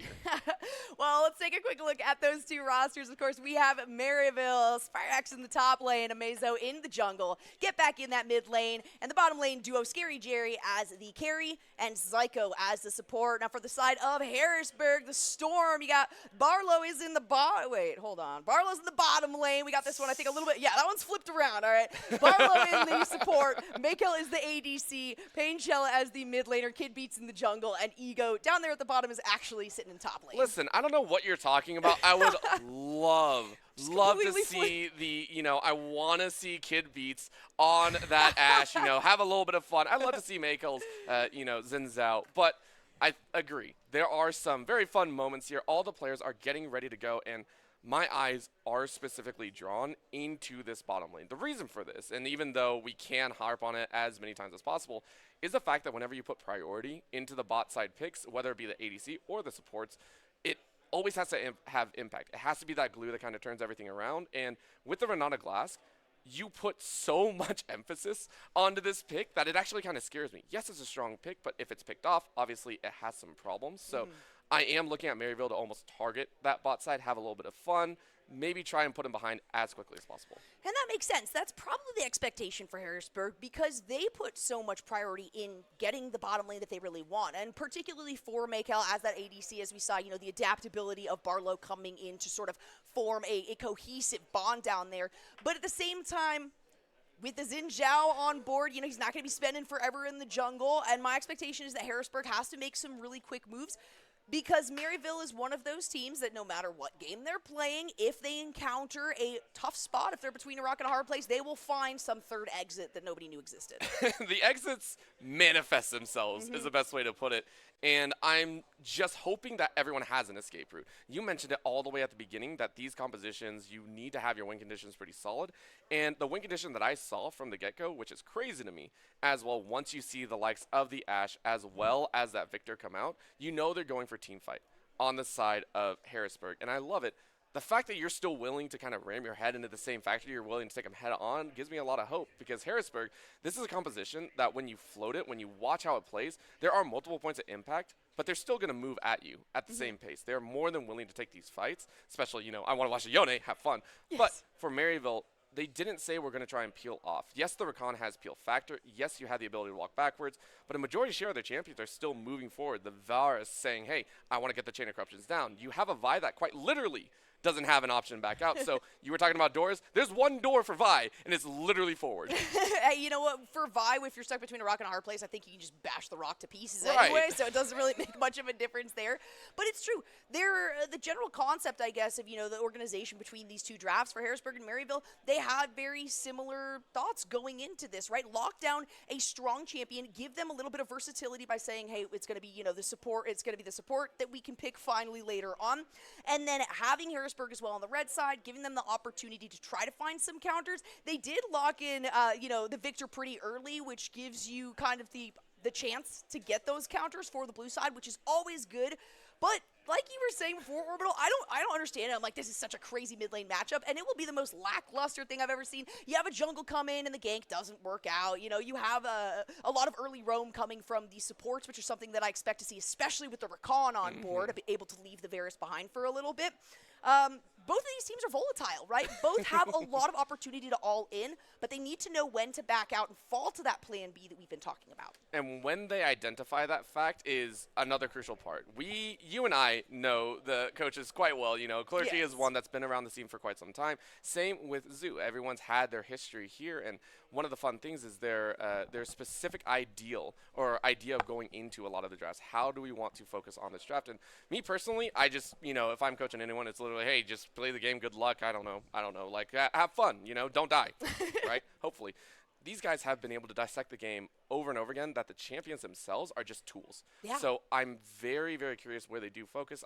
You said the mid lane is its own thing. Hey, you picked the Victor early. Let's talk about the fact that it was a B1 Orianna. Like, there's not much counterpicking there for the side of Harrisburg. They knew what they were going up against. Yeah, for sure. But as soon as they lock in that Orianna, you're like, okay, we're looking at, shockwave-based chances. We're looking at team fight, easy stability to be able to have that mid lane island, which is so weird to say because the river's on either side of it, right? Usually it's the top lane that's kind of hanging out there on their own. But I can guarantee you, with the way that both Ego and Spirax play, that there is going to be nothing short of a good portion of the fights probably taking place more towards the top side than even, I'm going to go out on a limb and say a lot more fights even towards the top than the bottom or the mid in the early parts of the game, just because of how aggressive these players are. The Fiora and the Yone, they both have a chance to deal some damage in the early game and pick each other off. As things go later on, Fiora might have more of an opportunity, but Ego's the kind of player that says, I'm not going to back down, and sometimes that becomes a mental game. If he's going in and you're like, I should be winning this fight, why is he still going in on me?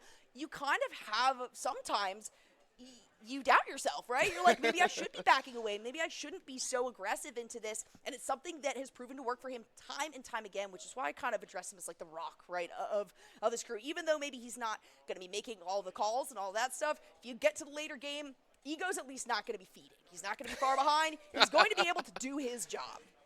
I like that fact, especially on the Fiora, right? We're saying, hey, listen, you are that steady rock. We know you can get to late game. However, whenever you see a Yone on the other side, it's still that factor of the reason that you're still fighting me at every piece of the game, whether from early to mid to late, is because the Yone has that exact same factor. We can't sit here and say, no, you're facing off against an Ornn that is literally going to join the team fights. No, this is another champion that we're sitting there going, we expect you to 1v1. We expect you to snap back. And yes, the early game maybe not as heavy as much as we want to. They're willing to take trades. The champions are made more for like level 3 and 4, ready with some of the abilities to kind of walk through. Level 6 is the explosive part. No. Let's go level 1. Level 1, have at it. It's true. That's Ego is absurd. I mean, there will be times where I'm like, Ego? Are you Ego? He's going in. He's tower diving level 2. He's Ego. And the cool thing about that, too, is Kid Beats has done such a good job of being really flexible around this team and supporting that, which is, why Maryville, hey, they got to hit the ground running, and that is something they tend to do exceptionally well, especially with a composition like this. If they can get into the mid-game early on, like I said, you got to recon. You're expecting a lot of roams. You're expecting a lot of extra pressure coming through from the Orianna, probably focus on the jungle towards the top side, of course. Then you're looking really good for Maryville, and that's going to be their big opportunity to kind of snowball over the face of Harrisburg. But I really appreciate both these compositions. Something that's been said a lot as of late is, oh, comp doesn't win the game. That is true. Or draft doesn't win the game, but compositions can absolutely lead to the downfall or the success of a team later on. It's going to be quite interesting, and because of that fact, we already get the invade, right? This is the way to do it. We talked about Harrisburg identifying weaknesses or identifying moments. This is one of them. This is also not spotted out. This has not been spotted by the side of Maryville. If they do not counter this one outright, which I think they might because they had a ward on their on the opposite side, on the red buff, hey, we're able to identify that. If you're able to collect yourself forward, then you go, okay, then we're going to go to vertical jungling, right? And now bot side might be having some interesting trades. Interesting trades. That's not the damage that you want to take as a Varus in the early parts of the game. But yeah, look at the confidence there, too. You've got Zin sitting there. He's like, all right, I can take Raptors as well. Yeah, take everything. And this is the main point. If Amazo starts roaming down to the bottom side, I'm really scared because that puts him a major beat behind. You are actually going to lose out so much. And I'm just watching the fight, right? Oh, a flash over the walls. Kid Beats is now identified as being in that bot side. Finally, that actually took a long time. Moved down to Krugs.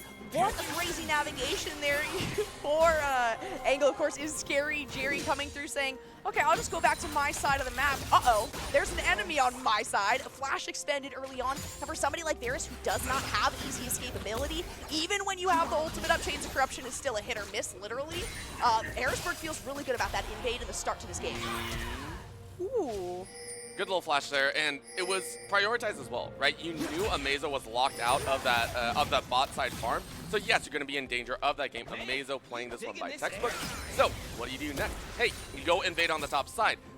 Taking a look at the side of Spyrex, going ahead, helping out, right? Moving over. Let's go ahead and collect. After that early trade, yes, that is going to be Pain Shell, a little bit worse to wear. Everything else pretty neutral. Yep. Yeah, and that's kind of the expectation here.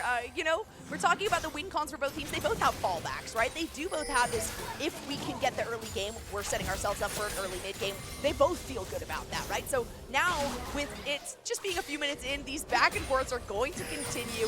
I would be more than surprised if Kid Beats or Amazo didn't show their faces into a lane, though, soon. Pings are coming out now from Maryville into the red side of the jungle. So maybe Cognizance there. The Xinjiao might be trying to go for something top. Well, it wasn't just that. It was a denial. Again, locking out Amazo from all this and now getting a free jump on the top side. It is that difference as they fight. Ooh. She went in. At least on the mini-map, it looked like she went in. It wasn't too bad. It was just a test, and I think I do think Spyrox is more like, yeah, I'll go ahead, burn that Ghost. You're not running Flash, so a lot more dual-centric in that top side. It might not be the Ignite teleport that we see sometimes from like a Camille, but it's enough. You can dance pretty well. It also gives you great escapability if you know it's coming. It's great runaway factor. And not just, I mean, great runaway factor. Also, we were talking about side laning. You gotta have that, right? Ghosts for side laning, something to where you can either continue the engage, because the teleport allows for you to continue a fight around Baron. You know, push down the bottom side, get an extra tower, get tier 2 if you want, and then have a fight around these objectives, like the Dragon and like the Baron. Nothing too crazy, though, to start. That's the expectation, but I love how much, I mean, these fists are going out, right? There's already so much damage that's been laid down in less than 5 minutes since game 1. And the fact of the matter is, we're looking at the bottom lane. We're looking at Scary Jerry and Psycho to try and lay down the pressure, because the Ashe is a very safe thing. Ashe is not going to ramp up. It can, but you're not going to ramp up as heavy. You're going to try and farm up. You're going to play for that late game a little bit. In this situation, though, that is going to be a nice cleanse to come out here. It was a test to slow things down, but Mako said, I want to keep going, burn that Ghost. So a little bit of testing back and forth. Testing ego as well towards the top side. He is not used to being stuck under his own tower. He's used to diving the enemy tower at this point in the game. Psycho's going to take a lot of damage there because Kid Beats has decided to set up a tent in the opposing jungle, says, this is mine now. You guys just have to deal with it. And there's not been a lot of retaliation from Amazo. Not that it's necessary at this point in the game, as long as there's a little bit of recovery elsewhere on the map. I mean, I would actually say it's great recovery, right? This dive is going to be very interesting to watch. Oh, so much damage on a Barlow. First blood, it goes to Varus. The flash away from Psycho's not going to be able to get out of that one. Kid Beats falls to the flash as well, but no way. Mako goes down too. That's 3 flashes out.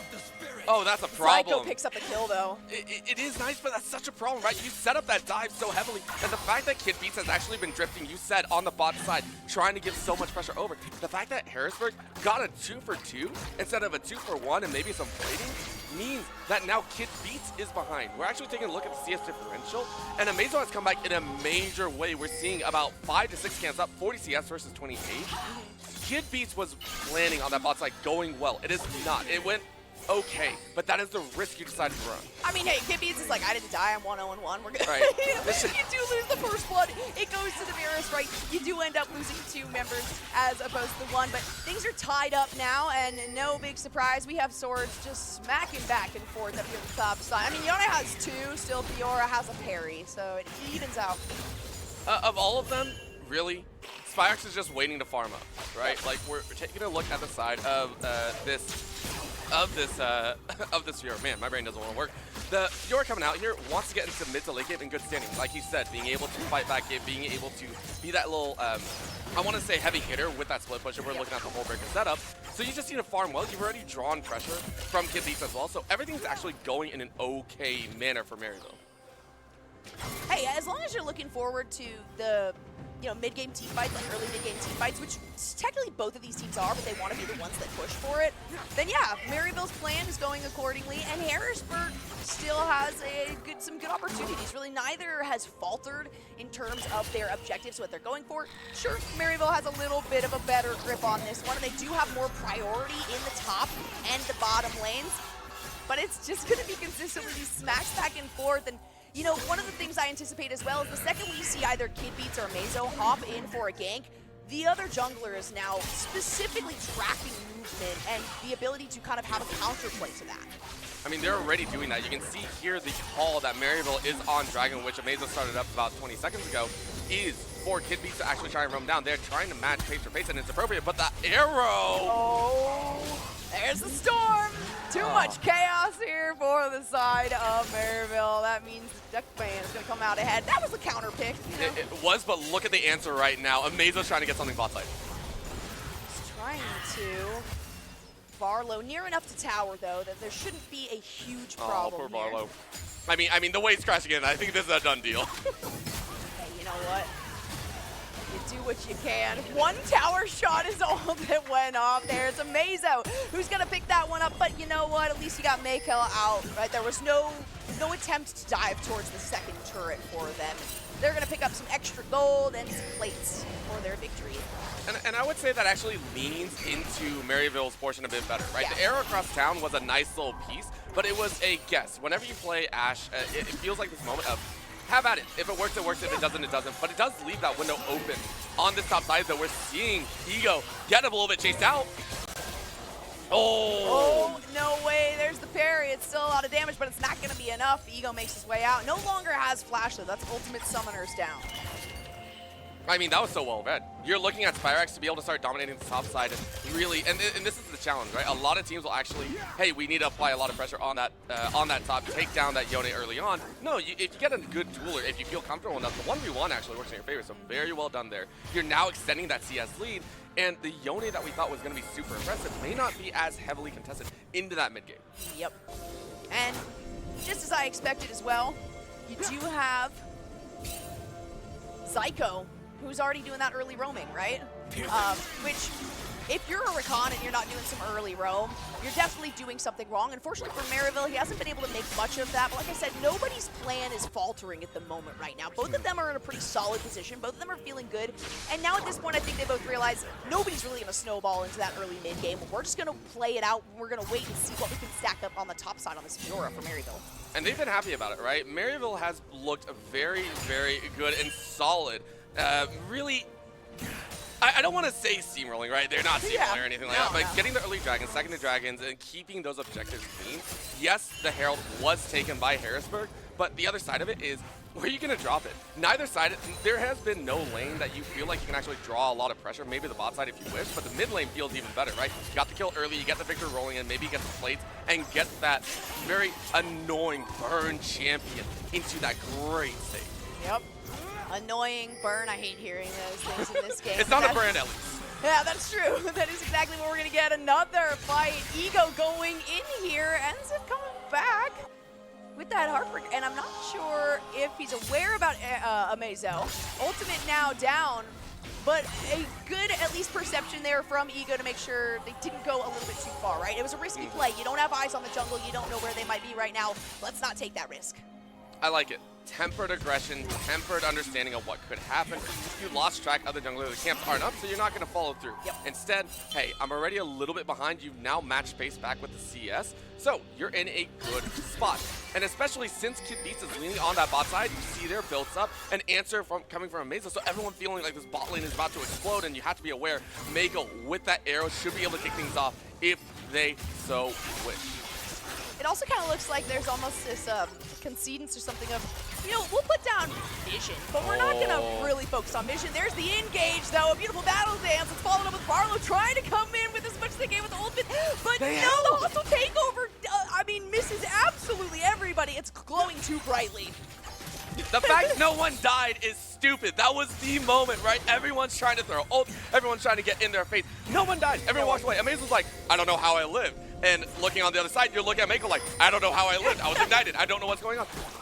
Yet the problem is they expended pretty much all their summoner spells right before Dragon. That fight broke out. Everyone was hoping they got that lead, that bot side advantage. They don't have it anymore. And granted, you know, let's take actually, whoa, the best replay ever. It's a replay within a replay. You know, you've got the summoner spell advantage on the side of Maryville now. You have two summoner spells. Ego just poking in a little bit of damage, but there's just way too much now. It's coming out of this top side for Spyrax. Rift Herald comes through the second, or in the middle lane. Some extra plates, some extra gold for the side of Harrisburg, at least evening out those objectives. It was starting to time out, so you don't really have that chance to really focus down, right? Yes, it was just a little bit of plate exception, which is great. I think that was granted over to the side of Kid Beats as well as I want to say, as well as Pain Shell. So they're happy to collect. Right now, the next objective is this dragon. Harrisburg lost it without even trying to contest it. It was a mountain. This time around, a little bit more power behind it, a Chemtech to drag, and they're the first ones on it. They kind of have to be at that point, right? If you give Maryville Dragon priority, I was chatting with Zoom last night for Harrisburg University. He was saying one of the things that they noticed is one of their constant fallbacks is if they don't get at least in the top, like involved in the first 2 dragons, the fights. Uh-oh. Whether they get it or Uh-oh. not, they need to be a part of it, and that is a huge grand entrance coming through from Zyko, but it's too much damage onto Amazo. Oh, Out so comes the good. quickness, literally just to get in there, save Oh! Mako is about to go Oh, no! down and will fall. Oh my gosh, it's the Varus damage, and Scary What? Jerry is living up to his name. No way that we get this Victor Page Shell able to make it out alive. He's sitting at a single health and only 1 member to fall from Maryville. They're still going to continue the chase. You got to be careful if your kid beats, though, because you are behind a tower. I don't think they have a chance to follow through. Harrisburg don't have a chance to rebuttal. Kid Feet wants to, but your mid laner is almost dead. It was a challenging get back and Pain Shell off on the flip side, and that dive over. Honestly, Amazo knew it was going to be a sacrifice, said this is our opportunity. We just lost Dragon, and the absolute gall from Scary Jerry to flash over caught Mako and Barlow by surprise. That takedown on Amazo coming very close to saving Mako's life, just not enough. Just not enough, and this is a huge win con for Maryville, is if you get Varus early kills, I mean, hey, there are very few champions, or at least ADCs, you could say, you know, pre-15 minutes, we want them sitting at potentially bounty ready. That is the situation. Look at that quickness going in. This right here, look at this. You'll see Mako come back alive, and then Scary Jerry's like, okay, well, I'll get another kill. Thank you very much. Let's go ahead and keep ramping it. And it feels good. This fight, though, get back chasing after the likes of Pain Shell, that negated everything that was going to fall behind. You can see Kid Beats. He's like, I want to fight that, but I can't. That is the crucial difference that this mid lane is going to afford. We got to keep watching that. And that means that we've got even objectives across the board. Now 1 Dragon, 1 Rift Herald apiece, and only a 1 kill lead here for Maryville, but they do find themselves over a 1K differential here. Barlow, the flash to get out. You know what? If you got to do it, you got to do the shockwave. So much damage. Barlow is going to go down. It's Get Back who picks up 1, and the first tower falls, but it's for Harrisburg. I think that's a given. They're going to try and get more. You can see the jump down, a little bit of jump forward, and now the TP coming in. Let's see it. The TP comes in, and oh my gosh, poor Ego just cannot move. That was like 3.5 seconds of crowd control. Everything was layered right there onto that top laner. And hey, I said Ego can win in any, or can be okay in any matchup, but things are looking a little bit dangerous for Harrisburg right now. The call was TP. Ego said okay, and then everyone realized they were outnumbered. It is the unfortunate scenario. You really wish you were Echo at that point to get back. However, at this point, Maryville, they say, hey, we'll take that mistake. Thank you very much. We drop our own Rift Herald. We are now in control. Everything's matched up. Gold is still leaning in our favor.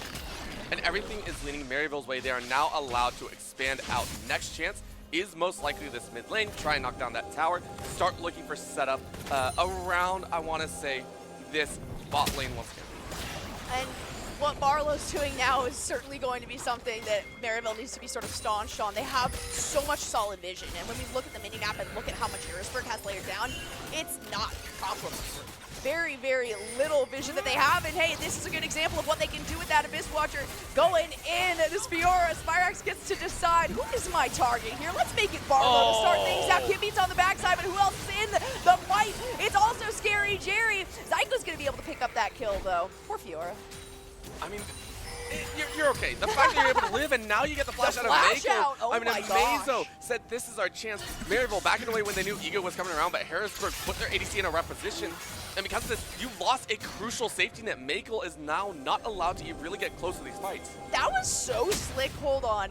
That was so slick with Spyrax right there saying, okay, you can take my vision ward. That's fine. I can use the half second that I still have vision after it's gone down to get over and instantly get 3 hits onto yours. So it ended up actually being a trade for vision, even though Ego set himself up to get out.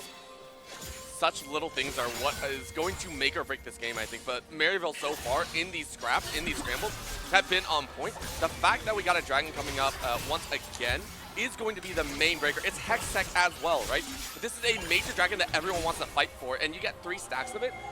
If you are in control of those dragons, you get such a boost, ability haste, as well as attack speed. Maryville looking to hone in here with Dragon up in about 30 seconds. There's patient.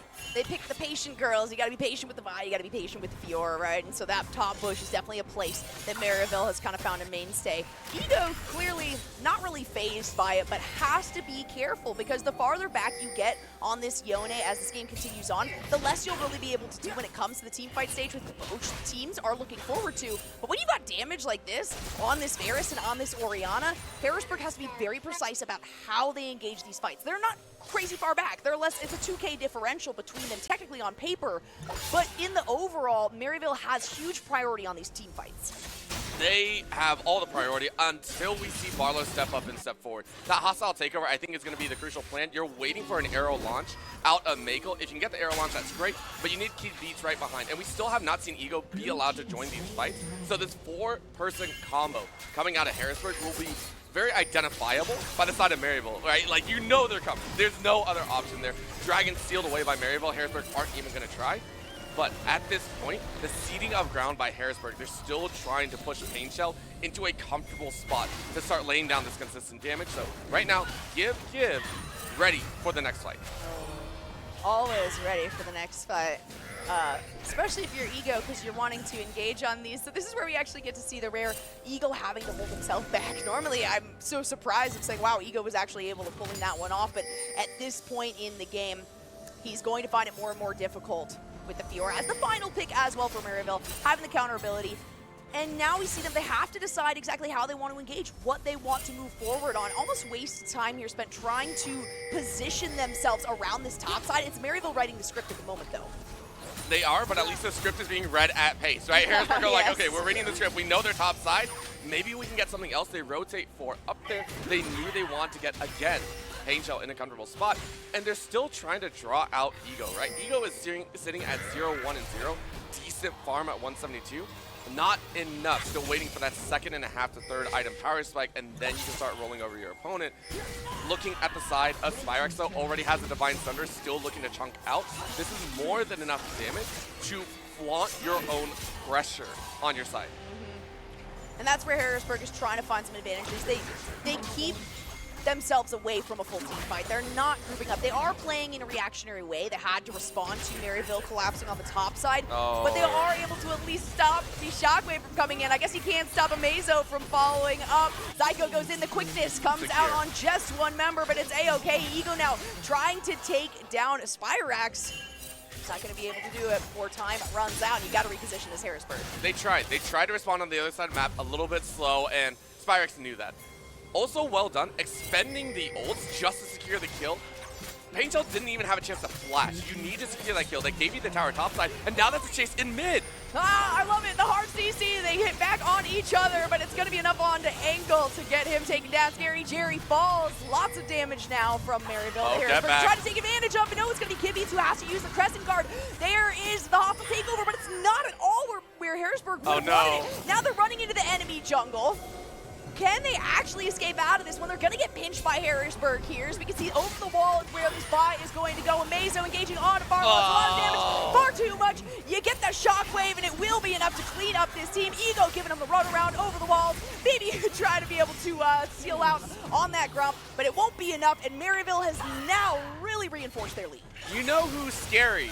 It's not Jerry. It's when the rest of the team decides to collapse in on them and get revenge. So well done. The fact that he even chased up preps them for Baron, and Harrisburg are like, man, we thought we had a pick. It's just one of those gambles that you took. It was a great call, I think, because, again, it was the likes of Scary Jerry to start that fight off. You thought you had a pick, you fell down. Now it's Baron and Maryville, who are already starting to steamroll ahead. We saw the kills go forward. We saw the likes of every player starting to ramp up. Now this just is the icing on the cake. We are going to see them take the next few towers as well as push for that inhibitor. Absolutely. It's actually really interesting because Maryville just, you're right, they took it so well, right? Because when you have Scary Jerry get ulted like that, and you have Harrisburg in a position to say, hey, it's 3v1, we're going to take out the ADC, we can then pressure this forward, instantly Maryville goes, all right, spread out, right? They all split into different directions, and they made it so that Harrisburg actually wasn't really able to gain anything off of that. In fact, Maryville was able to retaliate and sort of corral Harrisburg onto their own side of the map. Just, I mean, I said they're writing the script, right? It sincerely feels that way now, and it's purely reactionary gameplay coming out of Harrisburg, which is certainly not what they want for this comp. Of course, they still have 1 or 2 opportunities. It's slightly improbable. I wouldn't even say out of the question, but this next dragon I think will be very important. I don't think you can leave the dragon at a sole point. You need to find these kills. You need to fight for it. And Zyko says, oh, I might be in the wrong spot. Gets over the wall, but the chase. Oh, definitely in the wrong spot. Tries to use the Grand Answers to come out. Uses the quickness. No. Gets over the wall, too. Okay. That blue bump, but it's going to be our breakers come out from Yone. Securing that one, cleaning up all of Harrisburg's jungle. That felt good. That felt good for Harrisburg. They're like, okay, you've been such an annoyance on our side right now. Stop dropping wards. Stop getting away for this almost for free. Very nice catch. Especially right around this dragon, it does give credence to Harrisburg. Maryville will feel comfortable fighting this if they so wish. They have the TP on Sparks. They could drop into a 4v5 pinch and still take the fight. Of course, do you actually want to have that happen? You see the pings coming out, of course, and that is Maryville saying, hey, we're going to secure this. Barlow trying to play a little bit of proxy to stop Amazo. In the meantime, it's also the mid lane that's getting a lot of pressure.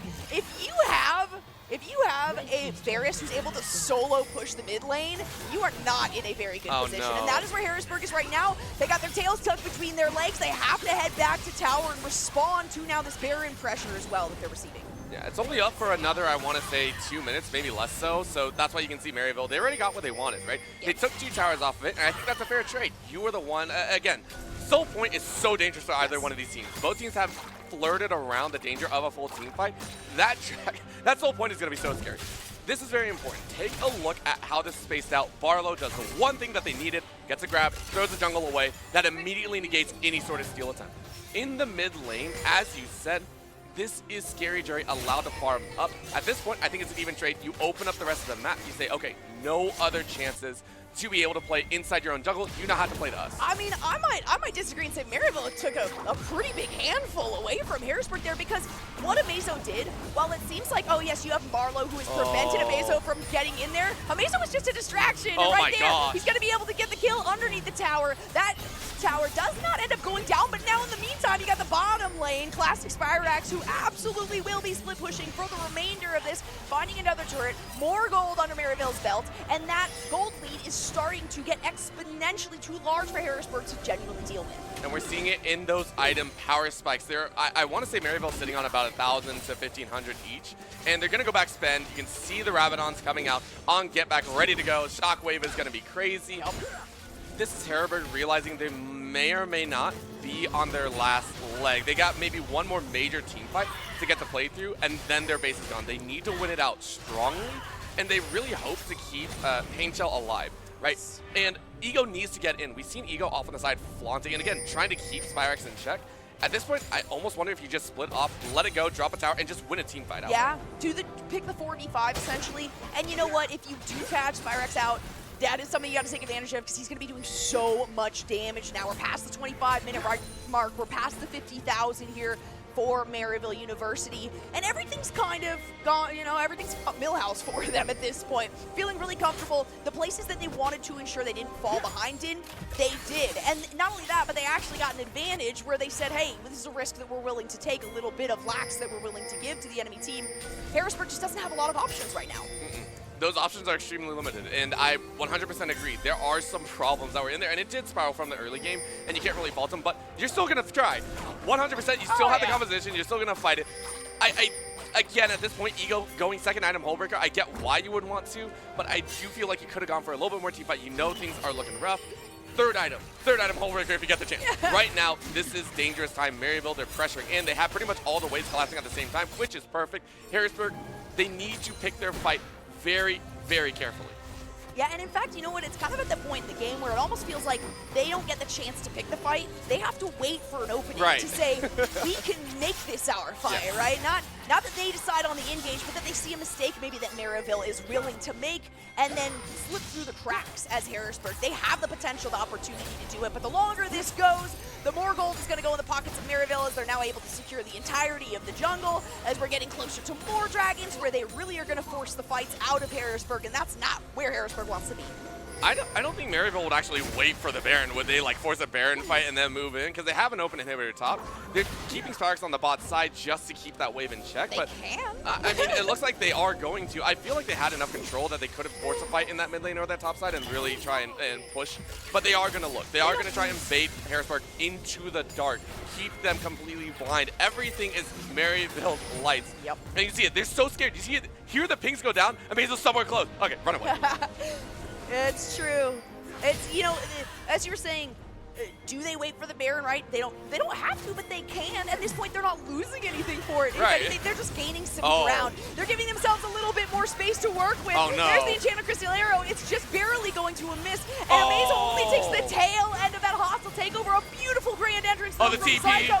And the quickness to follow it up. What a crescent guard to send away those members that are trying to engage, but it's too much damage. A beautiful flash coming out of Pickens, who just takes too much. Shockwave. The shockwave on top of it. The double Triple. kill. I can't even keep track of Spyrex. Dashing all over the place now, looking for the quadra here, and he will get it. That's it. That's the watch. That's all they needed in Maryville. It was a force out of Mazo said, hey, I found the pick. But Harrisburg, they tried to fight back. It was a good attempt. But Maryville just had stronger wallets at that point. They were able to drag the fight out, and it is done. What a fight. Maryville knowing how much more damage they can deal, how far ahead they were, willing to sacrifice almost their full health bars before they were able to fully engage. And they take game one, not quite decisively, but they definitely had a lot to say about the direction that game was going from the very start. There were some key changes that I really like Harrisburg for doing. First, the hard invade in. It was a late invade, but a hard invade, right? The full commitment to say, hey, we're going to try and steal away some of these jungle camps, really try and put Amazo behind. It almost worked. I would like to say it almost worked. And for that reason, it's just the brand truth that it just fell away a little bit too quickly. Well, let's take a quick look at one of our sponsors here for the NACE Starleague event. Thanks to Truth. Truth aims to empower you to make informed decisions about your health, both mental and physical. And that includes making sure that the risks of smoking, vaping, and nicotine don't slide under the radar. Learn more at thetruth.com. We also have Mavix. When you're in need of comfort tech built to outlast and outperform the competition, Mavix has your back and your butt. Get the most quality, customizable, and comfortable gaming accessories at Mavix.com. Listen, if I'm in a gaming session where I've lost 3 in a row, I'm going for that 4th, 5th, and 6th, okay? Listen, I'm having a rough time. I need comfort. I need to stay awake. It's also like 2 a.m. I'm not having a good time. But getting back into it, I do just want to mention that Harrisburg, I love the idea that they had. They said that they were coming out, and again, we got to speak with some of the coaches and the players, obviously not giving away strats or anything because I can't give away strat that I don't know of. But the idea is, hey, focus on that bot side a little bit. We knew that they were trying to pinch. It's really just that bot lane dive. If that had gone purely to Harrisburg, we could have seen a vastly different story. It just went to really, really well played by Scary Jerry and Zyko, realizing this is going to be the problem after finding him first. Said, okay, we're going to be in trouble. Let's go ahead and fight back. And Maryville just ran away with it after that. Yeah, that was the other side of it. You know, when we're talking about the win conditions, the fallbacks, the plan A's, B's, and C's, it's not as though Harrisburg didn't have them. It's just that Maryville was saying, okay, you know, if we do poorly in this lane, then we have to focus on this. And Harrisburg says, okay, if we do poorly in this lane, everything kind of faltered for them in the early parts of the game. So for Maryville, they're like, all right, if the top and bottom do well, top and bottom are doing well, mid lane, how are you? Excellent. All right, we're good on all counts. Right. And that was just something that Harrisburg didn't have really much of an opportunity. They still fought well for it, but we'll have to see how things play out because this is a best of 3 here for the NACE Starleague. So we're going to take a very quick break. You guys get your snacks, get your drinks, stay hydrated, and we will be right back with some more League of Legends here at the NACE Starleague Championship. I mean, I would actually say it's great recovery, right? This dive is going to be very interesting to watch. Oh, so much damage on a Barlow. First blood, it goes to Varus. The flash away from Zyko is not going to be able to get out of that one. Oh, Kidmeats falls to the flash. Well, but no way. Mako goes down too. That 3 flash is out. Oh, that's a problem. Zyko picks up the kill, though. The answer right now. Amazo's trying to get something bot side. He's trying to. Barlow near enough to tower, though, that there shouldn't be a huge problem poor here. Barlow. I mean, the wave's crashing in. I think this is a done deal. Hey, you know what? You do what you can. 1 tower shot is all that went off there. Down was a nice little piece, but it was a guess. Whenever you play Ashe, it feels like this moment of have at it. If it works, it works. If it doesn't, it doesn't. But it does leave that window open on this top side that we're seeing Ego get a little bit chased out. Oh, no way. There's the parry. Jerry. It's still a lot of damage, but it's not going to be enough. Ego makes his way out. No longer. So quick. It also kind of looks like there's almost this concedence or something of, you know, we'll put down Vision, but we're not going to really focus on Vision. There's the engage, though. A beautiful battle dance. It's followed up with Barlow trying to come in with as much as they can with the ultimate, but no, the hostile takeover, I mean, misses absolutely everybody. It's glowing too bright. Even trying to contest it. It was a mountain. This time around, a little bit more power behind it. A Chemtech to drag, and they're the first ones on it. They kind of have to be at that point, right? If you give Maryville Dragon priority, I was chatting with Zoom last night for Harrisburg University. He was saying one of the things that they noticed is one of their constant fallbacks is coming through from Zyko, but it's too much damage onto Amazo. Out comes the quickness, literally just to get in there, save Makeout. It's about to go down and will fall. Oh my gosh, it's the Varus damage, and Scary Jerry is living up to his name. No way that we get this Victor Page Shell able to make it out alive. He's sitting at a single. So much damage. Barlow is going to go down. It's Getback who picks up one, and the first tower falls, but it's for Harrisburg. I think that's a given. They're going to try and get more. You can see the jump down, a little bit of jump forward, and now the TP coming in. Let's see it. The TP comes in, and oh my gosh, poor Ego just cannot move. That was like 3.5 seconds of crowd control. Very, very little vision that they have, and hey, this is a good example of what they can do with that Abyss Watcher going in. This Fiora, Spyrax gets to decide, who is my target here? Let's make it Barlow to start things out. Kimby's on the backside, but who else is in the fight? It's also Scary Jerry. Zyko's going to be able to pick up that kill, though. Poor Fiora. I mean, a little bit slow, and Spyrax knew that. Also well done, expending the ults just to secure the kill. Paintail didn't even have a chance to flash. You need to secure that kill. They gave you the tower topside, and now that's a chase in mid.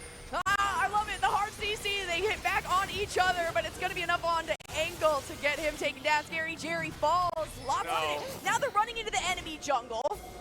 Can they actually escape out of this one? They're going to get pinched by Harrisburg here, as we can see over the wall is where this buy is going to go. Amazo engaging on Barlow. A lot of damage.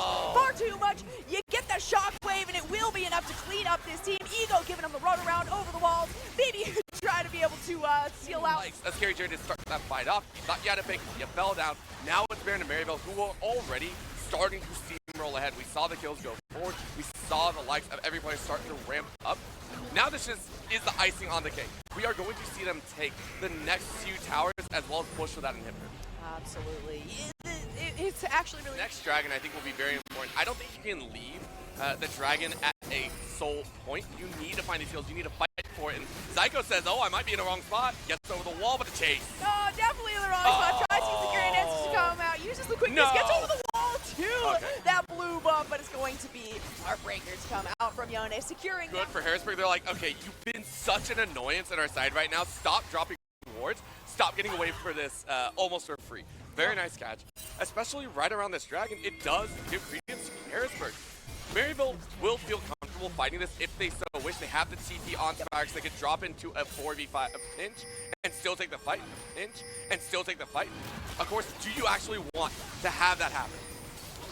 You see the pings coming out, of course, and that is Maryville saying, hey, we're going to secure this. Barlow trying to play a little bit of proxy to stop Amazo. In the meantime, it's also the mid lane that's getting a lot of pressure. If you have a Varus who's able to solo push... No other chances to be able to play inside your own jungle. You know how to play to us. I mean, I might disagree and say Maryville took a pretty big handful away from Harrisburg there, because what Amazo did, while it seems like, oh yes, you have Barlow who has prevented Amazo from getting in there, Amazo was just a distraction right there. He's going to be able to get the kill underneath the tower. That tail end of that hostile takeover, a beautiful grand entrance from TP. Zyko, and the quickness to follow it up. What a crescent guard to send away. Those members are trying to engage, but it's too much damage. A beautiful flash coming out of Kimby, who just takes too much. Spyrax, the shockwave on top of it, the double kill. I can't even keep track of Spyrax, dashing all over the place now, looking for the quadra here, and he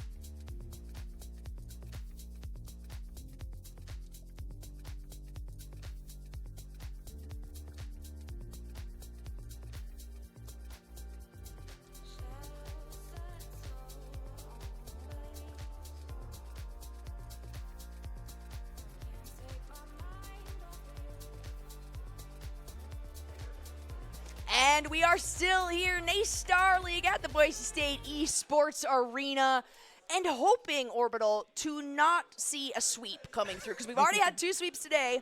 Maryville primed and ready to take that, but Harrisburg, hey, they're looking for the reverse sweep, right? With a double-sided broom. I don't really know what that would be visually. Be very interesting. You just twirl in your hand like I was having a wee. Some Jacks would use. Oh, yeah, 100%. It would be there, and then it's just like, why? Why do we give this over? I like the lamp more. Give me the lamp. Taking a look at the matchup, though, the drafts were very interesting to watch for, and the Ashe came out very early on. However, it really did feel like everything hinged on that bot side fight. So at this point, maybe it goes differently. Maybe they try and fight again on the bot lane for Harrisburg, get that dub over Zyko and Scary Jerry, maybe with a more aggressive ADC that has a bit more firepower behind it. Yeah, that, and then also, allowing for the counter pick for Maryville on the top side, going with the Yone. You like to see it. It's a spicy pick, right? But at the same time, the Fiora fit perfectly with the rest of Maryville's comp, right? They're like, oh, excellent, a side laner who's like good at these duels, while the rest of our team is looking for these big team fights. It worked out really well for them. So maybe trying to prioritize a couple more counters for Harrisburg would be good, but it does look like Maryville is still on the blue side, Harrisburg still on the red side. Oh, and I like this change up. So changing out that Akali ban, I believe, and moving into that Rakan. So that was another point. Zyko had so much power over those lane matchups. It was so painful to watch at points because you're like, man, the Renata class is doing well. Nope, Rakan's in your face. But of course, because you ban out the Rakan, you identify that bot side as more important. It still leaves Get Back Orianna up. And that was another point. Because they were left so far along, we saw Get Back actually started winning those 1v1s. Oh, yeah. It was absolutely a fantastic choice. Right now, Maryville is looking for consistency. We've talked about it a bunch. Orianna offers so much of that. She's going to be, solid in her lane. If you have to leave her alone, if she's in that mid lane island like we've been talking about, she's going to be doing just fine. But then when it comes to that team fight stage that Maryville always looks forward to engaging early on, nothing is as satisfying as like a 4 or 5 man shockwave that enables the rest of the team to clean up the damage, or even you pop the W after that and you clean it up yourself. Ooh. So for Harrisburg on the other side, they're going to say, hey, Maryville, we saw you do this. Let's see if we can do it better, but prioritizing more the jungle than that top lane. And this is the other side of it, right? This is what I was saying. Hey, let's go ahead. If you're going to go ahead and see the likes of an aggressive composition come out here, if you're going to see the likes of an aggressive jungler, an aggressive ADC, that can be a good hover. It's not locked in, though, so it is going to be that Wukong to challenge and be able to disrupt a lot of formation. And it still falls within the range of that Orianna Shockwave combination. You can still say, hey, we can have that power. Wukong, in my opinion, I personally don't like Wukong, mostly because I have never seen, at least in my games, a good Wukong player. Here in Collegiate, it's perfect. Play with me, and not that I'm in Collegiate. I love Wukong. I like the aggression. I like the wombo combo ability, and maybe Maryville is also, they're doing another kind of spicy pick here for themselves because they have that 1-game buffer. They are looking at the potential for a sweep if they continue on and do well in this game, but it's going to be a Sivir lock-in, so a response to the Varus, still allowing themselves a little bit of leeway with the counter picks, and that Victor is once again picked up for Pain Shell.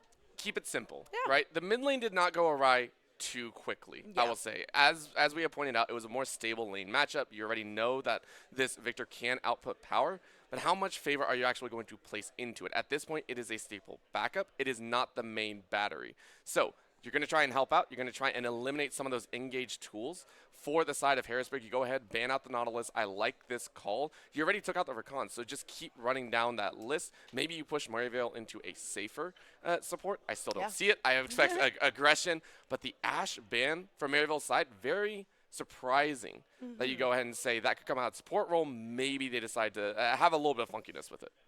Yeah, that is actually quite interesting.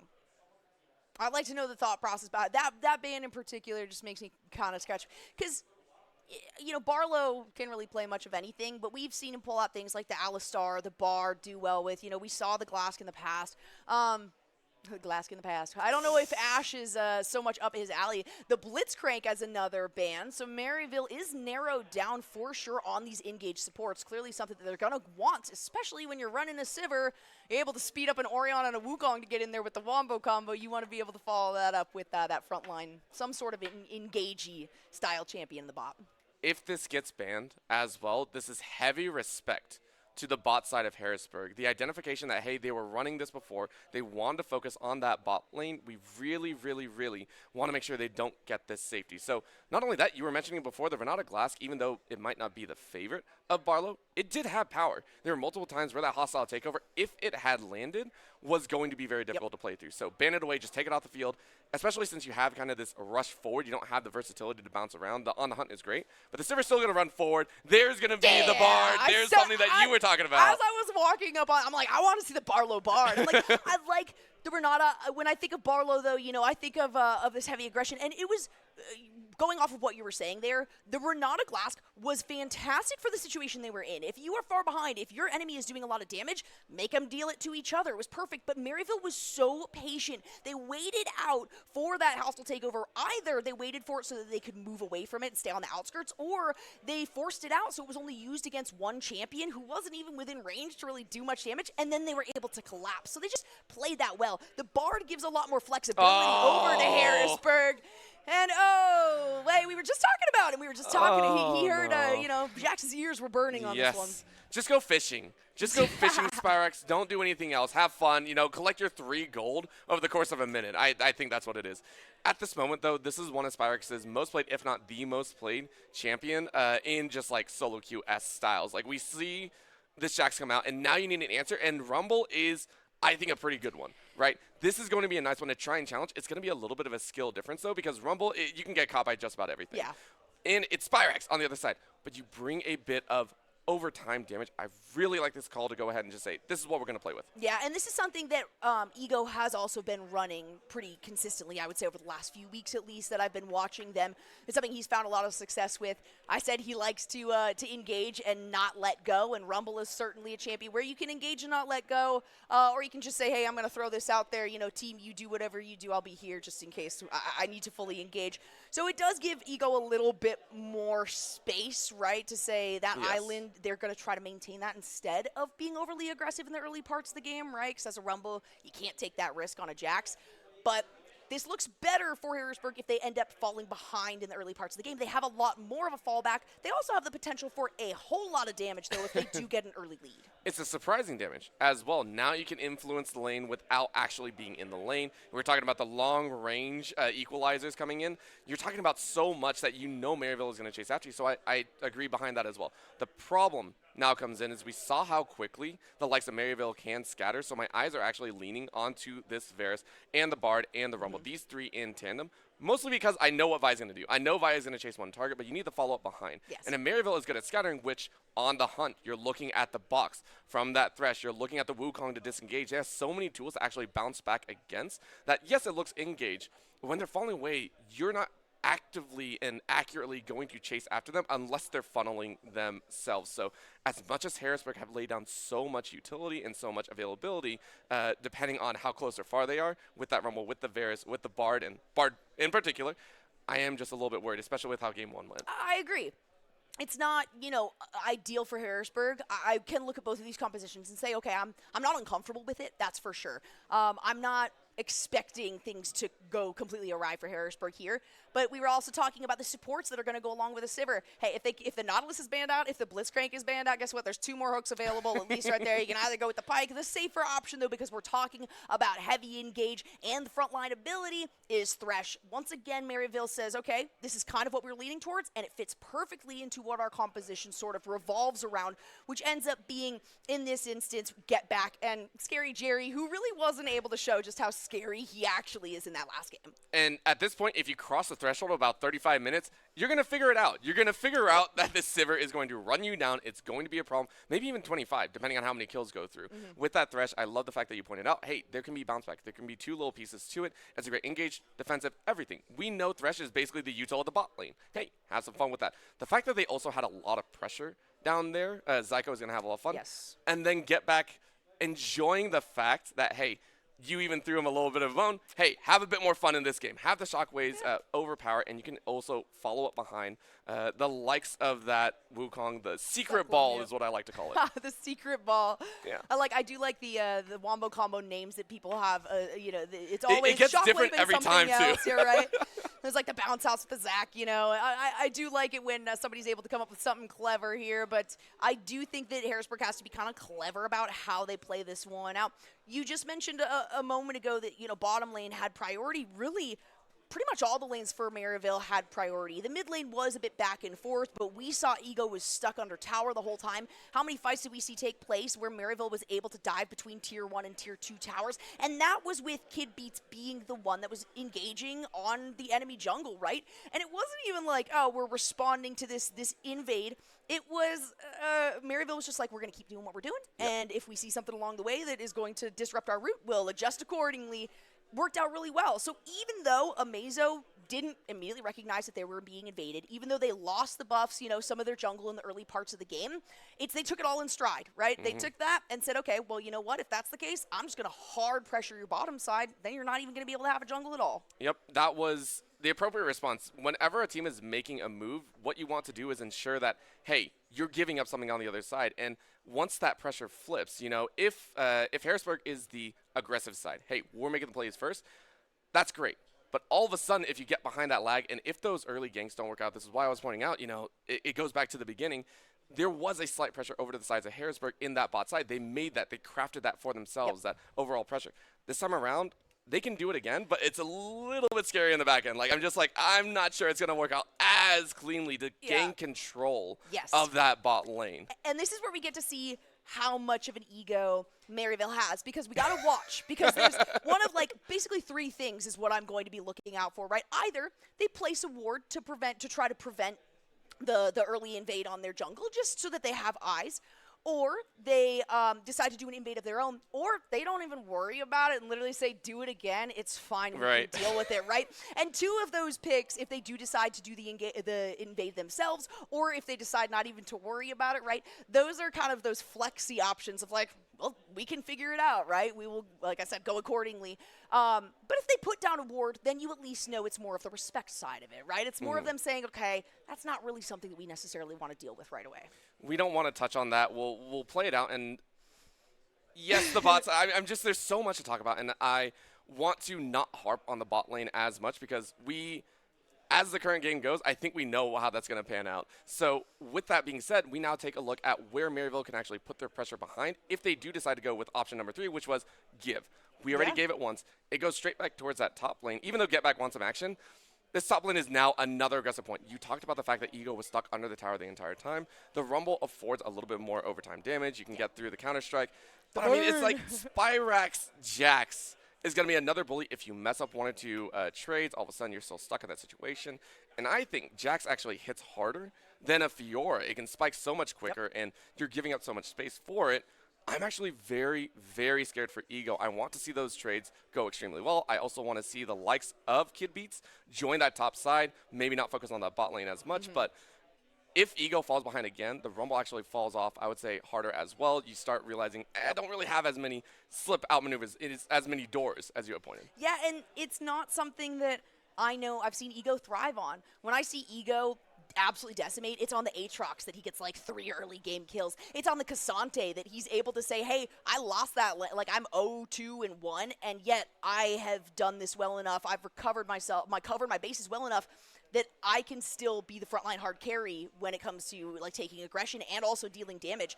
So with the Yone, you know, with the Rumble, it's less of the general playstyle that I'm used to him doing, of having this sort of sustainability, right? Like the Viego style of, you can deal damage to me, but I'm going to recover some. But I'm going to make it so that you're annoyed with how much damage you have to deal to actually get me down to 0. Rumble doesn't quite offer that. And you know, we talk about mobility. Yeah, he has some mobility innately in his kit, but it's kind of it's still sort of you're either in it to win it or you're not going to come out ahead.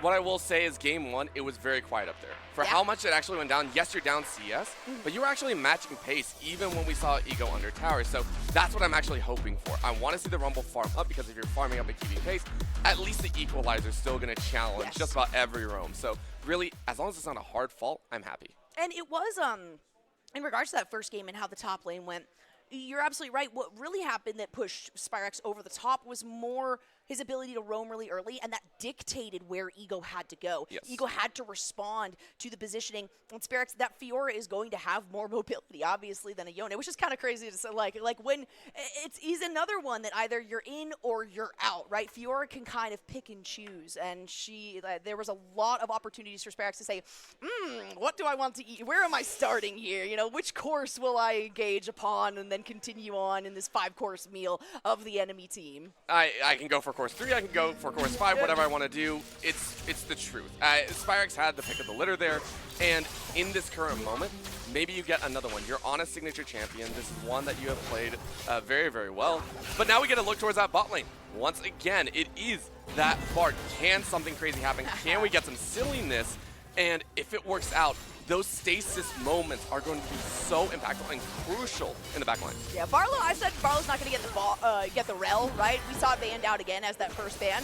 Barlow on Bard, though, that's my follow-up, right? If I want to see something really good where I know there's going to be solid consistency, I know there is going to be a lot of understanding of how well this champion plays out, Barlow's Bard is just rude. Honestly, it's just rude. And if Bard is able to get that pressure early on, just feed up that Varus like we saw in the last game, but for the other side.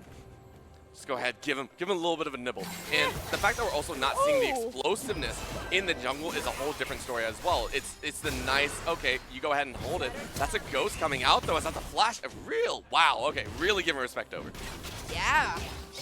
I mean, hey, you know what?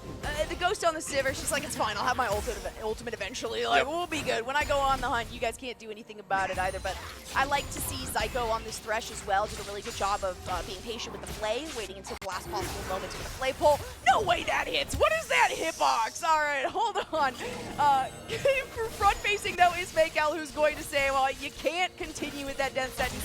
You have to back off after it. Barlow just gets disrupted a little. The problem now, of course, is the fact that Amazo is roaming down, so Harrisburg need to be a little bit cautious of how over-aggressive they want to be. They have the damage factor, and Makel hits level 3 first, so yes, you can ramp up, but if you're not tracking that jungler very quickly, if you're not tracking Amazo, you might be in a world of pain. So I want to see them track it. They know their own jungler is on the top side, so they're okay for right now. Yeah, they're okay, and they also can see, you know, Varus and Sivir are both ones that are going to be expending a lot of mana. Right now, we see that Scary Jerry is a lot further behind in mana. Has to be super careful about when to throw out. Oh no, when to throw these out. The engage with the death sentence. Oh. It's a burst blood going out of Barlow. That ignite should do it. No way, Zyko stays alive. The ignite as well coming through from Barlow. This is why I was saying you got to be very careful about how far you want to push up. And you didn't even hit the hook, right? You hit a minion, but you knew what was coming. It's the Thresh Lantern in. Just very well done by the side of Maryville to understand this is our moment to go. And again, you don't actually have to hit the champion. You can just say, as long as I get my jungler in range, we know Barlow doesn't have flash. You know they're not really going to respond with aggression. It's easy work. And Barlow says, almost I can get it. Nah, Zyko, I live, I'm good. You know, it's funny too, actually, because Zyko, he didn't even wait to see who he hit. He just spammed the Q there. Yep.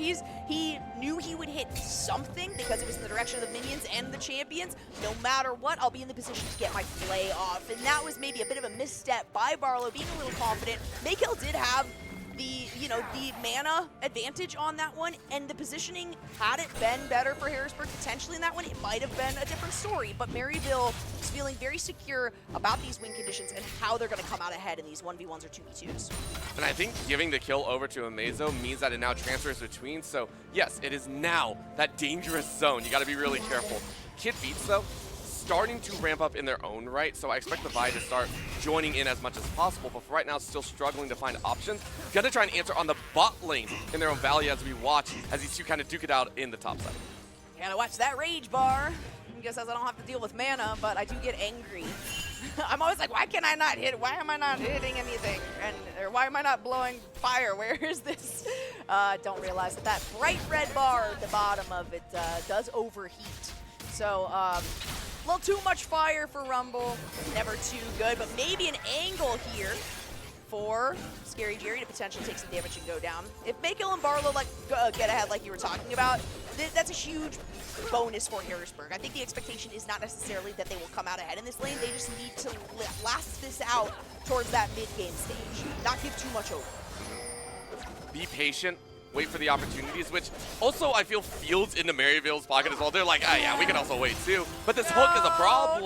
Barlow should be fine getting out. I say that. Okay, yes, there it goes. Oh my gosh. And with Dragon going on behind it, Maryville are more, hey, we can aggress this a little bit. We know our jungler can come over, so have a bit of fun with it. He just wanted to take a trip, man. He just wanted to get into his magical journey. He got pulled out of it. Really good hooks coming from Psycho. And that's another one I've been talking about mana, or touching on mana. As a Thresh, if you miss 2 hooks, you're like, well, there's my mana bar, cool. You know, no more death sentences from me. Just wait until we're in a team fight and I don't have enough to throw out the box. But they have been so good coming out of Psycho. Maybe another one there. Maykel getting lucky with the positioning. Probably realizing that that blind bush likely has a Thresh in it. This is what good players do. They understand where most of the players are, even without seeing them on the map. It's very, very important. You need to start predicting where they move, how difficult it can be. Mako also realizes you're playing with a Bard, and 100% you know the Bard's going to roam, so most of the time you're in a 1v2. You need to hide behind your minions. It's so easily played. So really, we're watching those CS numbers, those differentials between there. At this point, I expect the likes of Scary Jerry to start ramping it up if you identify that the Bard is roaming. For right now, no roaming though. For now, no roaming, but you know, Scary Jerry does have to realize that right now he's got the advantage on damage. He's got to feel good about that, wanting to get a little bit more pressure here on this bottom side if possible. We got to see Kid Beats try to take a bite out of somebody somewhere though. Vi can eventually leave the jungle. That is something I've heard, and she kind of needs to relatively soon to be able for Harrisburg to make some sort of impact to the point where Maryville doesn't just take over this game. I mean, I expect the pacing to continue at this rate, especially with the likes of Dragons and most objectives just taken at a very natural, leisurely pace.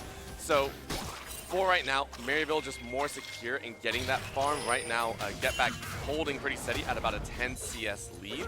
We're really watching both jungles as well, just like, where do we really want to chance these angles? But the shield goes down, and if it's dodge, I mean, that was as simple gets there on the dodge. I swear, so you know what? When I see Chains of Corruption, I don't even count it as like a dodge. It's either it hits or classic Chains, it doesn't hit. It's not even that they dodge it, it's just that it doesn't hit. That's one of those ultimates where I'm far more impressed when it lands because it is so easy to dodge. It's so easy to get out of the way. You see it coming. You know that Varus is turning around. If Varus turns around in that instance, he's doing it so that he can get crowd control on you, right? Especially with Barlow navigating up on the back. So not as great, and Maryville says that's okay. On the hunt that we have, you know, potentially for a responding play can be followed up with a lot more damage if the jungler decides to participate. Junglers at that point not participating in the bot lane in any sort of capacity. That was Amazo saying, I get this Herald. And last time, it was Harrisburg that were able to pick up the first Herald. This time around, Maryville with control in mid, and with Get Back, unfortunately missing out on that plate, still very much in control, has an item in pocket, doesn't have the 2-piece, but has the boots. You're more than comfortable saying, if anything, in a 3v2 or in a 3v3, we are going to have that advantage. So really, really liking this pace, waiting for Amazo to decide which lane you want to drop this Herald in. This Herald could be that breaker, right? Break that stone wall that's been sitting for the last about 9 minutes. I feel like at this point, I sincerely need to see Kid Beats participate in something. Yes. Whether it is trying to do something in the jungle, whether it is trying to maybe put some focus on going towards another objective, right? Like the next dragon. I need Kid Beats to engage somewhere. I would prefer it be, you know, helping out one of these lanes, get a kill or two so they can even things out. It's only a 1-kill game, so it's not crazy. But the longer Kid Beats just tries to stay in this jungle, you're not going to outpace a Wukong at this instance, especially when he's been able to, you know, Wukong's been able to invade onto a couple lanes, throw a gank or two out, and still be ahead in CS. So as Vi, you need to start making plays right now, otherwise you're never going to be able to. It's also another factor that I don't know if you saw it, but we just watched Spyrax walk from top to mid, not seen at all, and force a flash out of Pain Shell. If the top laner is allowed to gank, and your jungler is still kind of running, it shows a little bit of conservatism there, and it's very dangerous, especially for Vi, who hit level 6 a while ago. I want to see that Vault Breaker in, even if you expend the flash. Yes, it has not been a good 70-30 chance. It hasn't been that optimal percentage. You got to start taking that 60-40, that 50-50. That's like the shot, you know, hey, Michael Jordan, you miss 100% of the shots you don't take, right? It's so basic, but it's true. And at the end of the day, you're just going to keep giving things over to Maryville. Like I said, the objective focus has already been for Maryville. I mean, also the vision. The vision's another thing I gotta touch on. They just now laid down some wards towards that bottom side, but look at how deep the vision is from Maryville. They're anticipating finding a pinch here. They're anticipating finding success. There you go. A nice trail from the bottom lane. The death sentence to follow it up. Hand to kill over to the Jax. He's able to use Grandmaster at arms. Let's try to respond here in the mid lane, but it's a flash away from Get Back, who's able to escape. Oh my it's gosh. multiple summoner spells coming out of Harrisburg, and they don't get anything under their belts for it. And they expended 2 ults when Dragon is coming up in a short factor. They were trying to respond to the top side, and now Amazo knows, hey, they don't really have much. The Chaos Storm is down, same as the Stasis. You don't have that safety from Harrisburg. You don't have that setup ability. Honestly, if Maryville decide to push, if they can get back to TP in very quickly, you have control over this Dragon. I don't see, even with the wards up, you don't really have the damage there. So right now, it is scary, Jerry, to be like, yeah, I know you're coming for me next. Yup, and you don't have the Bard ultimate either, right? You do have Chains of Corruption, you don't have the Chaos Storm, and Kid Beats can't decide to ult unless he wants to go in. Now on the other side, you've got Shockwave Cyclone combination that is up and available. Hey, y'all are grouping around Dragon? Excellent, that's right where we wanted you, right? We'll step onto the plate. There is the equalizer that's gonna come up on the top side as we get a double fight going on. It's a flash away from the Sivir, who's going to get taken down by the mid lane. In the meantime, we have another fight going in favor of Harrisburg as Kid Beats finds a kill. It's not over. That's what they needed. Oh no, it's not over. They still want to go. It's a flash away though. Kid Beats managing to get out of the shockwave. Oriana still has a consolation prize. It was a very small consolation prize though. Take in fact that Maryville said, even though they have all this down, we're not going to go for that Dragon. We're going to try and use it to push advantages in the jungle inside of these laning phases, get more CS. It actually ended up backfiring a little bit. The TP combination on the bot side, hey, 3v2, really nice collab said, hey, Scary Jerry, you're not going to have it. And then the force in the jungle on the top side was a 2-piece hitter. We see the fight break down, and on the top side, we see this consolation prize, as we said. The fact that you were not able to catch 2 feels bad. That right there felt like it was supposed to be that resounding answer. You were supposed to be able to grab 2 back. Kid beats Liz and tells another tale. And not only that, but you know, you're talking about Spyrex ending up using the flash to have to secure that 1 kill. So you take a little bit more for yourselves. A lot of that engage that's going to be available for them. You know, he's still got the jump, but he now doesn't have a flash jump engage, which is a big part of him trying to find these kicks. Here we have some more roam, though, coming through as Get Back goes in. He might not be able to use the shockwave just now, but he can still do a ton of damage. He's going to have to deal with that overheat, and he can't do much damage there. More success for Maryville. I love the identification. Hey, look, top lane's winning. Don't worry about it. We don't even have to worry about this Dragon. Give it up. Focus. Let Spyrex take over this game. And there is no real answer right now. Oh, man. That's not what you want. The hook into the box to take that. The shockwave on top of it. You do have a bit for Chains of Corruption, but what more does that get you? Nothing other than a pat on the head. Maryville, they might be sitting down, but they are getting their steps in today because the roam that we've seen from everybody, they've been all over the place. They're just jaunting. It's like a leisurely jaunt for them.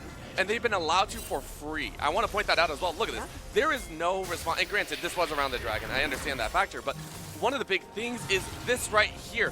What was thought to be a safe route for Pain Shell ended up in death. Yes, he responded to 1, but the shockwave drew him back. And Maryville say, thank you very much.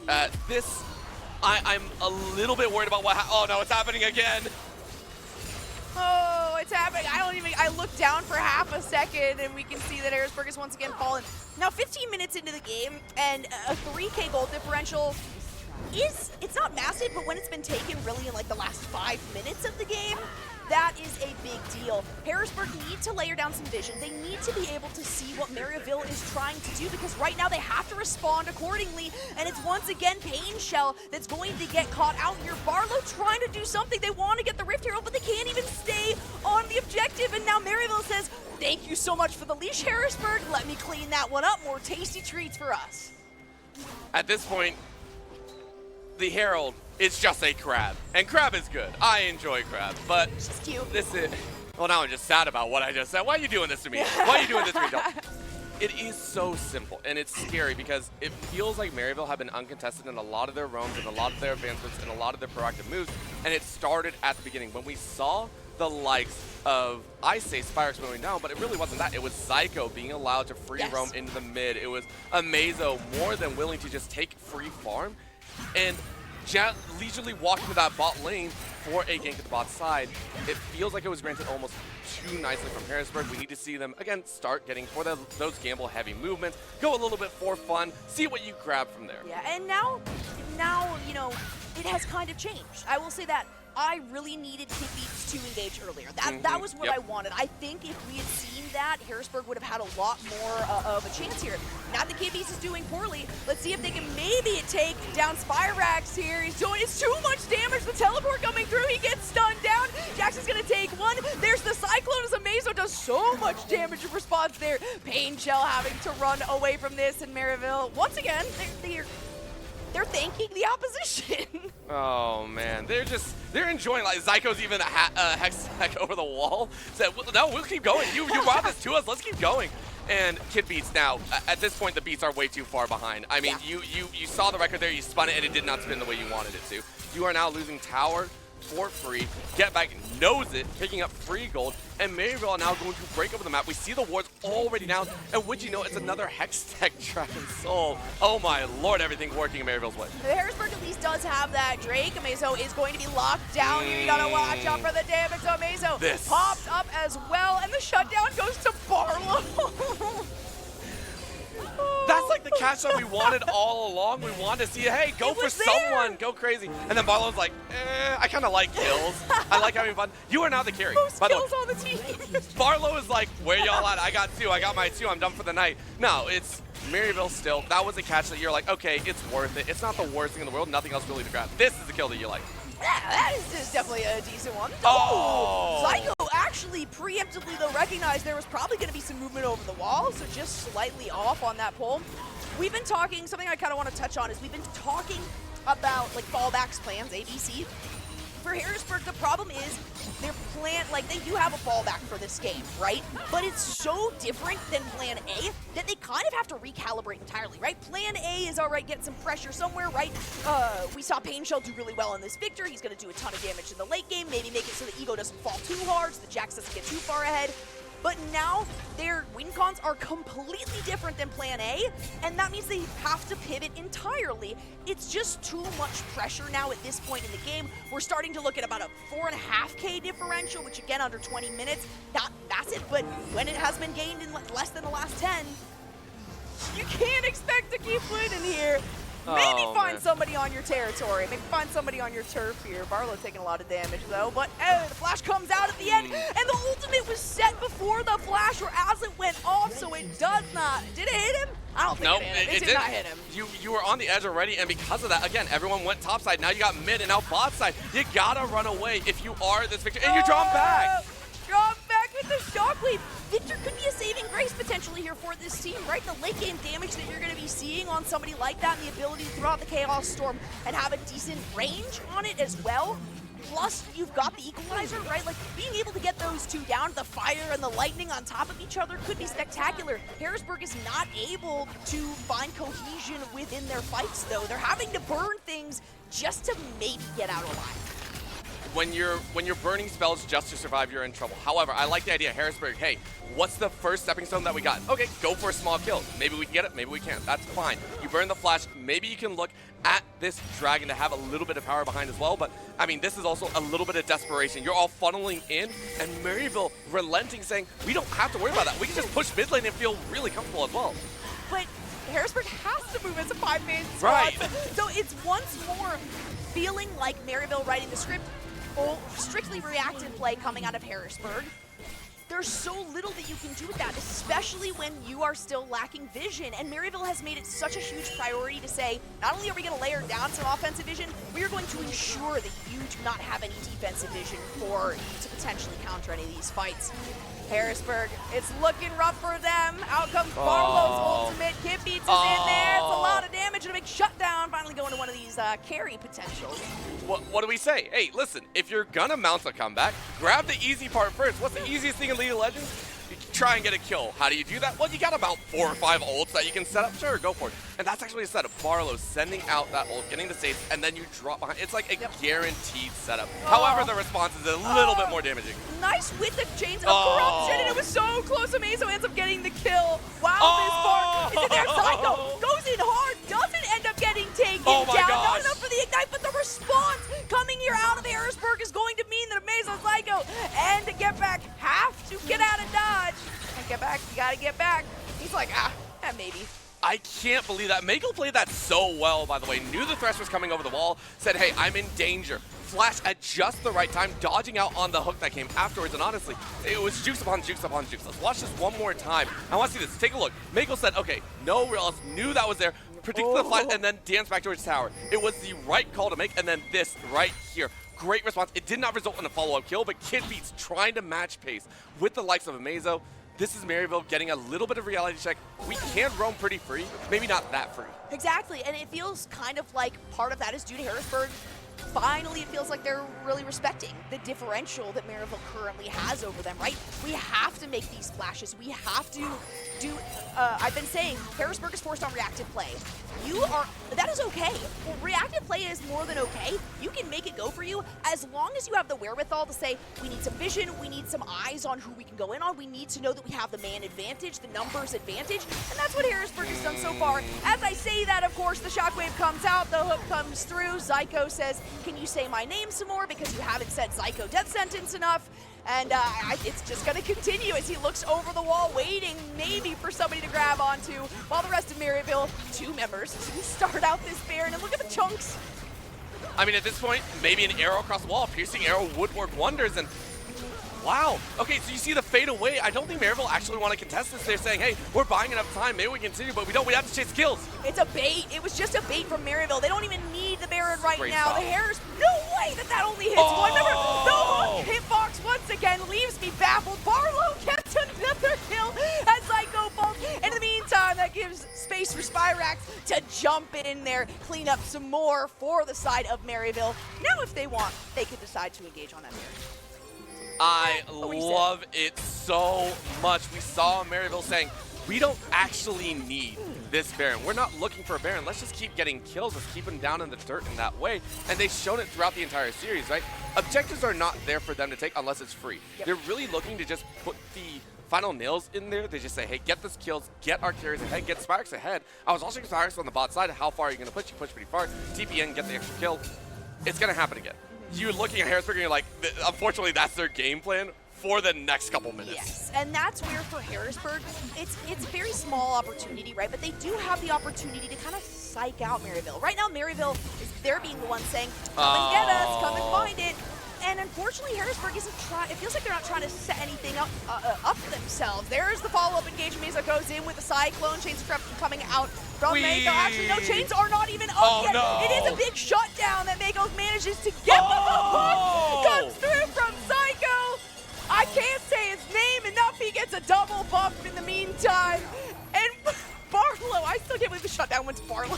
Psycho is freaking psycho. This is ridiculous. And not just that, Maryville are ridiculous for being able to play on 2 fronts and win it out. Spyrax on the far side won a 1v1 situation, and because of that, you're now in danger. Take a look at this once again. This catch has been Zyko all day long, and then the follow-through behind Kid Beats realizes they're in trouble. Meanwhile, on the bot side, an engage came out from Spyrax, said, I win this 1v1 all day long, and then the shockwave prediction from Zyko said, I know where this Varus is going to land. It's an easy wash across the entire front, and it's a problem. At this point, Harrisburg are on their last leg. Maryville are opening that door wider and wider. Definitely. We're looking at 6 towers to 1 tower, right? So at least Harrisburg has one locked in for themselves. They do have 2 of those dragons, but what difference does that make when you're talking about a 7K gold lead that Maryville has at less than 25 minutes into this game, to the point where Maryville is literally baiting Harrisburg because they're like, we're going to get another objective. No, we're not. We're just trying to get you guys. Something needs to be anticipated by Harrisburg, and they need to go in with a game plan of, hey, we're going to juke out Maryville, and this is our response. This is our reaction. That might not be the engage you want, though, because Kid Beats is going to take a lot of damage. Shockwave. The equalizer drops down, but it's right on top of Bard's ultimate. So the damage from the equalizer is not enough. Same thing to be said about Pain Shells, Chaos Storm, Bard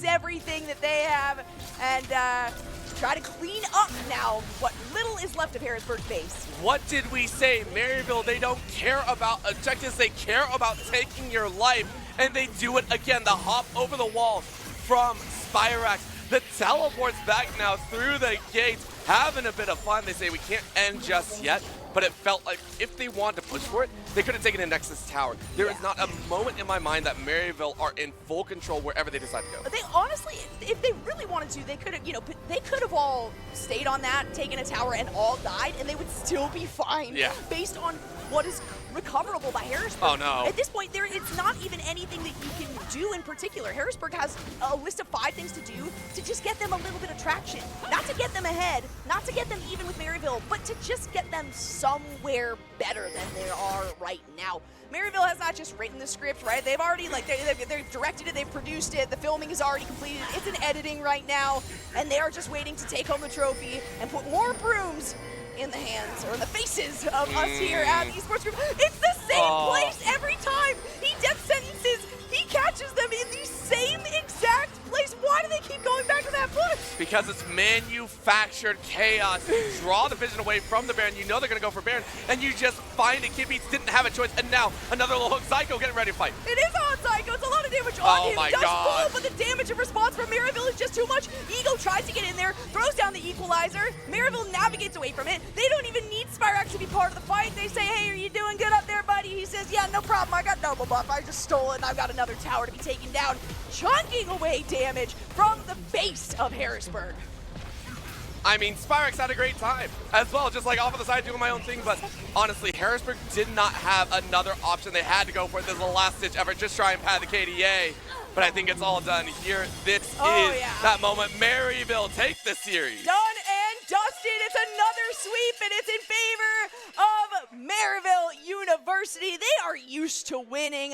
Look at the smiles up there. Harrisburg did put up a really solid fight, but my goodness, when you are backed into a corner that quickly and prevented from playing any part of the game that you want to, there's not a lot that can be done there. So props to the Storm for putting up such a good fight here. And I'm glad I got to see the Bard come out. You know, that was the one thing I was requesting. Let's see a little bit of that. Let's see a little bit of a classic Harrisburg. And Barlow did a great job, but just was unable to execute things because, hey, I keep saying it was written by Maryville. Apparently, I didn't catch that script.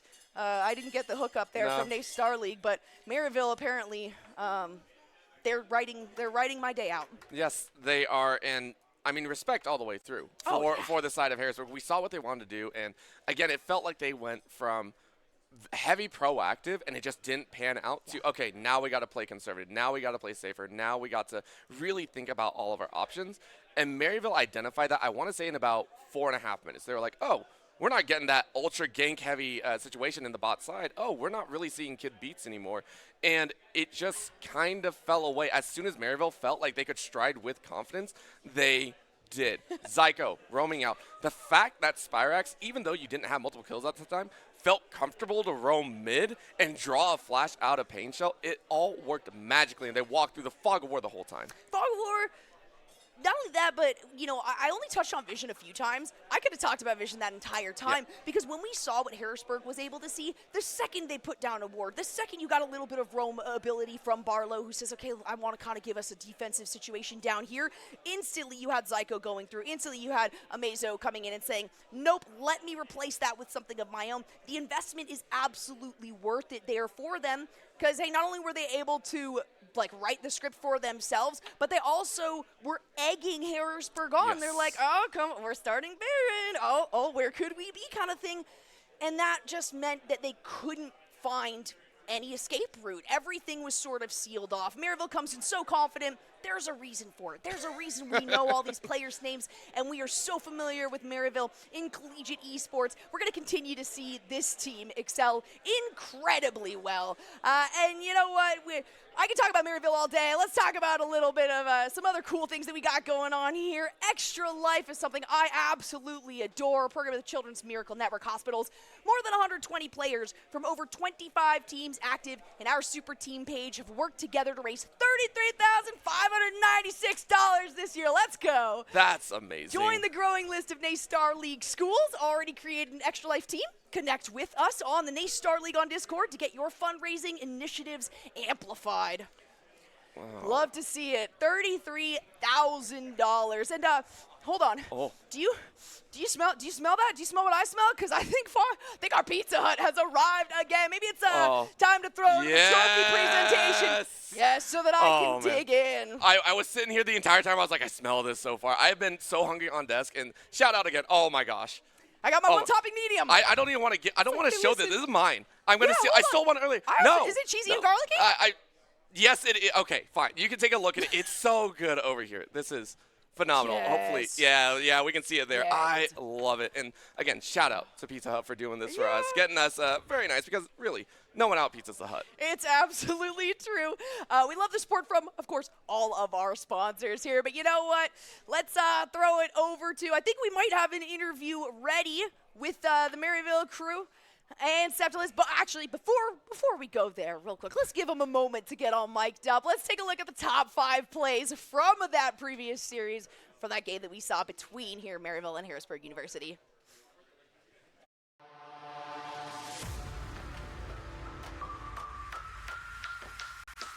Burn the Flash, maybe you can look at this Dragon to have a little bit of power behind as well, but I mean, this is also a little bit of desperation. You're all funneling in, and Maryville relenting, saying, we don't have to worry about that. We can just push mid lane and feel really comfortable as well. But Harrisburg has to move as a 5-man squad. Right. So it's once more feeling like Maryville right on it. Now they're running into the enemy jungle. Can they actually escape out of this one? They're going to get pinched by Harrisburg here. So we can see over the wall is where this bot is going to go. Mazo engaging on Far. A lot of damage. Far too much. You get that shockwave, and it will be enough to clean up this team. Ego giving them the run around over the wall. Maybe try to be able to seal out. Just a bait from Maryville. They don't even need the Baron right now. The Harris, no way that only hits one. Remember, no hitbox once again leaves me baffled. Barlow gets another kill as Psycho Funk. In the meantime, that gives space for Spyrack to jump in there, clean up some more for the side of Maryville. Now if they want, they can be the engage you want though, because Gibby's going to take a lot of damage. Shockwave. The equalizer drops down, but it's right on top of Bar's ultimate. So the damage from the equalizer is not enough. Same thing to be said about Pain Shells, Chaos Storm, Barlow. The heavy carry on the side of Harrisburg is now running away, and Maryville does not place. Why do they keep going back to that push? Because it's manufactured chaos. You draw the vision away from the Baron. You know they're going to go for Baron, and you just find it. Kid Beats didn't have a choice, and now another little hook. Psycho getting ready to fight. It is on Psycho. It's a lot of damage on him. Oh my Does God. fall, but the damage and response from Maryville is just too much. Ego tries to get in there, throws down the equalizer. Maryville.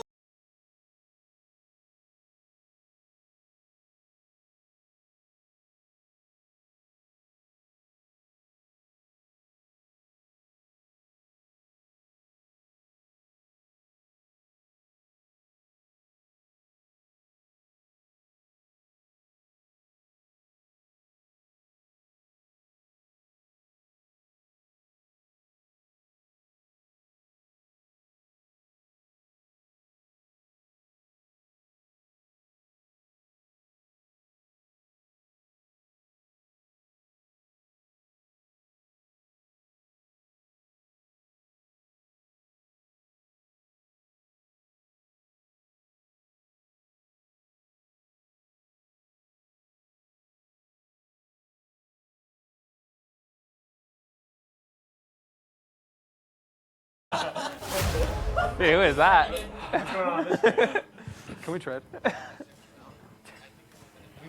Hello, everybody, and welcome back to NACE Starleague Fall 2023 Grand Finals. I am Septilence, joined now by the Maryville League of Legends team. They win in a very impressive 2-0 fashion, so we're going to get the chance to talk with a couple of them, the whole team here, but questions mostly for Scary Jerry, a.k.a. Jerry, and Get Back players, of course, of the team. So my first question is we see early on, and actually full disclosure for those at home, League of Legends is a game I don't know a lot about, but I watched enough. I took some notes. I learned some things. So we're going to see how much I actually learned here. But early game, I feel like you guys were seeing little resistance. You guys got to get away with things that we don't traditionally see moving forward or getting away with. So what do you guys feel like you were able to do? When did the snowball really start in the game to get a victory? Did it start with something like an early snowball with a lack of resistance, or was there something that maybe an unknowledgeable viewer like me may have missed?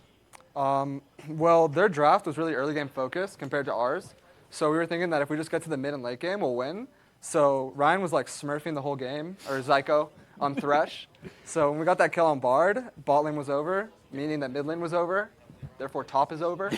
So that's when the game became pretty easy. Most definitely. So I definitely think that the game becoming a little bit easy comes from the snowball, right? You clear one, turns to two, turns to three, game's over. Exactly. But when you guys were moving into that second game, or when we saw the bans of Varus and Vi being taken away, those bans coming through, those options no longer being capable or able, how did that impact either team momentum, team synergy? What kind of shifted on your side? And then how were you still able to find a victory through it?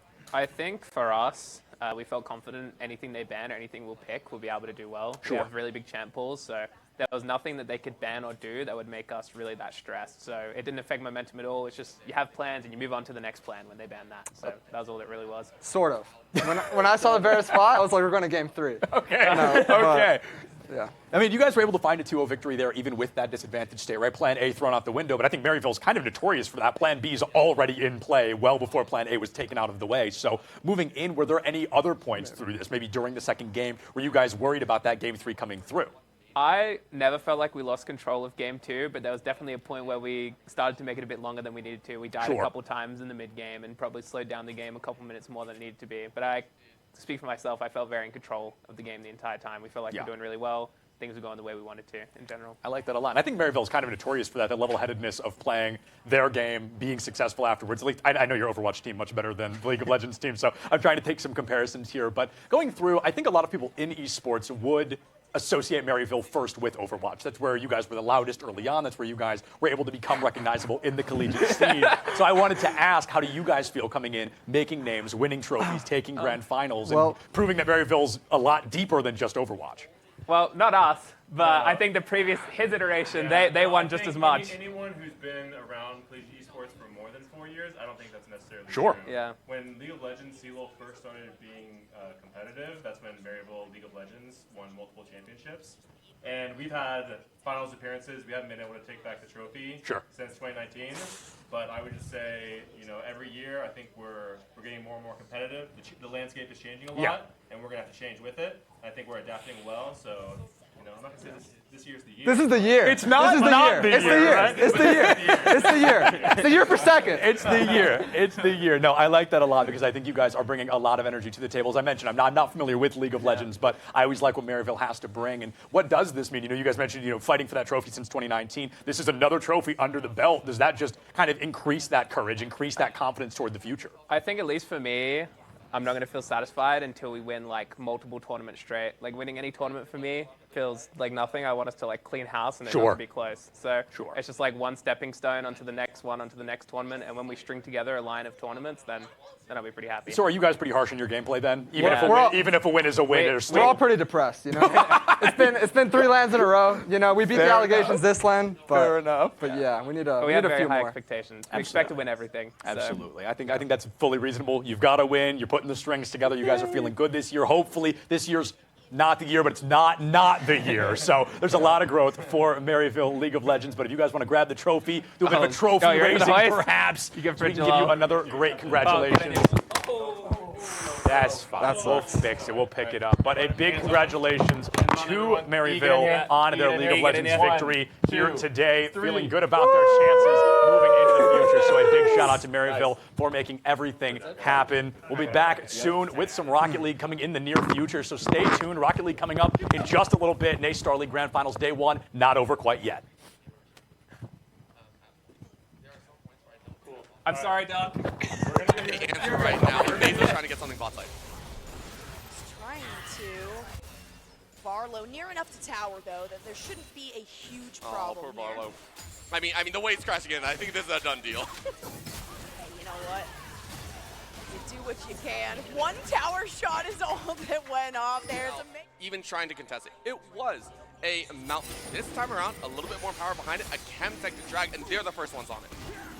They kind of have to be at that point, right? If you give Maryville Dragon priority, I was chatting with Sue last night for Harrisburg University. He was saying one of the things that they noticed is one of their constant fallbacks is coming through from Zyko, but it's too much damage onto Amazo. Out so comes the good. quickness, literally just to get in there. Save Mako is about to go down and will fall. Oh my gosh, it's the Varus damage, and Scary Jerry is living up to his name.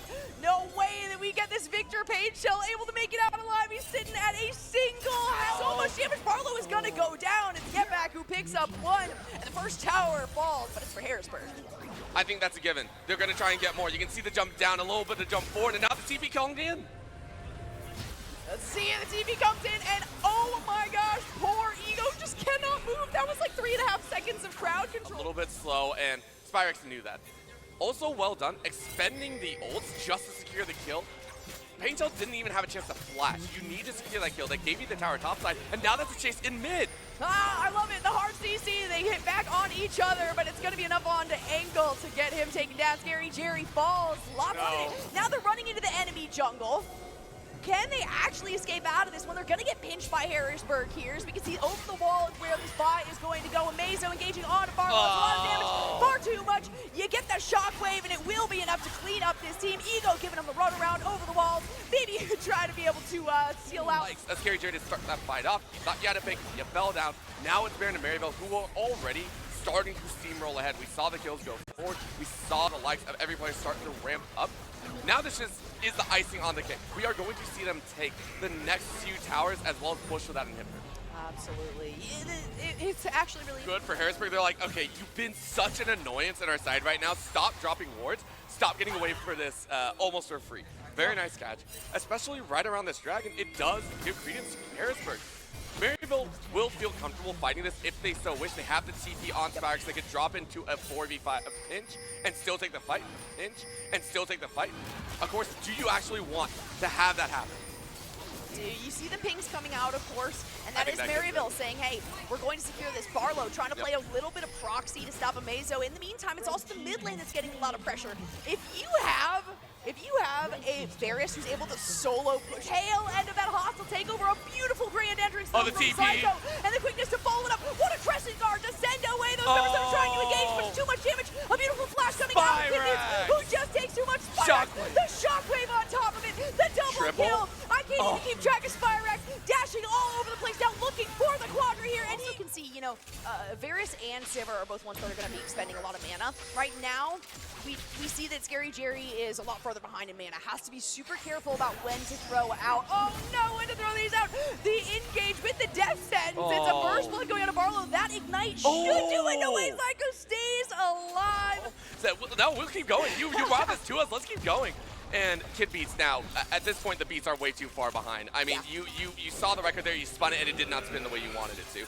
You are now losing tower for free. Getback knows it, picking up free gold, and Maryville are now going to break over the map. We see the wards already down, and would you know, it's another. That's it, but when it has been gained in less than the last 10, you can't expect to keep winning here.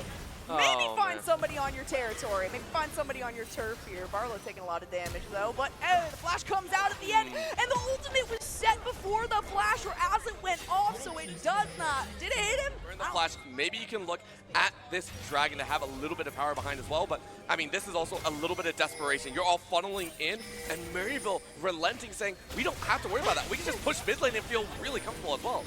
But Harrisburg has to move as a 5-man squad. Right.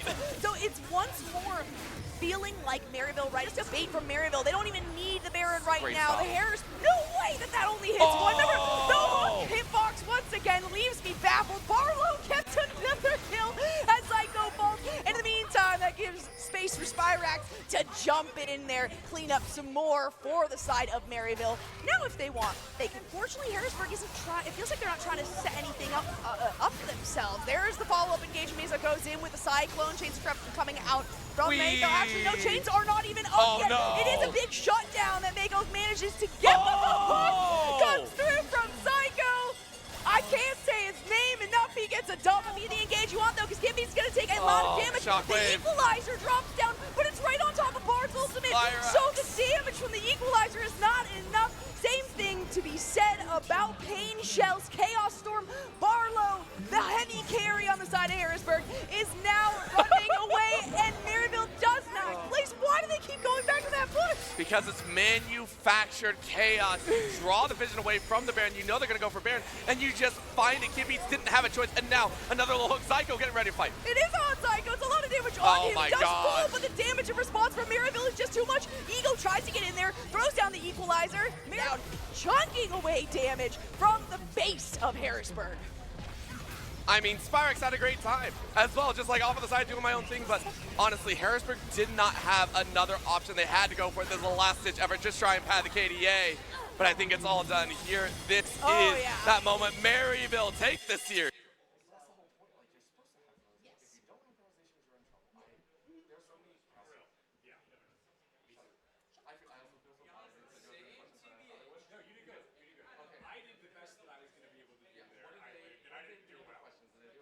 Oh shoot, I didn't even think about that. No, so that's why you saw me on my phone a good, like, 50% of the last game. Yeah, I was like, trying to kind of extend because I saw that you had your phone out, so I was trying to extend what I was saying. Yeah, I didn't want to talk too much. Curtis came over, and I was like, I promise you I wasn't, like, sending texts to, like, any of my friends. Oh, It's no. literally Seth asking. I read the questions to the Maryville guys, and I was like, I trust Oracle in these questions. I was like, I'm not sure I'm asking. Oh, no, that was a terrible idea to trust me. Like, I was like, I'm not Well, asking you put Varus 5, and I didn't realize those were two different people. Oh, So I'm so no. glad I asked the Maryville players. no. Because I was like, who's Varus 5? He's like, you mean Varus and 5? I was like, yes. That's like, I mean, if you were like, I felt bad. I felt bad. like Vi and Victor, Victor's name The triple literally V's, has I thought that was really funny. Victor's name has Vi. You know, But it was so fast-paced, and I was like typing out, I was like, oh yeah, I gotta text him. And I realized I didn't properly identify, but hopefully they still enjoyed it. They did well. It I was- think it was I a did lot. as well as I could have, which is a low bar for a given author. It was a slaughter. Like, I was literally trying to grab interesting questions that would be a little bit fun. At that point, it was like, how did you feel about having your champions taken? Did you feel that? And then, like, one of them was like, how did Spyrex feel on Jack? You literally had a free lane, and then afterwards it was like, I may have hurt one guy's ego on accident a little bit, though. I just mentioned that, like, on my side of esports, that people recognize Maryville for Overwatch very often, and granted the league teams in the rest See, of the for world, me, which I did not for know. me, when I think of Maryville,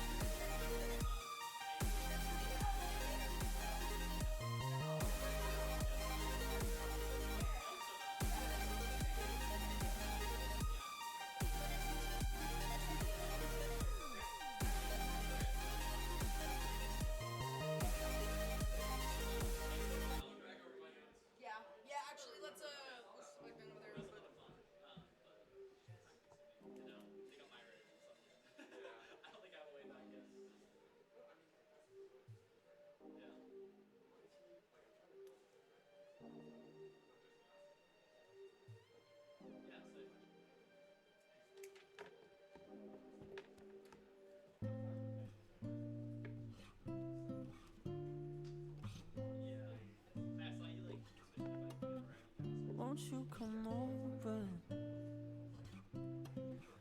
Dying to know where you came from. We're breaking open. Feel like our future's just begun.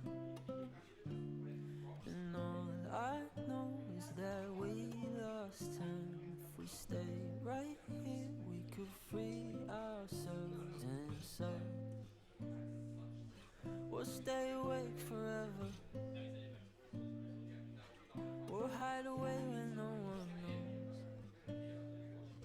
Let's run away together.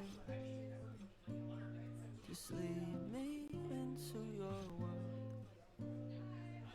We'll stay awake forever. We'll hide away when no one knows. Let's run away together on our own. Just lead me into your world.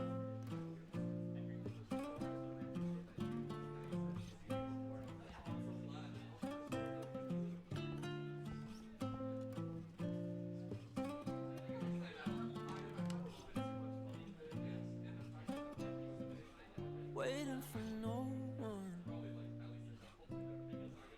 We're heading straight up for the sun. They'll never notice. We'll take these cities on our own. And all I know is that we lost time. If we stay right here, we could free ourselves inside. We'll stay awake forever. We'll hide away when no one knows. Let's run away together. Just lead me into your world. We'll stay awake forever. We'll hide away when no one knows. Let's run away together on our own. Just lead me into your world.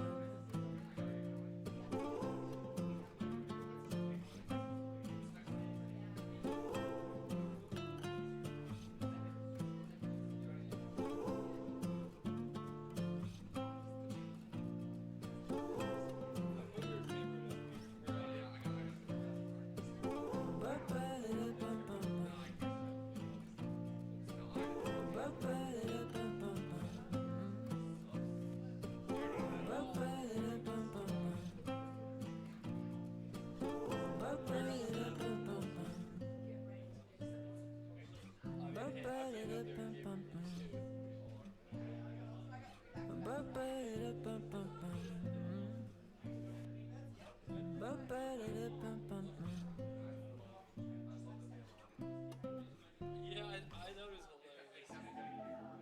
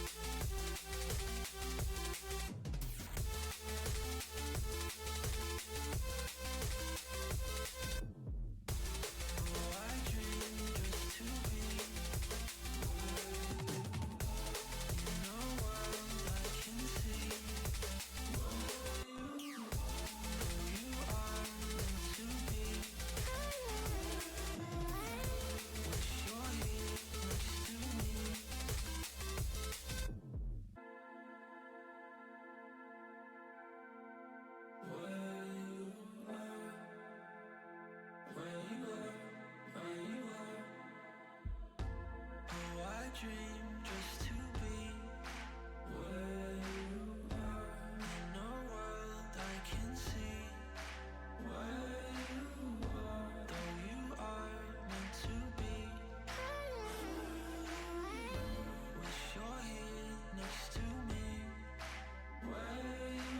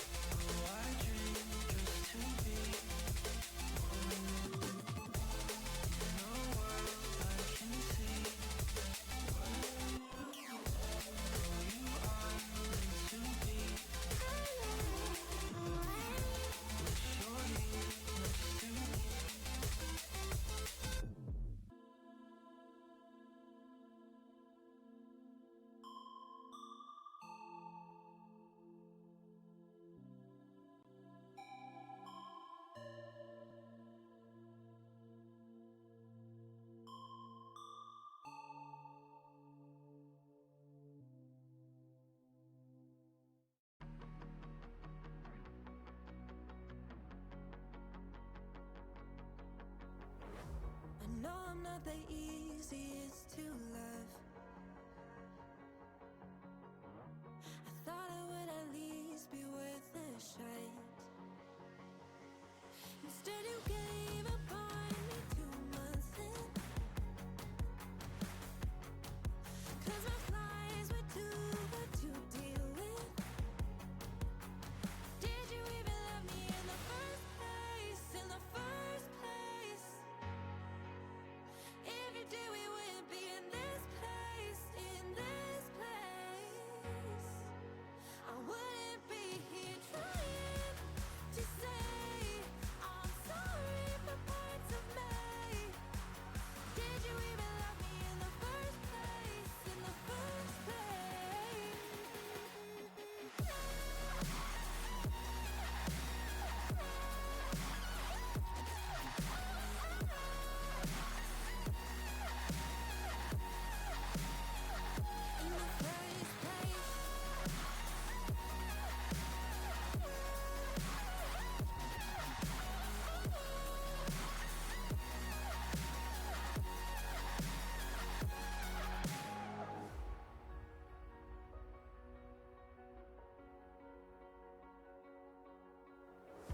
I know I jump into things too fast.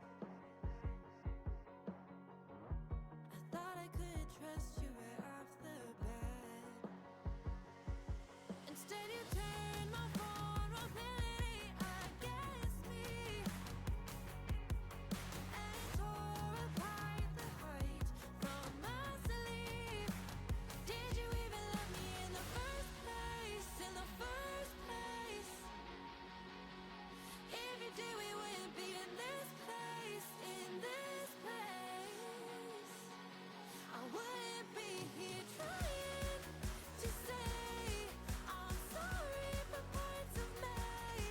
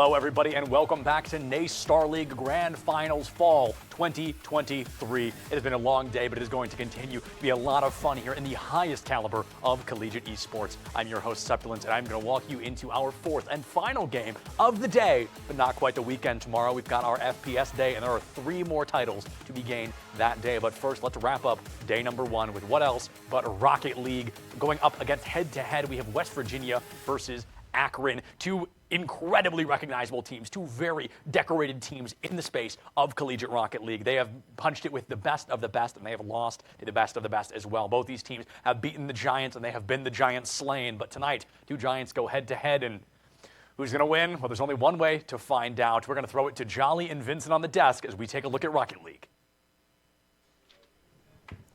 Welcome to the NACE Starleague Fall Grand Finals, live from the Boise State Esports Arena.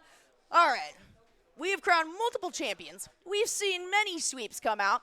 Let's see if it's going to be the same for Rocket League. On the desk, of course, I'm Lisa Jolly Malhaz, and I got Zachary Vincent here with me. So, for what we're looking at, there was a bit of delay, right? Our Steam, we got kind of deflated. We were so ready for Rocket League, and then Epic said, not quite, but you know what? We're telling Epic, hey, you can shut us down for a little bit, but not forever, because we're here until we hand out all of these trophies before setting up for the FPSs we have tomorrow. So, what are we going to see for this best of 7, Vincent? Are we finally going to see some back and forth play? Hey, listen, there's some history that suggests that we might just be seeing that. 2 times these teams pulled up in this season, and it was a bit of a split. We got West Virginia up against Akron, and I cannot wait to see what they have to roll, and particularly with West Virginia coming back, hey, they made it here last semester. They weren't quite able to make it to muster. Now, they have a chance to do it once again.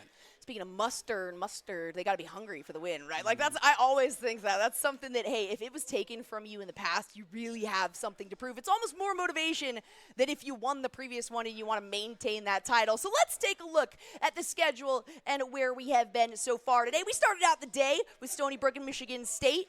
2-0 for Stony Brook for Super Smash Brothers. We immediately went over, we did a little skippity-doo, over to Overwatch 2, Maryville versus St. Clair. Maryville 3-0'd on that one. Maryville found more success immediately after, of course, with a pretty decisive 2-0 against Harrisburg University. So now we get some new faces, we get some new games, and we're going to be seeing a best of 7 between West Virginia and Akron here. And we get to kind of chill out on this one, I think. Yeah. I hope so, but I also hope I hope to start chill, and then I hope it ramps the heck up. Hey, well, listen, there is some past to suggest just that. Yeah. Akron, they've been making their way through these playoffs, and it's by no means been an easy feat. 2 times they have had to do it in final games. First time, 3-game comeback, then a full reverse sweep in the quarterfinals. I mean, this team has had a rough time of it, but they are here. Akron ready to play. But on the other side, with West Virginia, they have been ready to play since the start of this because they have not dropped. Not only have they not lost the series, they have not dropped a single game. 27-0, if I'm not mistaken, for them here. So then the question becomes, right? If in these first couple of games in this best of 5, Akron is able to take one game, is that it? Is it going to take just the one bullet, and then do they have that comeback ability, or is this a situation where West Virginia can say, hey, not only can we go undefeated, if we falter a little bit, we can still recover?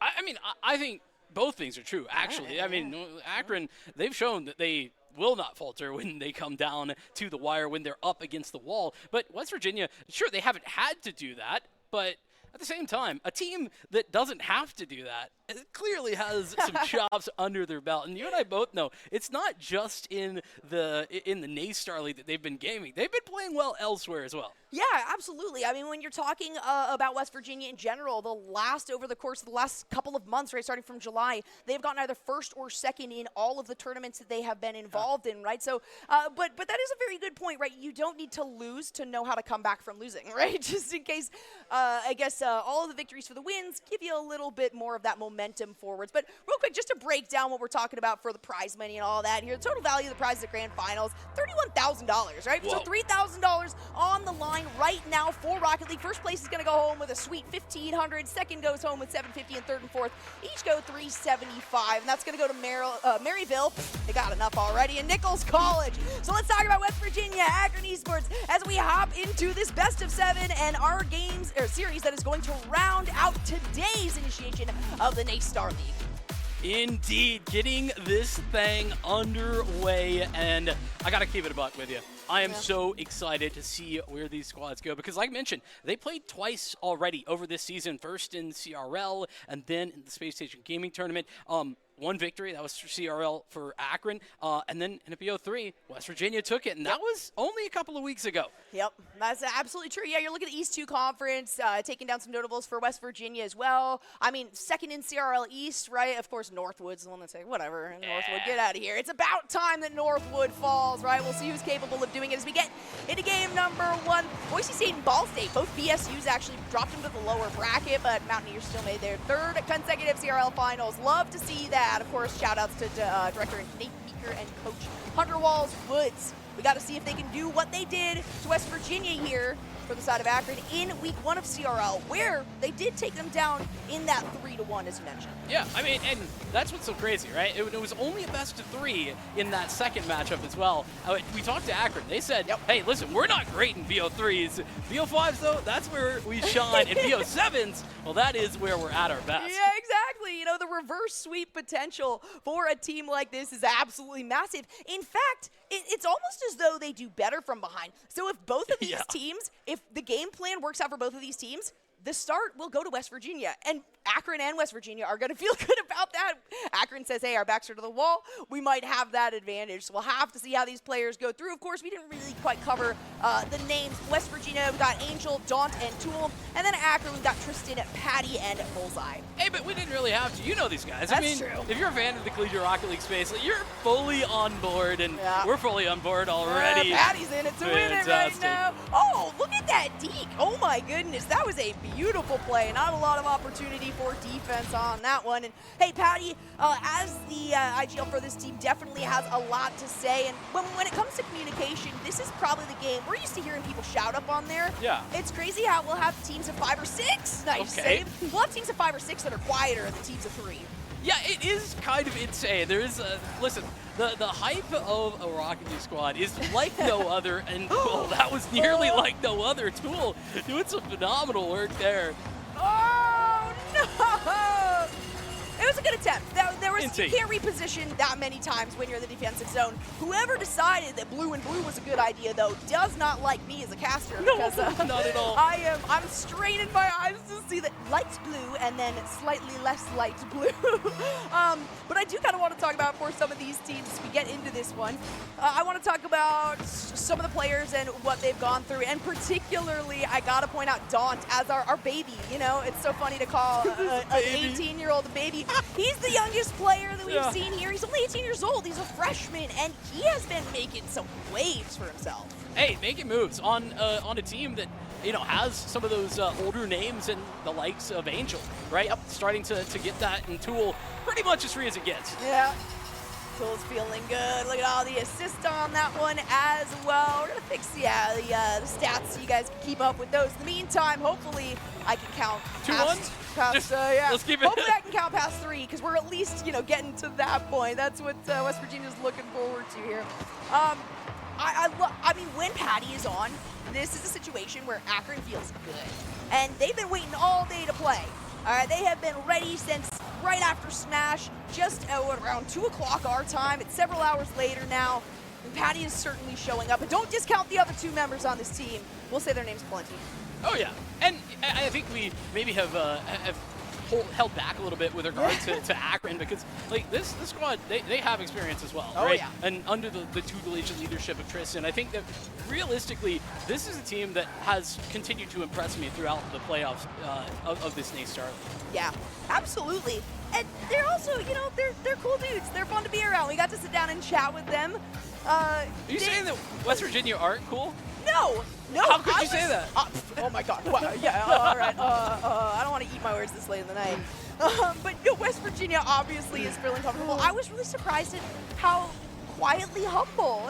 It was quiet confidence, I think, is what I called it for West Virginia. Good words. We walked in, we're like, "How are you guys doing? How do you feel?" They're like, "Yeah, we got it. We got this. It's no problems. If we falter, we'll still be fine. We're not scared of Akron." Well, and there's a little bit of a revenge arc going on. Yeah. I asked the question. I was like, hey, is this something where you're coming back in with that loss last time? They're like, no, but that CRL loss, man, that hurt. Yeah. We want that back right now. Exactly. I love the touch on that because it just goes to show you how long-standing these rivalries can be, whether or not you have new players like Don hopping into those. Oh, darn, we don't have the time, of course. We'll get that overlay figured out, so we're just flying by the seat of our 90 pants on this one. seconds-ish. A little less than that. How'd you figure that out? I have magical powers called the production in my ears coming through. Production. Who are they? Are they giving you info that they're not giving me? You know, it is what it is. Oh, yep. No, they're giving us info. I'm just not listening. This has been just a little bit of conversation, like specifically what we've been seeing, though. I feel like we've seen a lot of back and forth, and outside of those very clear-cut goals, like where there was just an open opportunity, a mistake was made, there's not been a lot of scoring options. Like the shot totals, I don't know, but I feel like it's not that crazy high. Yeah. No, it looks like only 1 to 2 per player, and it's funny. There will be play-by-play in this game. It's when the first round almost is like it feels like a warm-up. Sincerely, it's like how is everybody doing on their mechanics today? Do we see any vulnerabilities in these players that we are familiar with? Who's really on their game? Who is hungry enough to take that win home? Both teams looking very good, actually. And honestly, if we start this one out where West Virginia loses their first game in NACE Starleague, game number 1 in the this best finals? of 7, I mean, that's the shakeup that we've needed. Yeah, I mean, and we asked about, like, is that pressure going to be getting to you? And they're like, no, what pressure? I don't know what that is. Yeah. What does that mean? I'm like, So okay. true. I wish I knew that, knew how to do that. Oh, just off the crossbar there. Angel with a nice attempt, and unfortunately, that will indeed do it. Akron coming away with that first one. It is, as you mentioned, WVU losing out for the first time in this Starleague. Making NACE Starleague history right here at the last opportunity to make NACE Starleague history if you are in the Rocket League portion, because this is, like I said, going to round out our day. But that's what I wanted. Yeah. We got to mix it up. And I did say, we talked to West Virginia. They said, hey, if they lose a game, no big deal. They don't feel the fact that they haven't lost one so far. It's all just been, floating nicely for them so far. So now it's up to Akron to see if they can kind of give them a taste of their own medicine, right? How much more can they grab? I think going back to something that we were talking about, some of those tournament placings, placing well that West Virginia, I think that probably gives them some of that possibility to just, shirk it off. No problem, no worries, even if they go down. That being said, Akron starting out strong is something that, listen, we've talked about how they haven't had to do that. They've still been winning. What happens when they do start out strong? I mean, my mind going back to the semifinal where they 4-1 over Nichols College. Like, was pretty dominant, and if you watched that game, you would have seen there's some close ones in there, but honestly, the gameplay spoke for itself. Hey, yeah, it might be like one of those, Rock Lee dropping the weights kind of thing. They're like, oh my God, actually, we haven't played from ahead in a little while. We're so used to playing from behind This is so nice. and recovering, right? Like, hey, yeah, all right, this is an easy climb up this hill. But it is still a climb because West Virginia still has a lot under their sleeves. Inside their, I don't know. Somewhere. I don't know where they hide things. I do know that we have one player, and I want to figure out who it is. Somebody will eventually at some point probably tell me. We do have an M&K player, which is always fun to point out, just because I can't. Yeah, that's right. I can't. I cannot play this game with mouse and keyboard, and the players that do it, I am always very, very impressed with. I can't watch your gameplay because it gives me a little bit of a headache from your POV, but it is fun to kind of point that out. And I think a lot of Rocket League I'm bad players with both note that. mouse and keyboard and with the controller. controllers, so it's kind of rough out here. That's why I'm sitting behind the booth. I always say, because they say if you can't teach. Yeah. If you can't teach, you just talk about it. Yeah, That's what we do, right? Exactly right. Talk a little bit. Fallback. Yeah, we're going to talk a little bit more as we jump into game number 2. Akron with a lead here at the start after West Virginia putting together an undefeated season right up until this point right now. Hey, you know what? Okay, hold on. We heard Akron mention the fact that, oh, you know, a week or two ago they were teasing about, like, not quite sandbagging, but like, hey, what if we like got really far behind What if we and then they got the weren't gonna reverse win? sweep? So maybe West Virginia's like, we'll give them a taste of their own medicine, and they are the current ones that are holding those broccoli weights that I mentioned, just waiting to drop them off and see what they can do. We do still have blue and blue, but we got that HUD. We now can see no time. Oh, there's the time. found I it. just can't read numbers. Reading's hard. It's been a long day. I'll give you that. You know, there's been a few games for you. I'm just jumping in here. I got the time anytime you need it. There we Say go. that. Excellent. Fantastic work, though. I mean, here, what the game plan, I would ask you maybe, like, what West Virginia going down one, like, is there a game plan coming into to game number 2 that's different from game number 1? You know, watching that first game was like a classic game 1 in a best-of-7 series. It did feel like both teams just kind of feeling each other out. There wasn't anything that I felt innately wrong that happened with West Virginia, aside from that very first goal that got locked in by Patty, where, you know, there was just a single deke and maybe a bit of a misrotation on that defensive side. Yeah, I think as well, we didn't quite get to see like the players shine individually. Like there was a lot of good team play attempts, but it wasn't always quite working out. And I think that's going to change here. A little double demo there for Bullseye. That's going to keep him on the back foot for the moment. And Patty trying to feed that ball in, but this time not going to work out so well. Already 4 demos that have come out in just over a minute of gameplay, so we can see that the speed of gameplay has picked up just a little bit. As we watch from Patty's perspective, he's going to pick up that 100 at the midfield. A nice rotation back as well. In the meantime, Angel finds a demo. Let's just keep adding bombs to the scoreboard. And it is almost like these, not quite like they're conceding. It's not a concession or anything like that, but it is constantly these bows back and forth of, all right, okay, you have control, let's play it safe. Yeah, and the reality is you don't need to play ultra aggressive even when you're getting knocked back. It's taking a moment and resetting a little bit, taking that moment to rotate correctly. That's the way that you can recover from a situation where things aren't going so well your way at the very least. And we are seeing that physicality of the gameplay though coming in from the Akron side. And I think that's something we're probably going to continue to talk about, I have a feeling. Yeah, for sure. And you know, that also kind of, oh my gosh, Patty, all right, let's give him another. Hey, not that I mind saying Patty's name over and over again. Tristan and Bullseye, I want to be able to say their names as well. West Virginia, they're hitting their stride. So this currently feels like Akron coming out of the gates running, whereas West Virginia, they're ramping up. Now the question is, does the speed that Akron has coming out of the start give them enough momentum to outpace West Virginia? Or is West Virginia just kind of biding their time? Either is a potential here. That's a great question. I also want to touch on one other thing. Oh, wait, we'll get back to that. That was a nice touch from Don. Fortunately, someone able to get back there. One of these demos, everybody down. Little 1v1 right in front of the net, and some great movement there. A little flick over to give Tool the shot on goal. Alrighty, Tool has hit his stride, and I'm assuming that it's not going to be a broom that we see as the Tool here today, because putting themselves ahead and now start this Maybe one a out. It's shovel? already tied up. Yeah, maybe. I mean, I don't really know. I was literally trying to picture a reverse sweep, and I'm like, does that mean that you just like take the dust that you swept up and push it back over to the enemy team side? Just spinning around? No, we'll have to see though.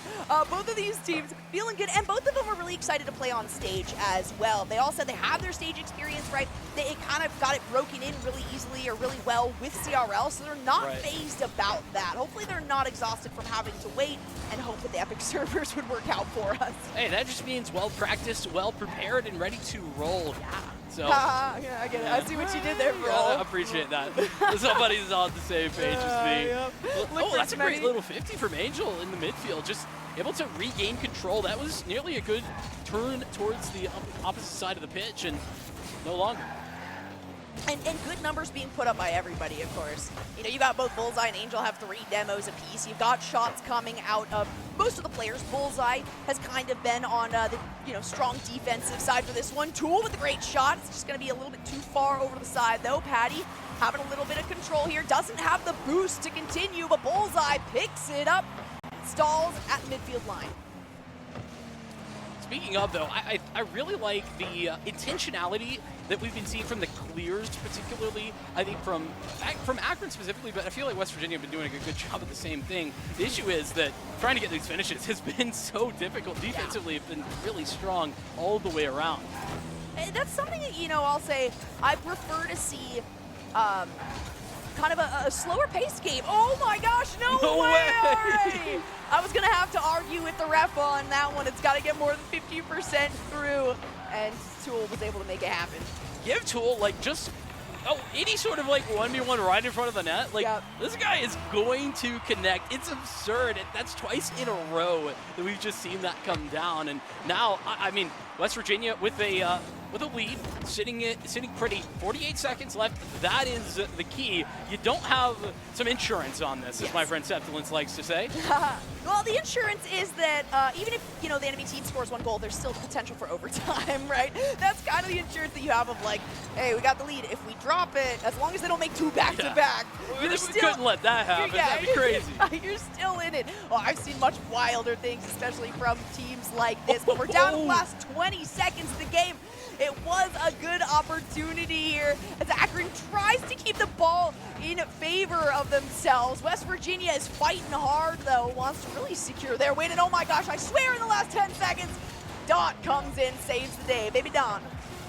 I'll stop calling him a baby. I'm sure he hates that. Yeah, I mean, listen, it's all good. West Virginia here able to close it out. Yeah, nearly got that equalizer. Could have been a problem, but instead, 1-1. It is indeed going to be that split scoreline. We're already here. We have it. We have a back and forth. Excellent. Oh, thank you guys so much for sticking around. I know a lot of people were waiting for Rocket League earlier. Well, hey, we at least get to satiate that there's at some point during the day. And not only that, we actually get a contentious match, which we haven't seen a ton of today. And I find that that's kind of common at LANs, right? I'll find it'll be so close when it comes to the online play when you have to go to a different, you know, screen. You've got different setups. Some people have a different ping that they have to deal with. You know, yes, you bring your own peripherals, but it's still not the same, right, as sitting at home at your computer. So not that I want to attribute a win or a loss to, you know, something so simple as that, because all 6 of these players up there, both of these teams absolutely deserve to be here. Only one can come out ahead, though.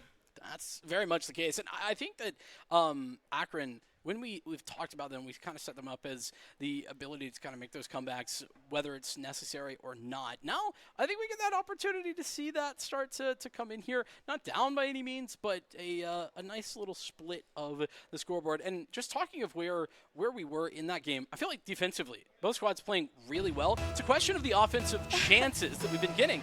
Not so many of them. That's actually a good point. And maybe not only that, it was not very many like fast shots, right? We saw a lot of clears that kind of led to good setups, good potentials for carries. We saw the dribble and the deking, you know, coming out from Patty, but we didn't really see these really quick shots that we're very used to at such a high level. That might come into play here. Again, Rocket League is such an interesting game because there's no other game that I can really compare it to of saying the first couple of rounds sincerely are like a warm-up. Even though they're not, it just, one team, no matter what, will absolutely ramp up. Or both teams will ramp up, but it's going to get faster. There's no other game where you feel your opponent out in the same way. I think that's what it is for me at the very least. And you're right, you know, we are seeing them kind of get started, get a couple more of those crazier plays, some more of the aerial work that we didn't really get to see in Game 1. It's a little bit more of that in Game 2, Game 3. I got to imagine we're going to see just that. And this is a game, too, that, you know, it's there are some games out there that are like not back to basics games. Overwatch 2 that we saw earlier, you can't really just go back to the basics. Rocket League is absolutely one of those where you're like, hey, you know what, if we don't have boost control, let's try to get back to that. That doesn't mean to not mind your rotations, but you have to sort of find a proper flux between essentially 3 or 4 things that you have to kind of always prioritize. Now, I would say that boost is definitely something that's going to come into play because we have seen over the last couple of games, a lot of these players fall down to very little boost while being in control of the ball, and I think that's why these fast plays haven't come out there. Nice save coming from Tristan. Can they get it out of their side of the field? It's a big pass from Bullseye. Another pass mid-air to Patty. Can he find the double touch? He does! But it's turned away here by Dawn. Bullseye thought he could get a handle on that one as well. Didn't quite get there in time. Tristan trying to clear away, but That two doesn't go quite to plan. Daunt with a nice setup. That's right to Tool, who overshoots just a little bit. Can't get the read on that one. Patty will stop the attempted shot there. And dropping right into the front of the net. That's a little bit scary. It always is. And great clear. Yeah, there was only one offender on that one. So 3v1, generally, you kind of have that expectation. We'll have to see, though, if Akron is planning to, find a big transition coming out of this one. And, when we're talking about best of sevens like this, too, we also mentioned that Akron does really well playing from behind. And as this continues on, maybe we will see a bit more of that, a bit of the scrap coming out and a bit of sort of recalibration between these teams deciding what they need to focus. Because so far I haven't seen a major weakness from anyone, right? I haven't seen anyone doing one particular thing insanely well or not very well. Well, let me like pull in on that though. Yeah. I've seen Tool. I feel like Tool's. I don't know what the right rag league term is, but field vision. Listen, I was a soccer player. Okay, I'm sorry, I can't. That's why it's car soccer. Yeah, exactly. Oh! I'll get back to that. Patty doing it once again and finding these angles has been so impressive. Watch this one back. That's just these team plays, too. Tristan coming in to try to get a little bit of disruption in there as well. And when you have a defender stuck trying to reverse, three-point turn in the goal, it makes it really difficult to regain positioning unless there's a clear. All right, okay. What were you saying about Tool? Tool, I feel like the field vision, like the planning there, like knowing where his teammates are located and like how to get the ball, get that feed into them has been phenomenal. Not only that, but the fact that whenever he's been in front of net, it's just been phenomenal. Get the 1v1, he's been getting it. So, standout player for me, I mean, outside of Patty, obviously. Yeah, of course. Patty has secured a lot of these goals. I do think it's funny, though, if you look at the statistics, you got all these bombs on one side and you got all these halos on the other side, right? So, we'll see who can actually pull ahead in this one, heaven or hell. Either way, it's a lot of aggression right now that Patty has to deal with. He's going to get this turnaround. He does manage to find the 100. And it's a return play as well for Tristan to recover some boost, but was it worth it as a demo comes through? Daunt and Patty each taking a member themselves. Patty now trying to rotate this one down. It goes over to Daunt. We find yet another ping pong clear. And I think kind of touching on that again, we've seen a lot of that ping-ponging back and forth, and not because it's been like crazy 50s, it's just been these clears have been answered beautifully. And every single time we just see, good rotations back in and finding that space, whether it be in the midfield or whether it be deep on your opponent's side of the pitch.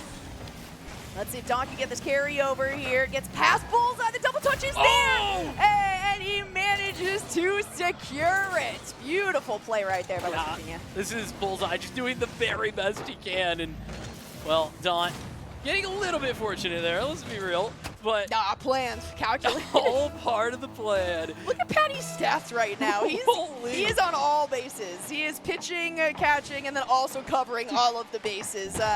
Doing incredibly well. Bullseye, it looks like, has been on that physical offensive, right? Daunt, however, has shown up in every single aspect. Angel and Tool have gotten their bites, of course. We're going to see if this aggression can continue, though, as West Virginia finds a little bit. But it's looking at 1-on-1. We might be seeing overtime, too. Not only do we have a tie game right now, but we might be doing a tiebreaker in overtime. Ye old golden gold. Oh, maybe not. That's fantastic shot. Just barely off the crossbar. And Patty will take it away. The loses the touch for a moment. Dawn's going to regain control and has one more opportunity. This is very dangerous. Not good for the one tap, but that's Dawn to score in the final second. Zeros on the board. And Dawn delivers. The freshman says, no, I don't want to see any overtime. Not yet, at least. They keep the ball up. I love when we get those angles, too, where it seems like all is lost, so the ball's going to touch the ground. Wait, there was somebody there. Daunt picks up both of the goals for that game, and West Virginia has now taken the lead. But it's the best 7, and we're only 3 games in, so expect 4 more. That's what I want. Yeah, lots still to play for. And let's talk. I mean, we were discussing, and I think it's fair to say, like, weaknesses, there hasn't been a ton of them. But I think Daunt's hit on something here clearly. Yes.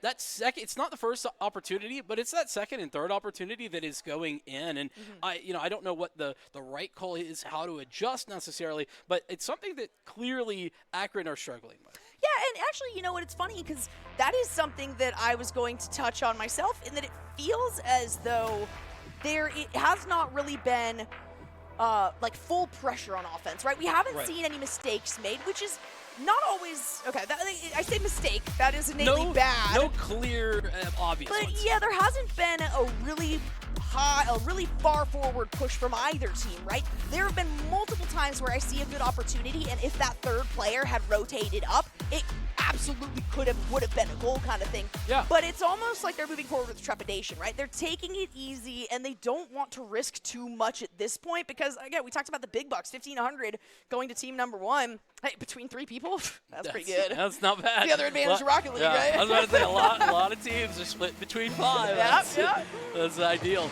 Yeah, and I also think that, listen, you can call it trepidation. I think there's another side of that is just like trying to play safe.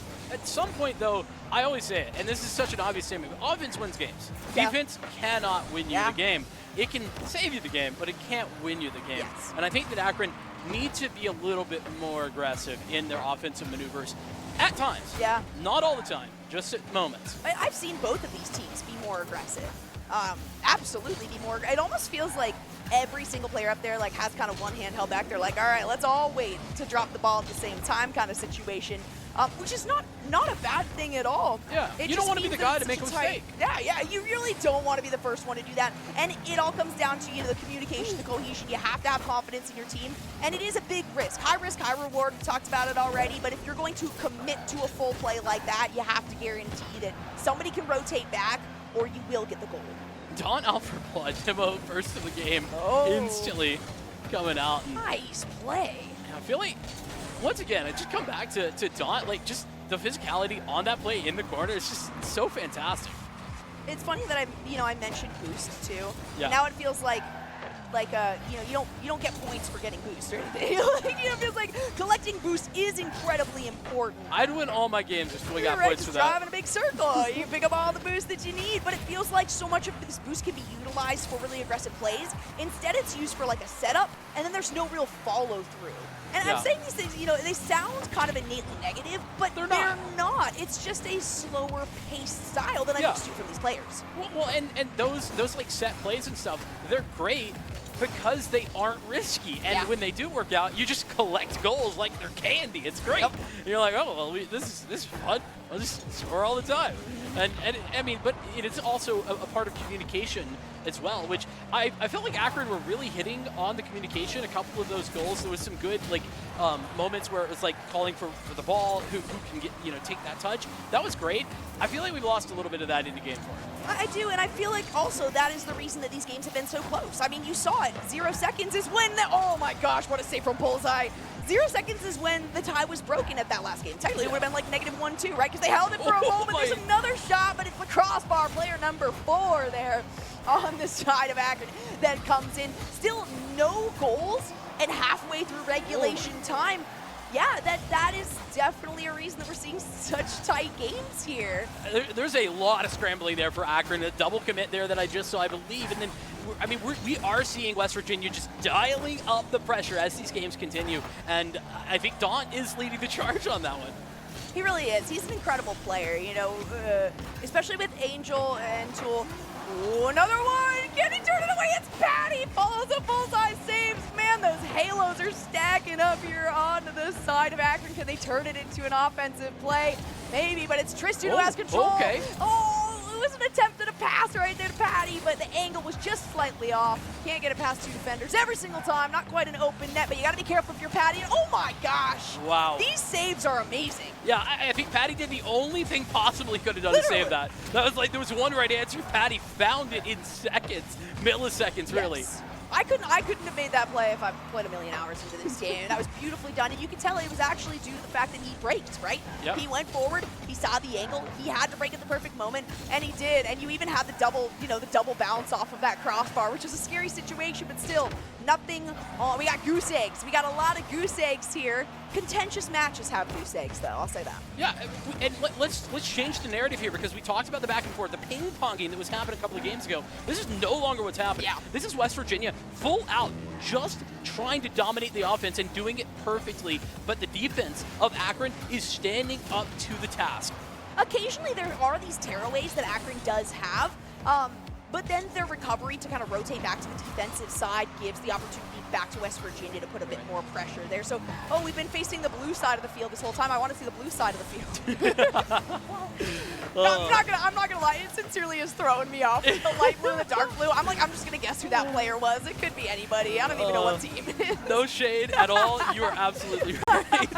Hey, two shades. It's 2 shades. Same color, right? You're 30 seconds on this clock, actually far less than that. Now, as we pass the 20-second mark, and now, I mean, listen, if you play this defensive style, it is golden goal, right? Yeah. 1 goal and you win it. Problem is, that works both ways. Not with the shots already. Angel, I thought there was no one there, but Bullseye gets a handle on it just barely. Come on. I do want to see an overtime. I don't mind an overtime, but I definitely don't want to see. I don't not want to see like that last second goal. That is very exciting as well. We just gotta. That's interesting. Let's see if we can break another record here. We just heard from production. Indeed, yeah. Longest overtime, 10 minutes, 32 seconds on the broadcast this semester. Those poor gamers who were in that. I don't know who it was, but what's the longest overtime you've had? For me, only 7 minutes. So what? I think for CRL last year we had a 16-minute Batul. He's gonna start this one at only 25. That's all they need. They don't need extra time. Yeah, and listen, Tool, I'm going to say the word quiet. That's not really meant to be a negative, but wasn't as explosive as we saw in the previous games. Steps up right there when it matters the most. And, hey, bad news here for the folks over at Akron. They're in some trouble now. They are in some trouble because we're going into Game 5 now, and while Akron started things out really well, you know, they said, hey, we took down the big bad boss that has been undefeated this entire time. Their journey may have ended there because now it is match point moving forward. At the very least, we don't have a sweep. I am so grateful for that. Thank you so much, Akron, for the fact that, yes. And they have been really good games. We saw in overtime, the fact that one team hasn't really found like a firmer footing than the other gives me good hope that this entire series, no matter how it turns out, whether it ends after this game or continues on, is going to be incredibly tight. And we might even see another overtime to end this one. Yeah, I'm getting deja vu, though. I'm getting some deja vu. Listen, this is the same scoreline that it was for Akron up against King in the round of 16. It was down 1-3, and they made the comeback. Right. You are absolutely right. They took that first game. They lost 3 in a row, and we said it already. Backs to the wall. This is a team that plays very well. They've been waiting for this moment. You know, I already said it's the game plan for both teams, right? West Virginia's like, cool, we're leading. Good stuff. Akron's like, cool, we're behind. Good stuff for us because we play well from that position. Yeah, I mean, they were talking to us. There was like, I asked, like, is that kind of like the plan for you guys? And the answer was, no, we thought it would be a little bit simpler, actually. But, hey, when you have a winning combination, you don't change it, do you? This is also the team that told us that, you know, during the series after that where they did have the reverse sweep, they're like, what if we just, like, didn't play well, but Tristan's gonna kick this one off. Well, this is it. This is the potential turnaround. They get the momentum in the early parts of that game, and that can really change the pace of this right now for West Virginia. No, I didn't even realize. I was looking at you. That was an incredible little pinch off the side of the net. That's incredible. I mean, like we were talking about, though, and that's one of those momentum things where, hey, you get your leader involved there on those shots, and you just the whole team just gets better around him. I've seen it happen a million times in a million different esports. And right there, we got more aggression coming out of them. They can maintain this. They're doing a really good job, and they're not really allowing West Virginia to find a solid clear. They stall this one at the 50 line. West Virginia is going to be the first to make a move on it, but Bullseye really gains control over this. This is a good opportunity for a passing play. It's a nice drop down. It bounces a little high. And unfortunately, they did not have an offensive member to follow that one up. It's always that third guy that if they were there, and it's not even that like a mistake was made, it's just the time to get into position or just rotating back, finding the boost, making sure that they can play defensively. Whatever it is, they are missing that third leg. Yeah, it's more patience than it is like hesitation, right? It's not like a missed opportunity so much as it is forward thinking, saying we could make this goal, but you know, on the off chance that we don't, how much does that expose us? It's a backup plan. Yeah, exactly. That cognizance is definitely good to have here. Maybe another good opportunity for Akron because they do have a bit of an opportunity to get the pull as they have the advantage on boost. Patty now carrying this one over and across, gets it past one defender. No, so close. Tristan tried to find the follow through and just barely moved to the side of that one. Bullseye keeps it alive though, follows up with a demo. There's certainly a difference, it feels like. Tristan getting a lot more actively involved, I feel like, in these offensive opportunities than we saw in the previous 2 games, specifically for Akron. I think there was obviously a bit of a conversation there. I mean, and hey, why wouldn't there be? You're down a couple of games, you gotta try and change things up, and I like what I'm seeing. It definitely feels like Akron is just getting more into the vibe, right? They're getting more into the mode. That was another good one. Was I going to consider a shot on goal? He's got the 3 shots on goal. Looking for more here. You were talking about in the last game how we spent so much time on Akron's defensive side. It's the exact opposite. Yeah. Right now, West Virginia has to consistently find ways to try to clear this ball. They're expending a lot of boost to do that, so they don't have enough really for the follow-ups. And it's this vicious circle with boost, right? If you, no nice way! drop. Did you see that No drop? way. That was absurd. Watch this one again. The setup for Tool was absurd. I love it. Hey, you know what? If you need an obstacle, just use your ally's rear, right? the bump it as went well? into Daunt. It went into Daunt's, like the rear end of Daunt's vehicle, and that was the perfect angle. That was absolutely fantastic. You had 3 targets to go through there. Past 2 defenders as well. And Daunt gets the bump on the other defender as well. Yep, exactly. Perfect positioning right there. That's going to tie things up with, once again, about halfway through this game. Man. Patty and Daunt taking each other out, man. This has been a Patty-Daunt battle, It sincerely. really has, yeah. It's been a bit ridiculous.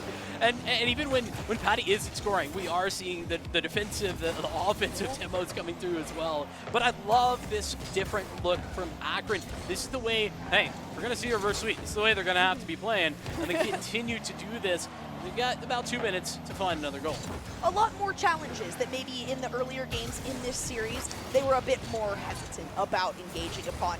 Those demos still stacking up though. Angel gets one. Daunt with the shot. It's a little bit high. Can they follow it up? No, it's just over to the side. Angel trying to secure, get an assist there for Daunt.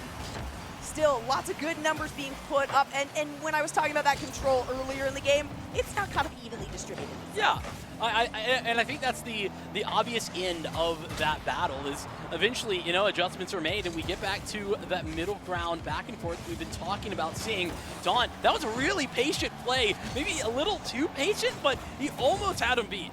Yeah, I mean, that's you know, there's a lot of different names for it. You call it patience or you call it, you know, missed opportunities. I There's was being kind. Exactly. There's a bunch of different angles that we can see that from, but our POV right now is Patty with only 1 minute left on the clock. We may just see yet another overtime, and hey, based on history, on statistics, West Virginia so far out of the 1 has come ahead in only 35 seconds of overtime, which is a great sign for them moving forward. True, indeed, and well, with some time left, that shot, very nicely defended. Patty was ready for it. Those backwards rolls can kind of be hard to read sometimes, and it's a dangerous place to put that ball. Good placement. It's a flashy though. If you can get one of those bicycles in, man, that feels really good. Tristan taking this one up and around the edge. He's completely out of boost. Maybe waiting for that back one to spawn actually, but gets a little bit of a misposition and has to respond to Angel. Taking this one around the corner. Bullseye might be trying to drop this one off the ceiling over to Tristan. It does end up going to Tristan on a pinch between him and Angel. Now only 10 seconds left, and this is where the big plays come through. Daunt with another massive shot. Patty with a huge save. Tool's gonna try it. No way! Tristan, he got all the way back. Incredible work, and now Patty's gonna be trying to take it forward. Angel couldn't get there in time. I thought that touch could have cleared it away, but overtime required a second time here in the 5th game. Alrighty, this is where it starts to heat up, right? We've been kind of casual about this cast. Oh my goodness, Daunt wanting to really make a name for West Virginia in terms of these overtimes. Does that give the chance, though? Over to Akron for their shot, and it's Bullseye from the corner. They're doing it here. That's a comeback goal and a comeback game right now. Bullseye delivering when it matters most. You know what I've written down? I told you earlier. Yeah. In my notes, right beside Bullseye's name, he's the vibe keeper. Yeah, we were talking about that. It's true. I mean, we were talking with the players. Bullseye had a constant smile on his face, right? He's definitely happy to be here and be playing for this team. And that was, I mean, everything was on the line, right? I should put a bit more emphasis on the fact that we were literally watching overtime on game point, right? It didn't championship point. Championship point. It didn't actually feel like that much tension, though. It's almost as though I knew we were going to be seeing a game number 6 here because things are very tight. Still match point for West Virginia. But things are looking good based on the history of Akron as a team. Yeah, I think that despite that history, West Virginia, I'm not saying that they can take their foot off the gas, figuratively or literally, but what I am saying is that there is some space for them to work with still. It's not panic time just yet. Yeah, Akron, one though, game extra. yeah, I know, right? One game buffer. Exactly. Akron, though, we've seen how quickly things can get out of hand, and that's what's so terrifying. That's why I'm like, as soon as I see that first game on the comeback trail comes to Akron, I'm like, uh-oh. But now we've seen both teams secure an overtime goal in less than a minute. And at this point in the series, almost every time, I'm like, okay, the momentum's in favor of this team. It has been so flip-flop, so back and forth, and I think the best part about all of it is that you can tell those teams are having a really good time up there. Even though there's a lot on the line, it sincerely, that's not the vibe that I get from this room right now. I don't know if it picks up on the audio, but they have been screaming, and I love it. What I also think is that in those overtime periods, we are just seeing the gloves come off, like offensively. It's just like utter chaos. Hey, I'm here for it. Yeah, that's what I want. It's true. I do want the chaos. And a lot of these, plays towards the end have kind of come down to the ability to use this boost and the force of repositioning yourself to get something there. Oh my gosh, Daunt skating right across the surface of the goal right there. Keep it as an active play, though. Bullseye trying to get a little bit of control here. It's Daunt, though, who I got to talk about, and it ends up being a pinch pass over to Angel. Bullseye's there just in time. He's the king of the defenders as of right now. That was Daunt getting that aggressive touch, and then he's back for the defense at the 50 and mid. I'm like, and he has the boost to be on the ceiling? What? How? On the defense, Daunt. Now on the offense, Daunt. Yeah, I know. It's like, this guy just teleports across the pitch, I tell you what. Hey, that's something that is definitely going to come in handy. I mean, Daunt, again, a young player. There's so much promise in young players. Rocket League's one of those that makes me feel old. I'm like, oh, wow, it's an 18-year-old player. They're so young. And everyone's like, oh, what are you talking about? Like, I get beat by 12-year-olds all the time, and it's true. But Daunt has a lot to prove now for himself. He's going to try to get this carry over. He gets it past for one. It's a big challenge that he wins. Angel, though, has to go up against the remainder of Akron. It's a demo midair. Tristan's got the carry over, and it's turned away with a perfect save from Daunt. Yeah, and guess who? It's Daunt on defense once again. This guy's everywhere. And Tristan had the moves, ran out of boost there at the end. Couldn't make a move onto Daunt. Tool this time with the defense. And goodbye to Bullseye. They're trying to transition that onto offense. And Daunt trying to do it once again. A 50 towards mid, goes easily towards the West Virginia side, and maybe some control here on the West Virginia ball as well. Instead, Patty gets a handle on it for a moment. Certainly feeling like things are coming to a head, right? Less holds being barred at this point in the series. So, less trepidation moving forward with these plays, right? They realize how much is on the line, how much they can prove, and it's these really standout plays, these explosive plays that are making a big difference in these games. Wow. Oh my gosh, these saves, the saves have been way crazier than shots so far in this series. That is very rare. It is indeed very rare. I feel like every time I'm like holding my breath, like, whoa, okay, not for the shot, but for the potential save that's coming in here. And I will say that the offense for Akron started this game out incredibly strong. We have seen West Virginia just kind of take over, and I think a lot of that is the way that West Virginia has been able to transition from the defense onto the offense. That's been a strength of theirs throughout, and it's continuing now. Rotations, rotations, rotations. That is definitely one of the staples, one of the basics they have to fall back on.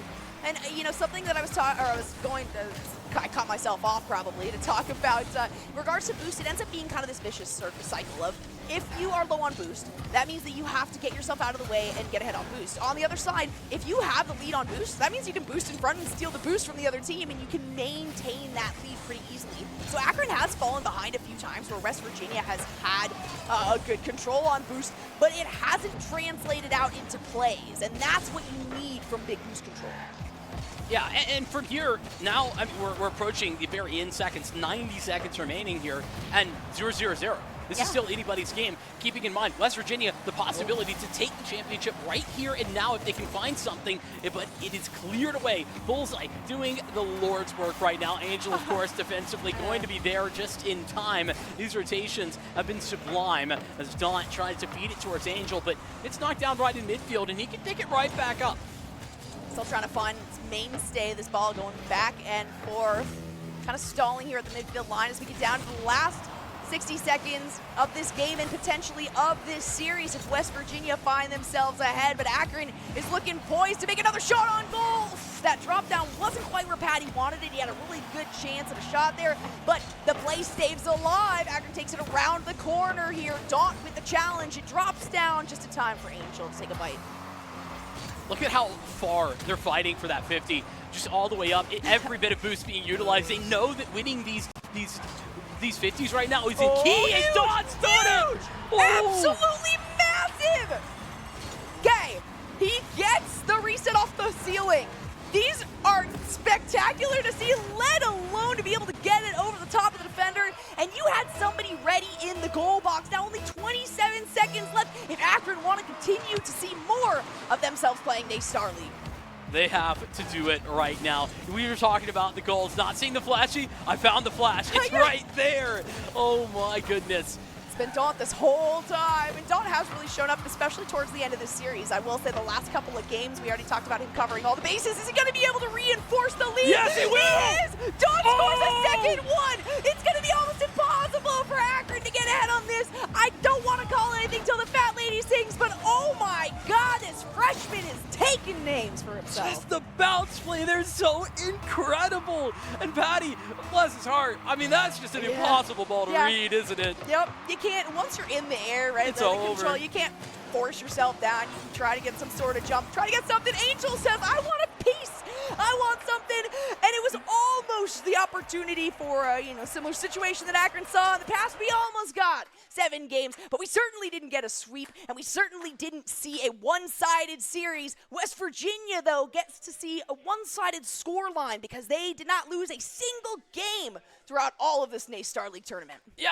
and I think that the reality here is that West Virginia, based on their performances throughout the regular season and the playoffs, like, they deserved to make this run. And after losing in 4-2 fashion, by the way, to Northwood last time, now they're showing, hey, listen, we can do that too. Yep. We're right there. We are those guys. Yeah, before we were saying the 27-0 stat, now we're just saying what, like the 8-0 stat, right? It's Yeah, it's right. still an undefeated. It's just in series as opposed to individual games. But it took a team like Akron to bring that down a notch and to put that first loss onto the scorecard of West Virginia University.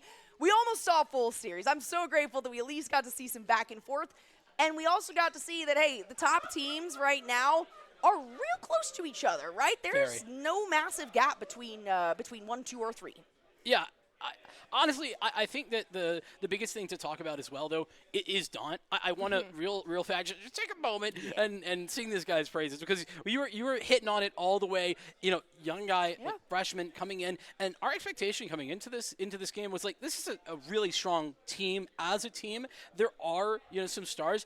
I don't feel like Daunt was in that combo, but he wasn't there, and he really did make those plays. Like, he was the guy to take over this game, and I think that can't be undersold. No, not at all. If you're the standout when we're also talking about players like Angel and Toole, that's saying a lot. So a lot of opportunity for this player to grow, and West Virginia feeling really good. But we got other things to talk about, like sponsors. And I wish I had this, the Odyssey Mushroom Elixir. I want to try it so badly. I have to find it somewhere. We want to give a very special shout out to one of NACE Starleague's latest sponsors, Odyssey Mushroom Elixir. Boost your game with Odyssey Mushroom Elixir. It's your journey. And then of course we also have Truth. Thank you to another sponsor. Truth launched a new gaming Discord focused on helping you win in-game and in life. Join discord.com/truthgaming for prizes, giveaways, community events, and more. And then, of course, finally, can't not mention Duncan. NACE Starleague runs on Duncan, just like me. Click the Twitch panel below to find a Duncan near you. Unfortunately for me, there's no Duncan near me. I still have dreams. I used to live on the East Coast. I still have dreams that I went back to the East Coast, and the one thing that I remember from the dreams, I'm just trying to get to a Dunkin'. I'm literally trying to get to a Dunkin', and in the dream every time, I'm like, dang it, I wasn't able to get there. I'm like trekking across valleys and crevasses. You're on a journey. Sincerely, yeah. It See, makes that much my of a journey difference. is like 5 minutes down the road to get some fantastic donuts. All right. Yeah, whatever. All right. Okay, all right. Well, that's enough about food because I am getting quite hungry. I can't get any dunks. There was some Pizza Hut there I think I can see left over. But in the meantime, we're going to take a look at some of the top 5 plays before, of course, Sevlins takes it over. And this is us with an interview with that winning team, West Virginia University.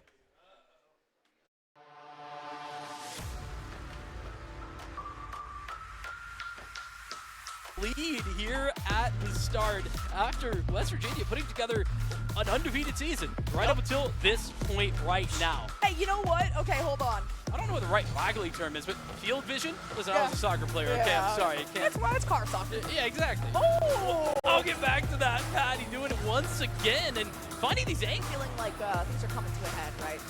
Less holds being barred at this point in the series. So, less trepidation moving forward for these plays, right? They realize how much is on the line, how much they can prove, and it's these really standout plays, these explosive plays that are making a big difference in these games. Wow. Oh my gosh, these saves. Touch for a moment. Dawn's going to regain control and has one more opportunity. This is very dangerous. Not good for the one tap, but that's Dawn to score in the final second.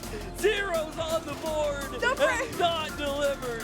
The freshman says, no, I don't want to see any overtime. Not yet, at least. They keep the ball. What's the longest overtime you've had? For me, only 7 minutes. So. Oh, what? I think for CRL last year, we had a 16-minute Batul. He's going to start this one at only 25. That's all they need. They don't need extra time. Yeah, and listen, Tool, I'm going to say the word quiet. That's not really meant to be a negative, but has it, what was it as explosive as we saw on the previous game? They need a lot of boosts to do that, so they don't have enough really for follow-ups. And that, it's this vicious circle with boost, right? If you, no nice way! drop. Did you see that No drop? way! That was absurd. Watch this one again. The setup for Tool was absurd. I love it. Hey, you know what? If you need an obstacle, just use your ally's rear, right? Just the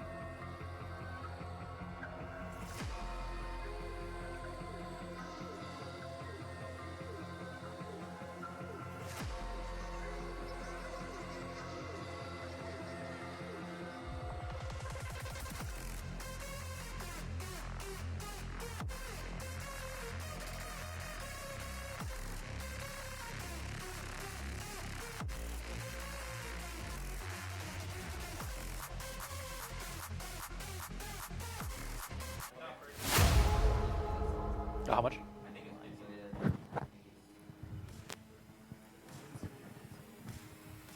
Hello, everybody, and welcome back just one more time to NACE Starleague Grand Finals here today, 2023. I am Septilence, joined by Tool, Daunt, and Angel. West Virginia, who just emerged victorious in what was almost a Game 7 series, but you guys do bang it out there in 6. So I do want to ask Angel, longest standing member of the team, the one that I personally have gotten to see the most, one we've seen in the collegiate scene very often. How rewarding does it feel to be in a circumstance where you've moved on with a new roster and you guys are still finding just as much success?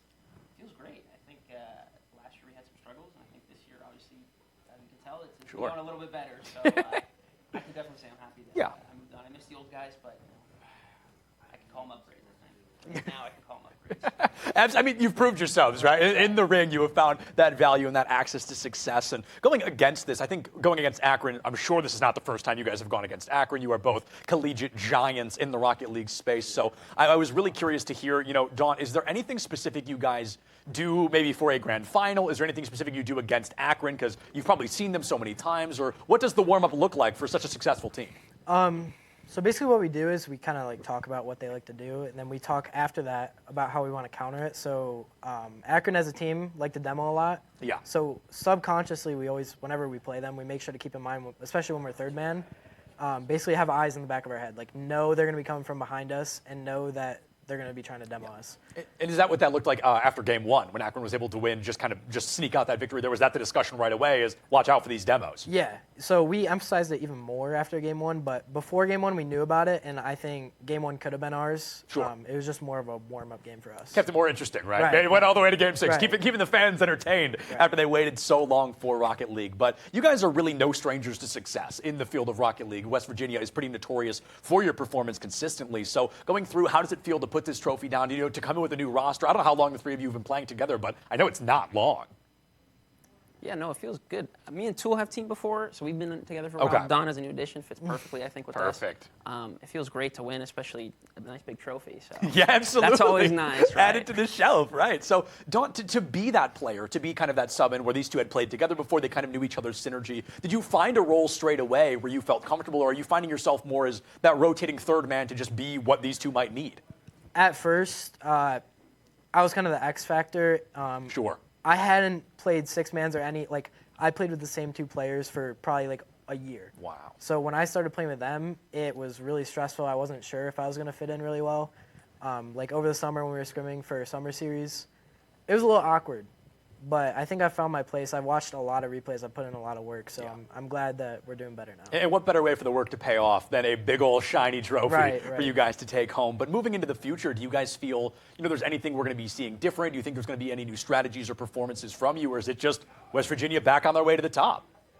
I think next time we're going to make it 4-0. Make it a 4-0? Okay, so there's room for time. improvement. Right. There's always room for improvement. Is that how you guys tend to treat these games? Exactly. Even with a win on the board, you still got to consider, what did we do differently? How did those two losses fall? And was there anything that happened today that maybe you're willing to share? You've already noticed, we've got to shake up on that. We've got to brush up on that a little bit. Maybe not just yet. Not on broadcast. All right, fair enough. He gave away a little bit, maybe a little bit too much against Akron, but we'll keep the rest under wraps. Yeah, that's okay for sure. Well, let's get this trophy up in the air. Let's get some celebration going. You guys have absolutely deserved it. So thank you so much for chatting with me. All right, 1, 2, 3. And that will bring our fourth and final game to a close here tonight. West Virginia University in a 4-2 victory over Akron with a big old trophy to take home as they have emerged victorious with, do not quote me, but I believe $1,500 and a $100 Pizza Hut gift card. Big shout out Pizza Hut for that. Now, folks, I know what you're thinking. You're probably thinking, Septilence, this is so sad. Why is today over? Well, because we've been here for 12 hours, and also because we've got 3 more games coming at you tomorrow. I believe we are starting with Call of Duty, into CSGO, into Rainbow Six. So tomorrow is all about FPS games, and we are super excited to meet you right back here at noon Mountain Time. We'll see you then.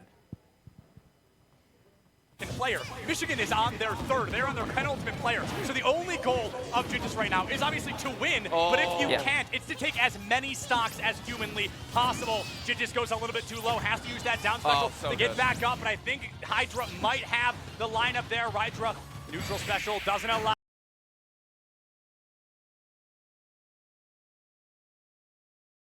Because only on their second player. Michigan is on their third. Their shields are so on point, and you want nice angle off the edge. You go up air, not gonna land. Still, Hawk realizes they're in a dangerous spot, and now on the ledge, the Charger's out. This is how you lost the last two. Who is going to predict what? Good dodge, good grab into the throwback. Your laser misses, but that's going to be a forward air off the edge. That's a little bit torpedo. I think that's done. Who died first? It's all. Is going to use the Matrix. Is going to be enough for them to continue on. Vision gets very low, but that's not the target they're looking for. The pulse bomb is up and available. Noxious gets taken down. Squeak going to be the next target here. He's able to get out, but Freedex ends up falling very quickly. Maryville find themselves a lot of extra pressure now. Vision has the nano boost, and it's just these smacks into That's great, and they do. They reach it in OT time. Everyone able to get a snipe on Tree. Tree is out. Squeak able to find Vision. Hey, maybe they can turn around. They are trying to cap halfway, 3/4. One more to go, and they do. It is granted by Maryville, and now they just got to win at OT. The chase. Noxus says, please do not get there, and they do. They turn it. We are going to the Flashpoint 5. They did it. They took it. They took out Kate. A bait from Maryville. They don't even need the Baron right now. The Harris. No way that only hits one. Remember, the hook hitbox once again leaves me baffled. Barlow gets another kill as Zyko falls. And in the meantime, that gives space for Spyrax to jump in there, clean up some more for the side of Maryville. Now, if they want, they can. Fortunately, Harrisburg isn't trying. It feels like they're not trying to set anything up for themselves. There's the follow-up engagement. Mesa goes in with the Cyclone. Chains of Corruption coming out from Mako. Actually, no, chains are not even up yet. No. It is a big shutdown that Mako manages to get, but the hook comes through from Psycho. I can't say his name enough. He gets a double. I don't know what the right Rocket League term is, but field vision? Listen, I was a soccer player. Okay, I'm sorry. I can't. That's why it's car soccer. Yeah, exactly. Oh! I'll get back to that. Patty doing it once again and finding these angles. A lot of boost to do that, so they don't have enough really for the follow-ups. And that, it's this vicious circle with boost, right? If you, no nice way. drop. Did you see that drop? No way. That was absurd. Watch this one again. The setup for Tool was absurd. I love it. Hey, you know what? If you need an obstacle, just use your ally's rear, right? Feeling like things are coming to a head, right? Less holds being barred at this point in the series. So, less trepidation moving forward with these plays, right? They realize how much is on the line, how much they can prove, and it's these really standout plays, these explosive plays that are making a big difference in these games. Wow. Oh my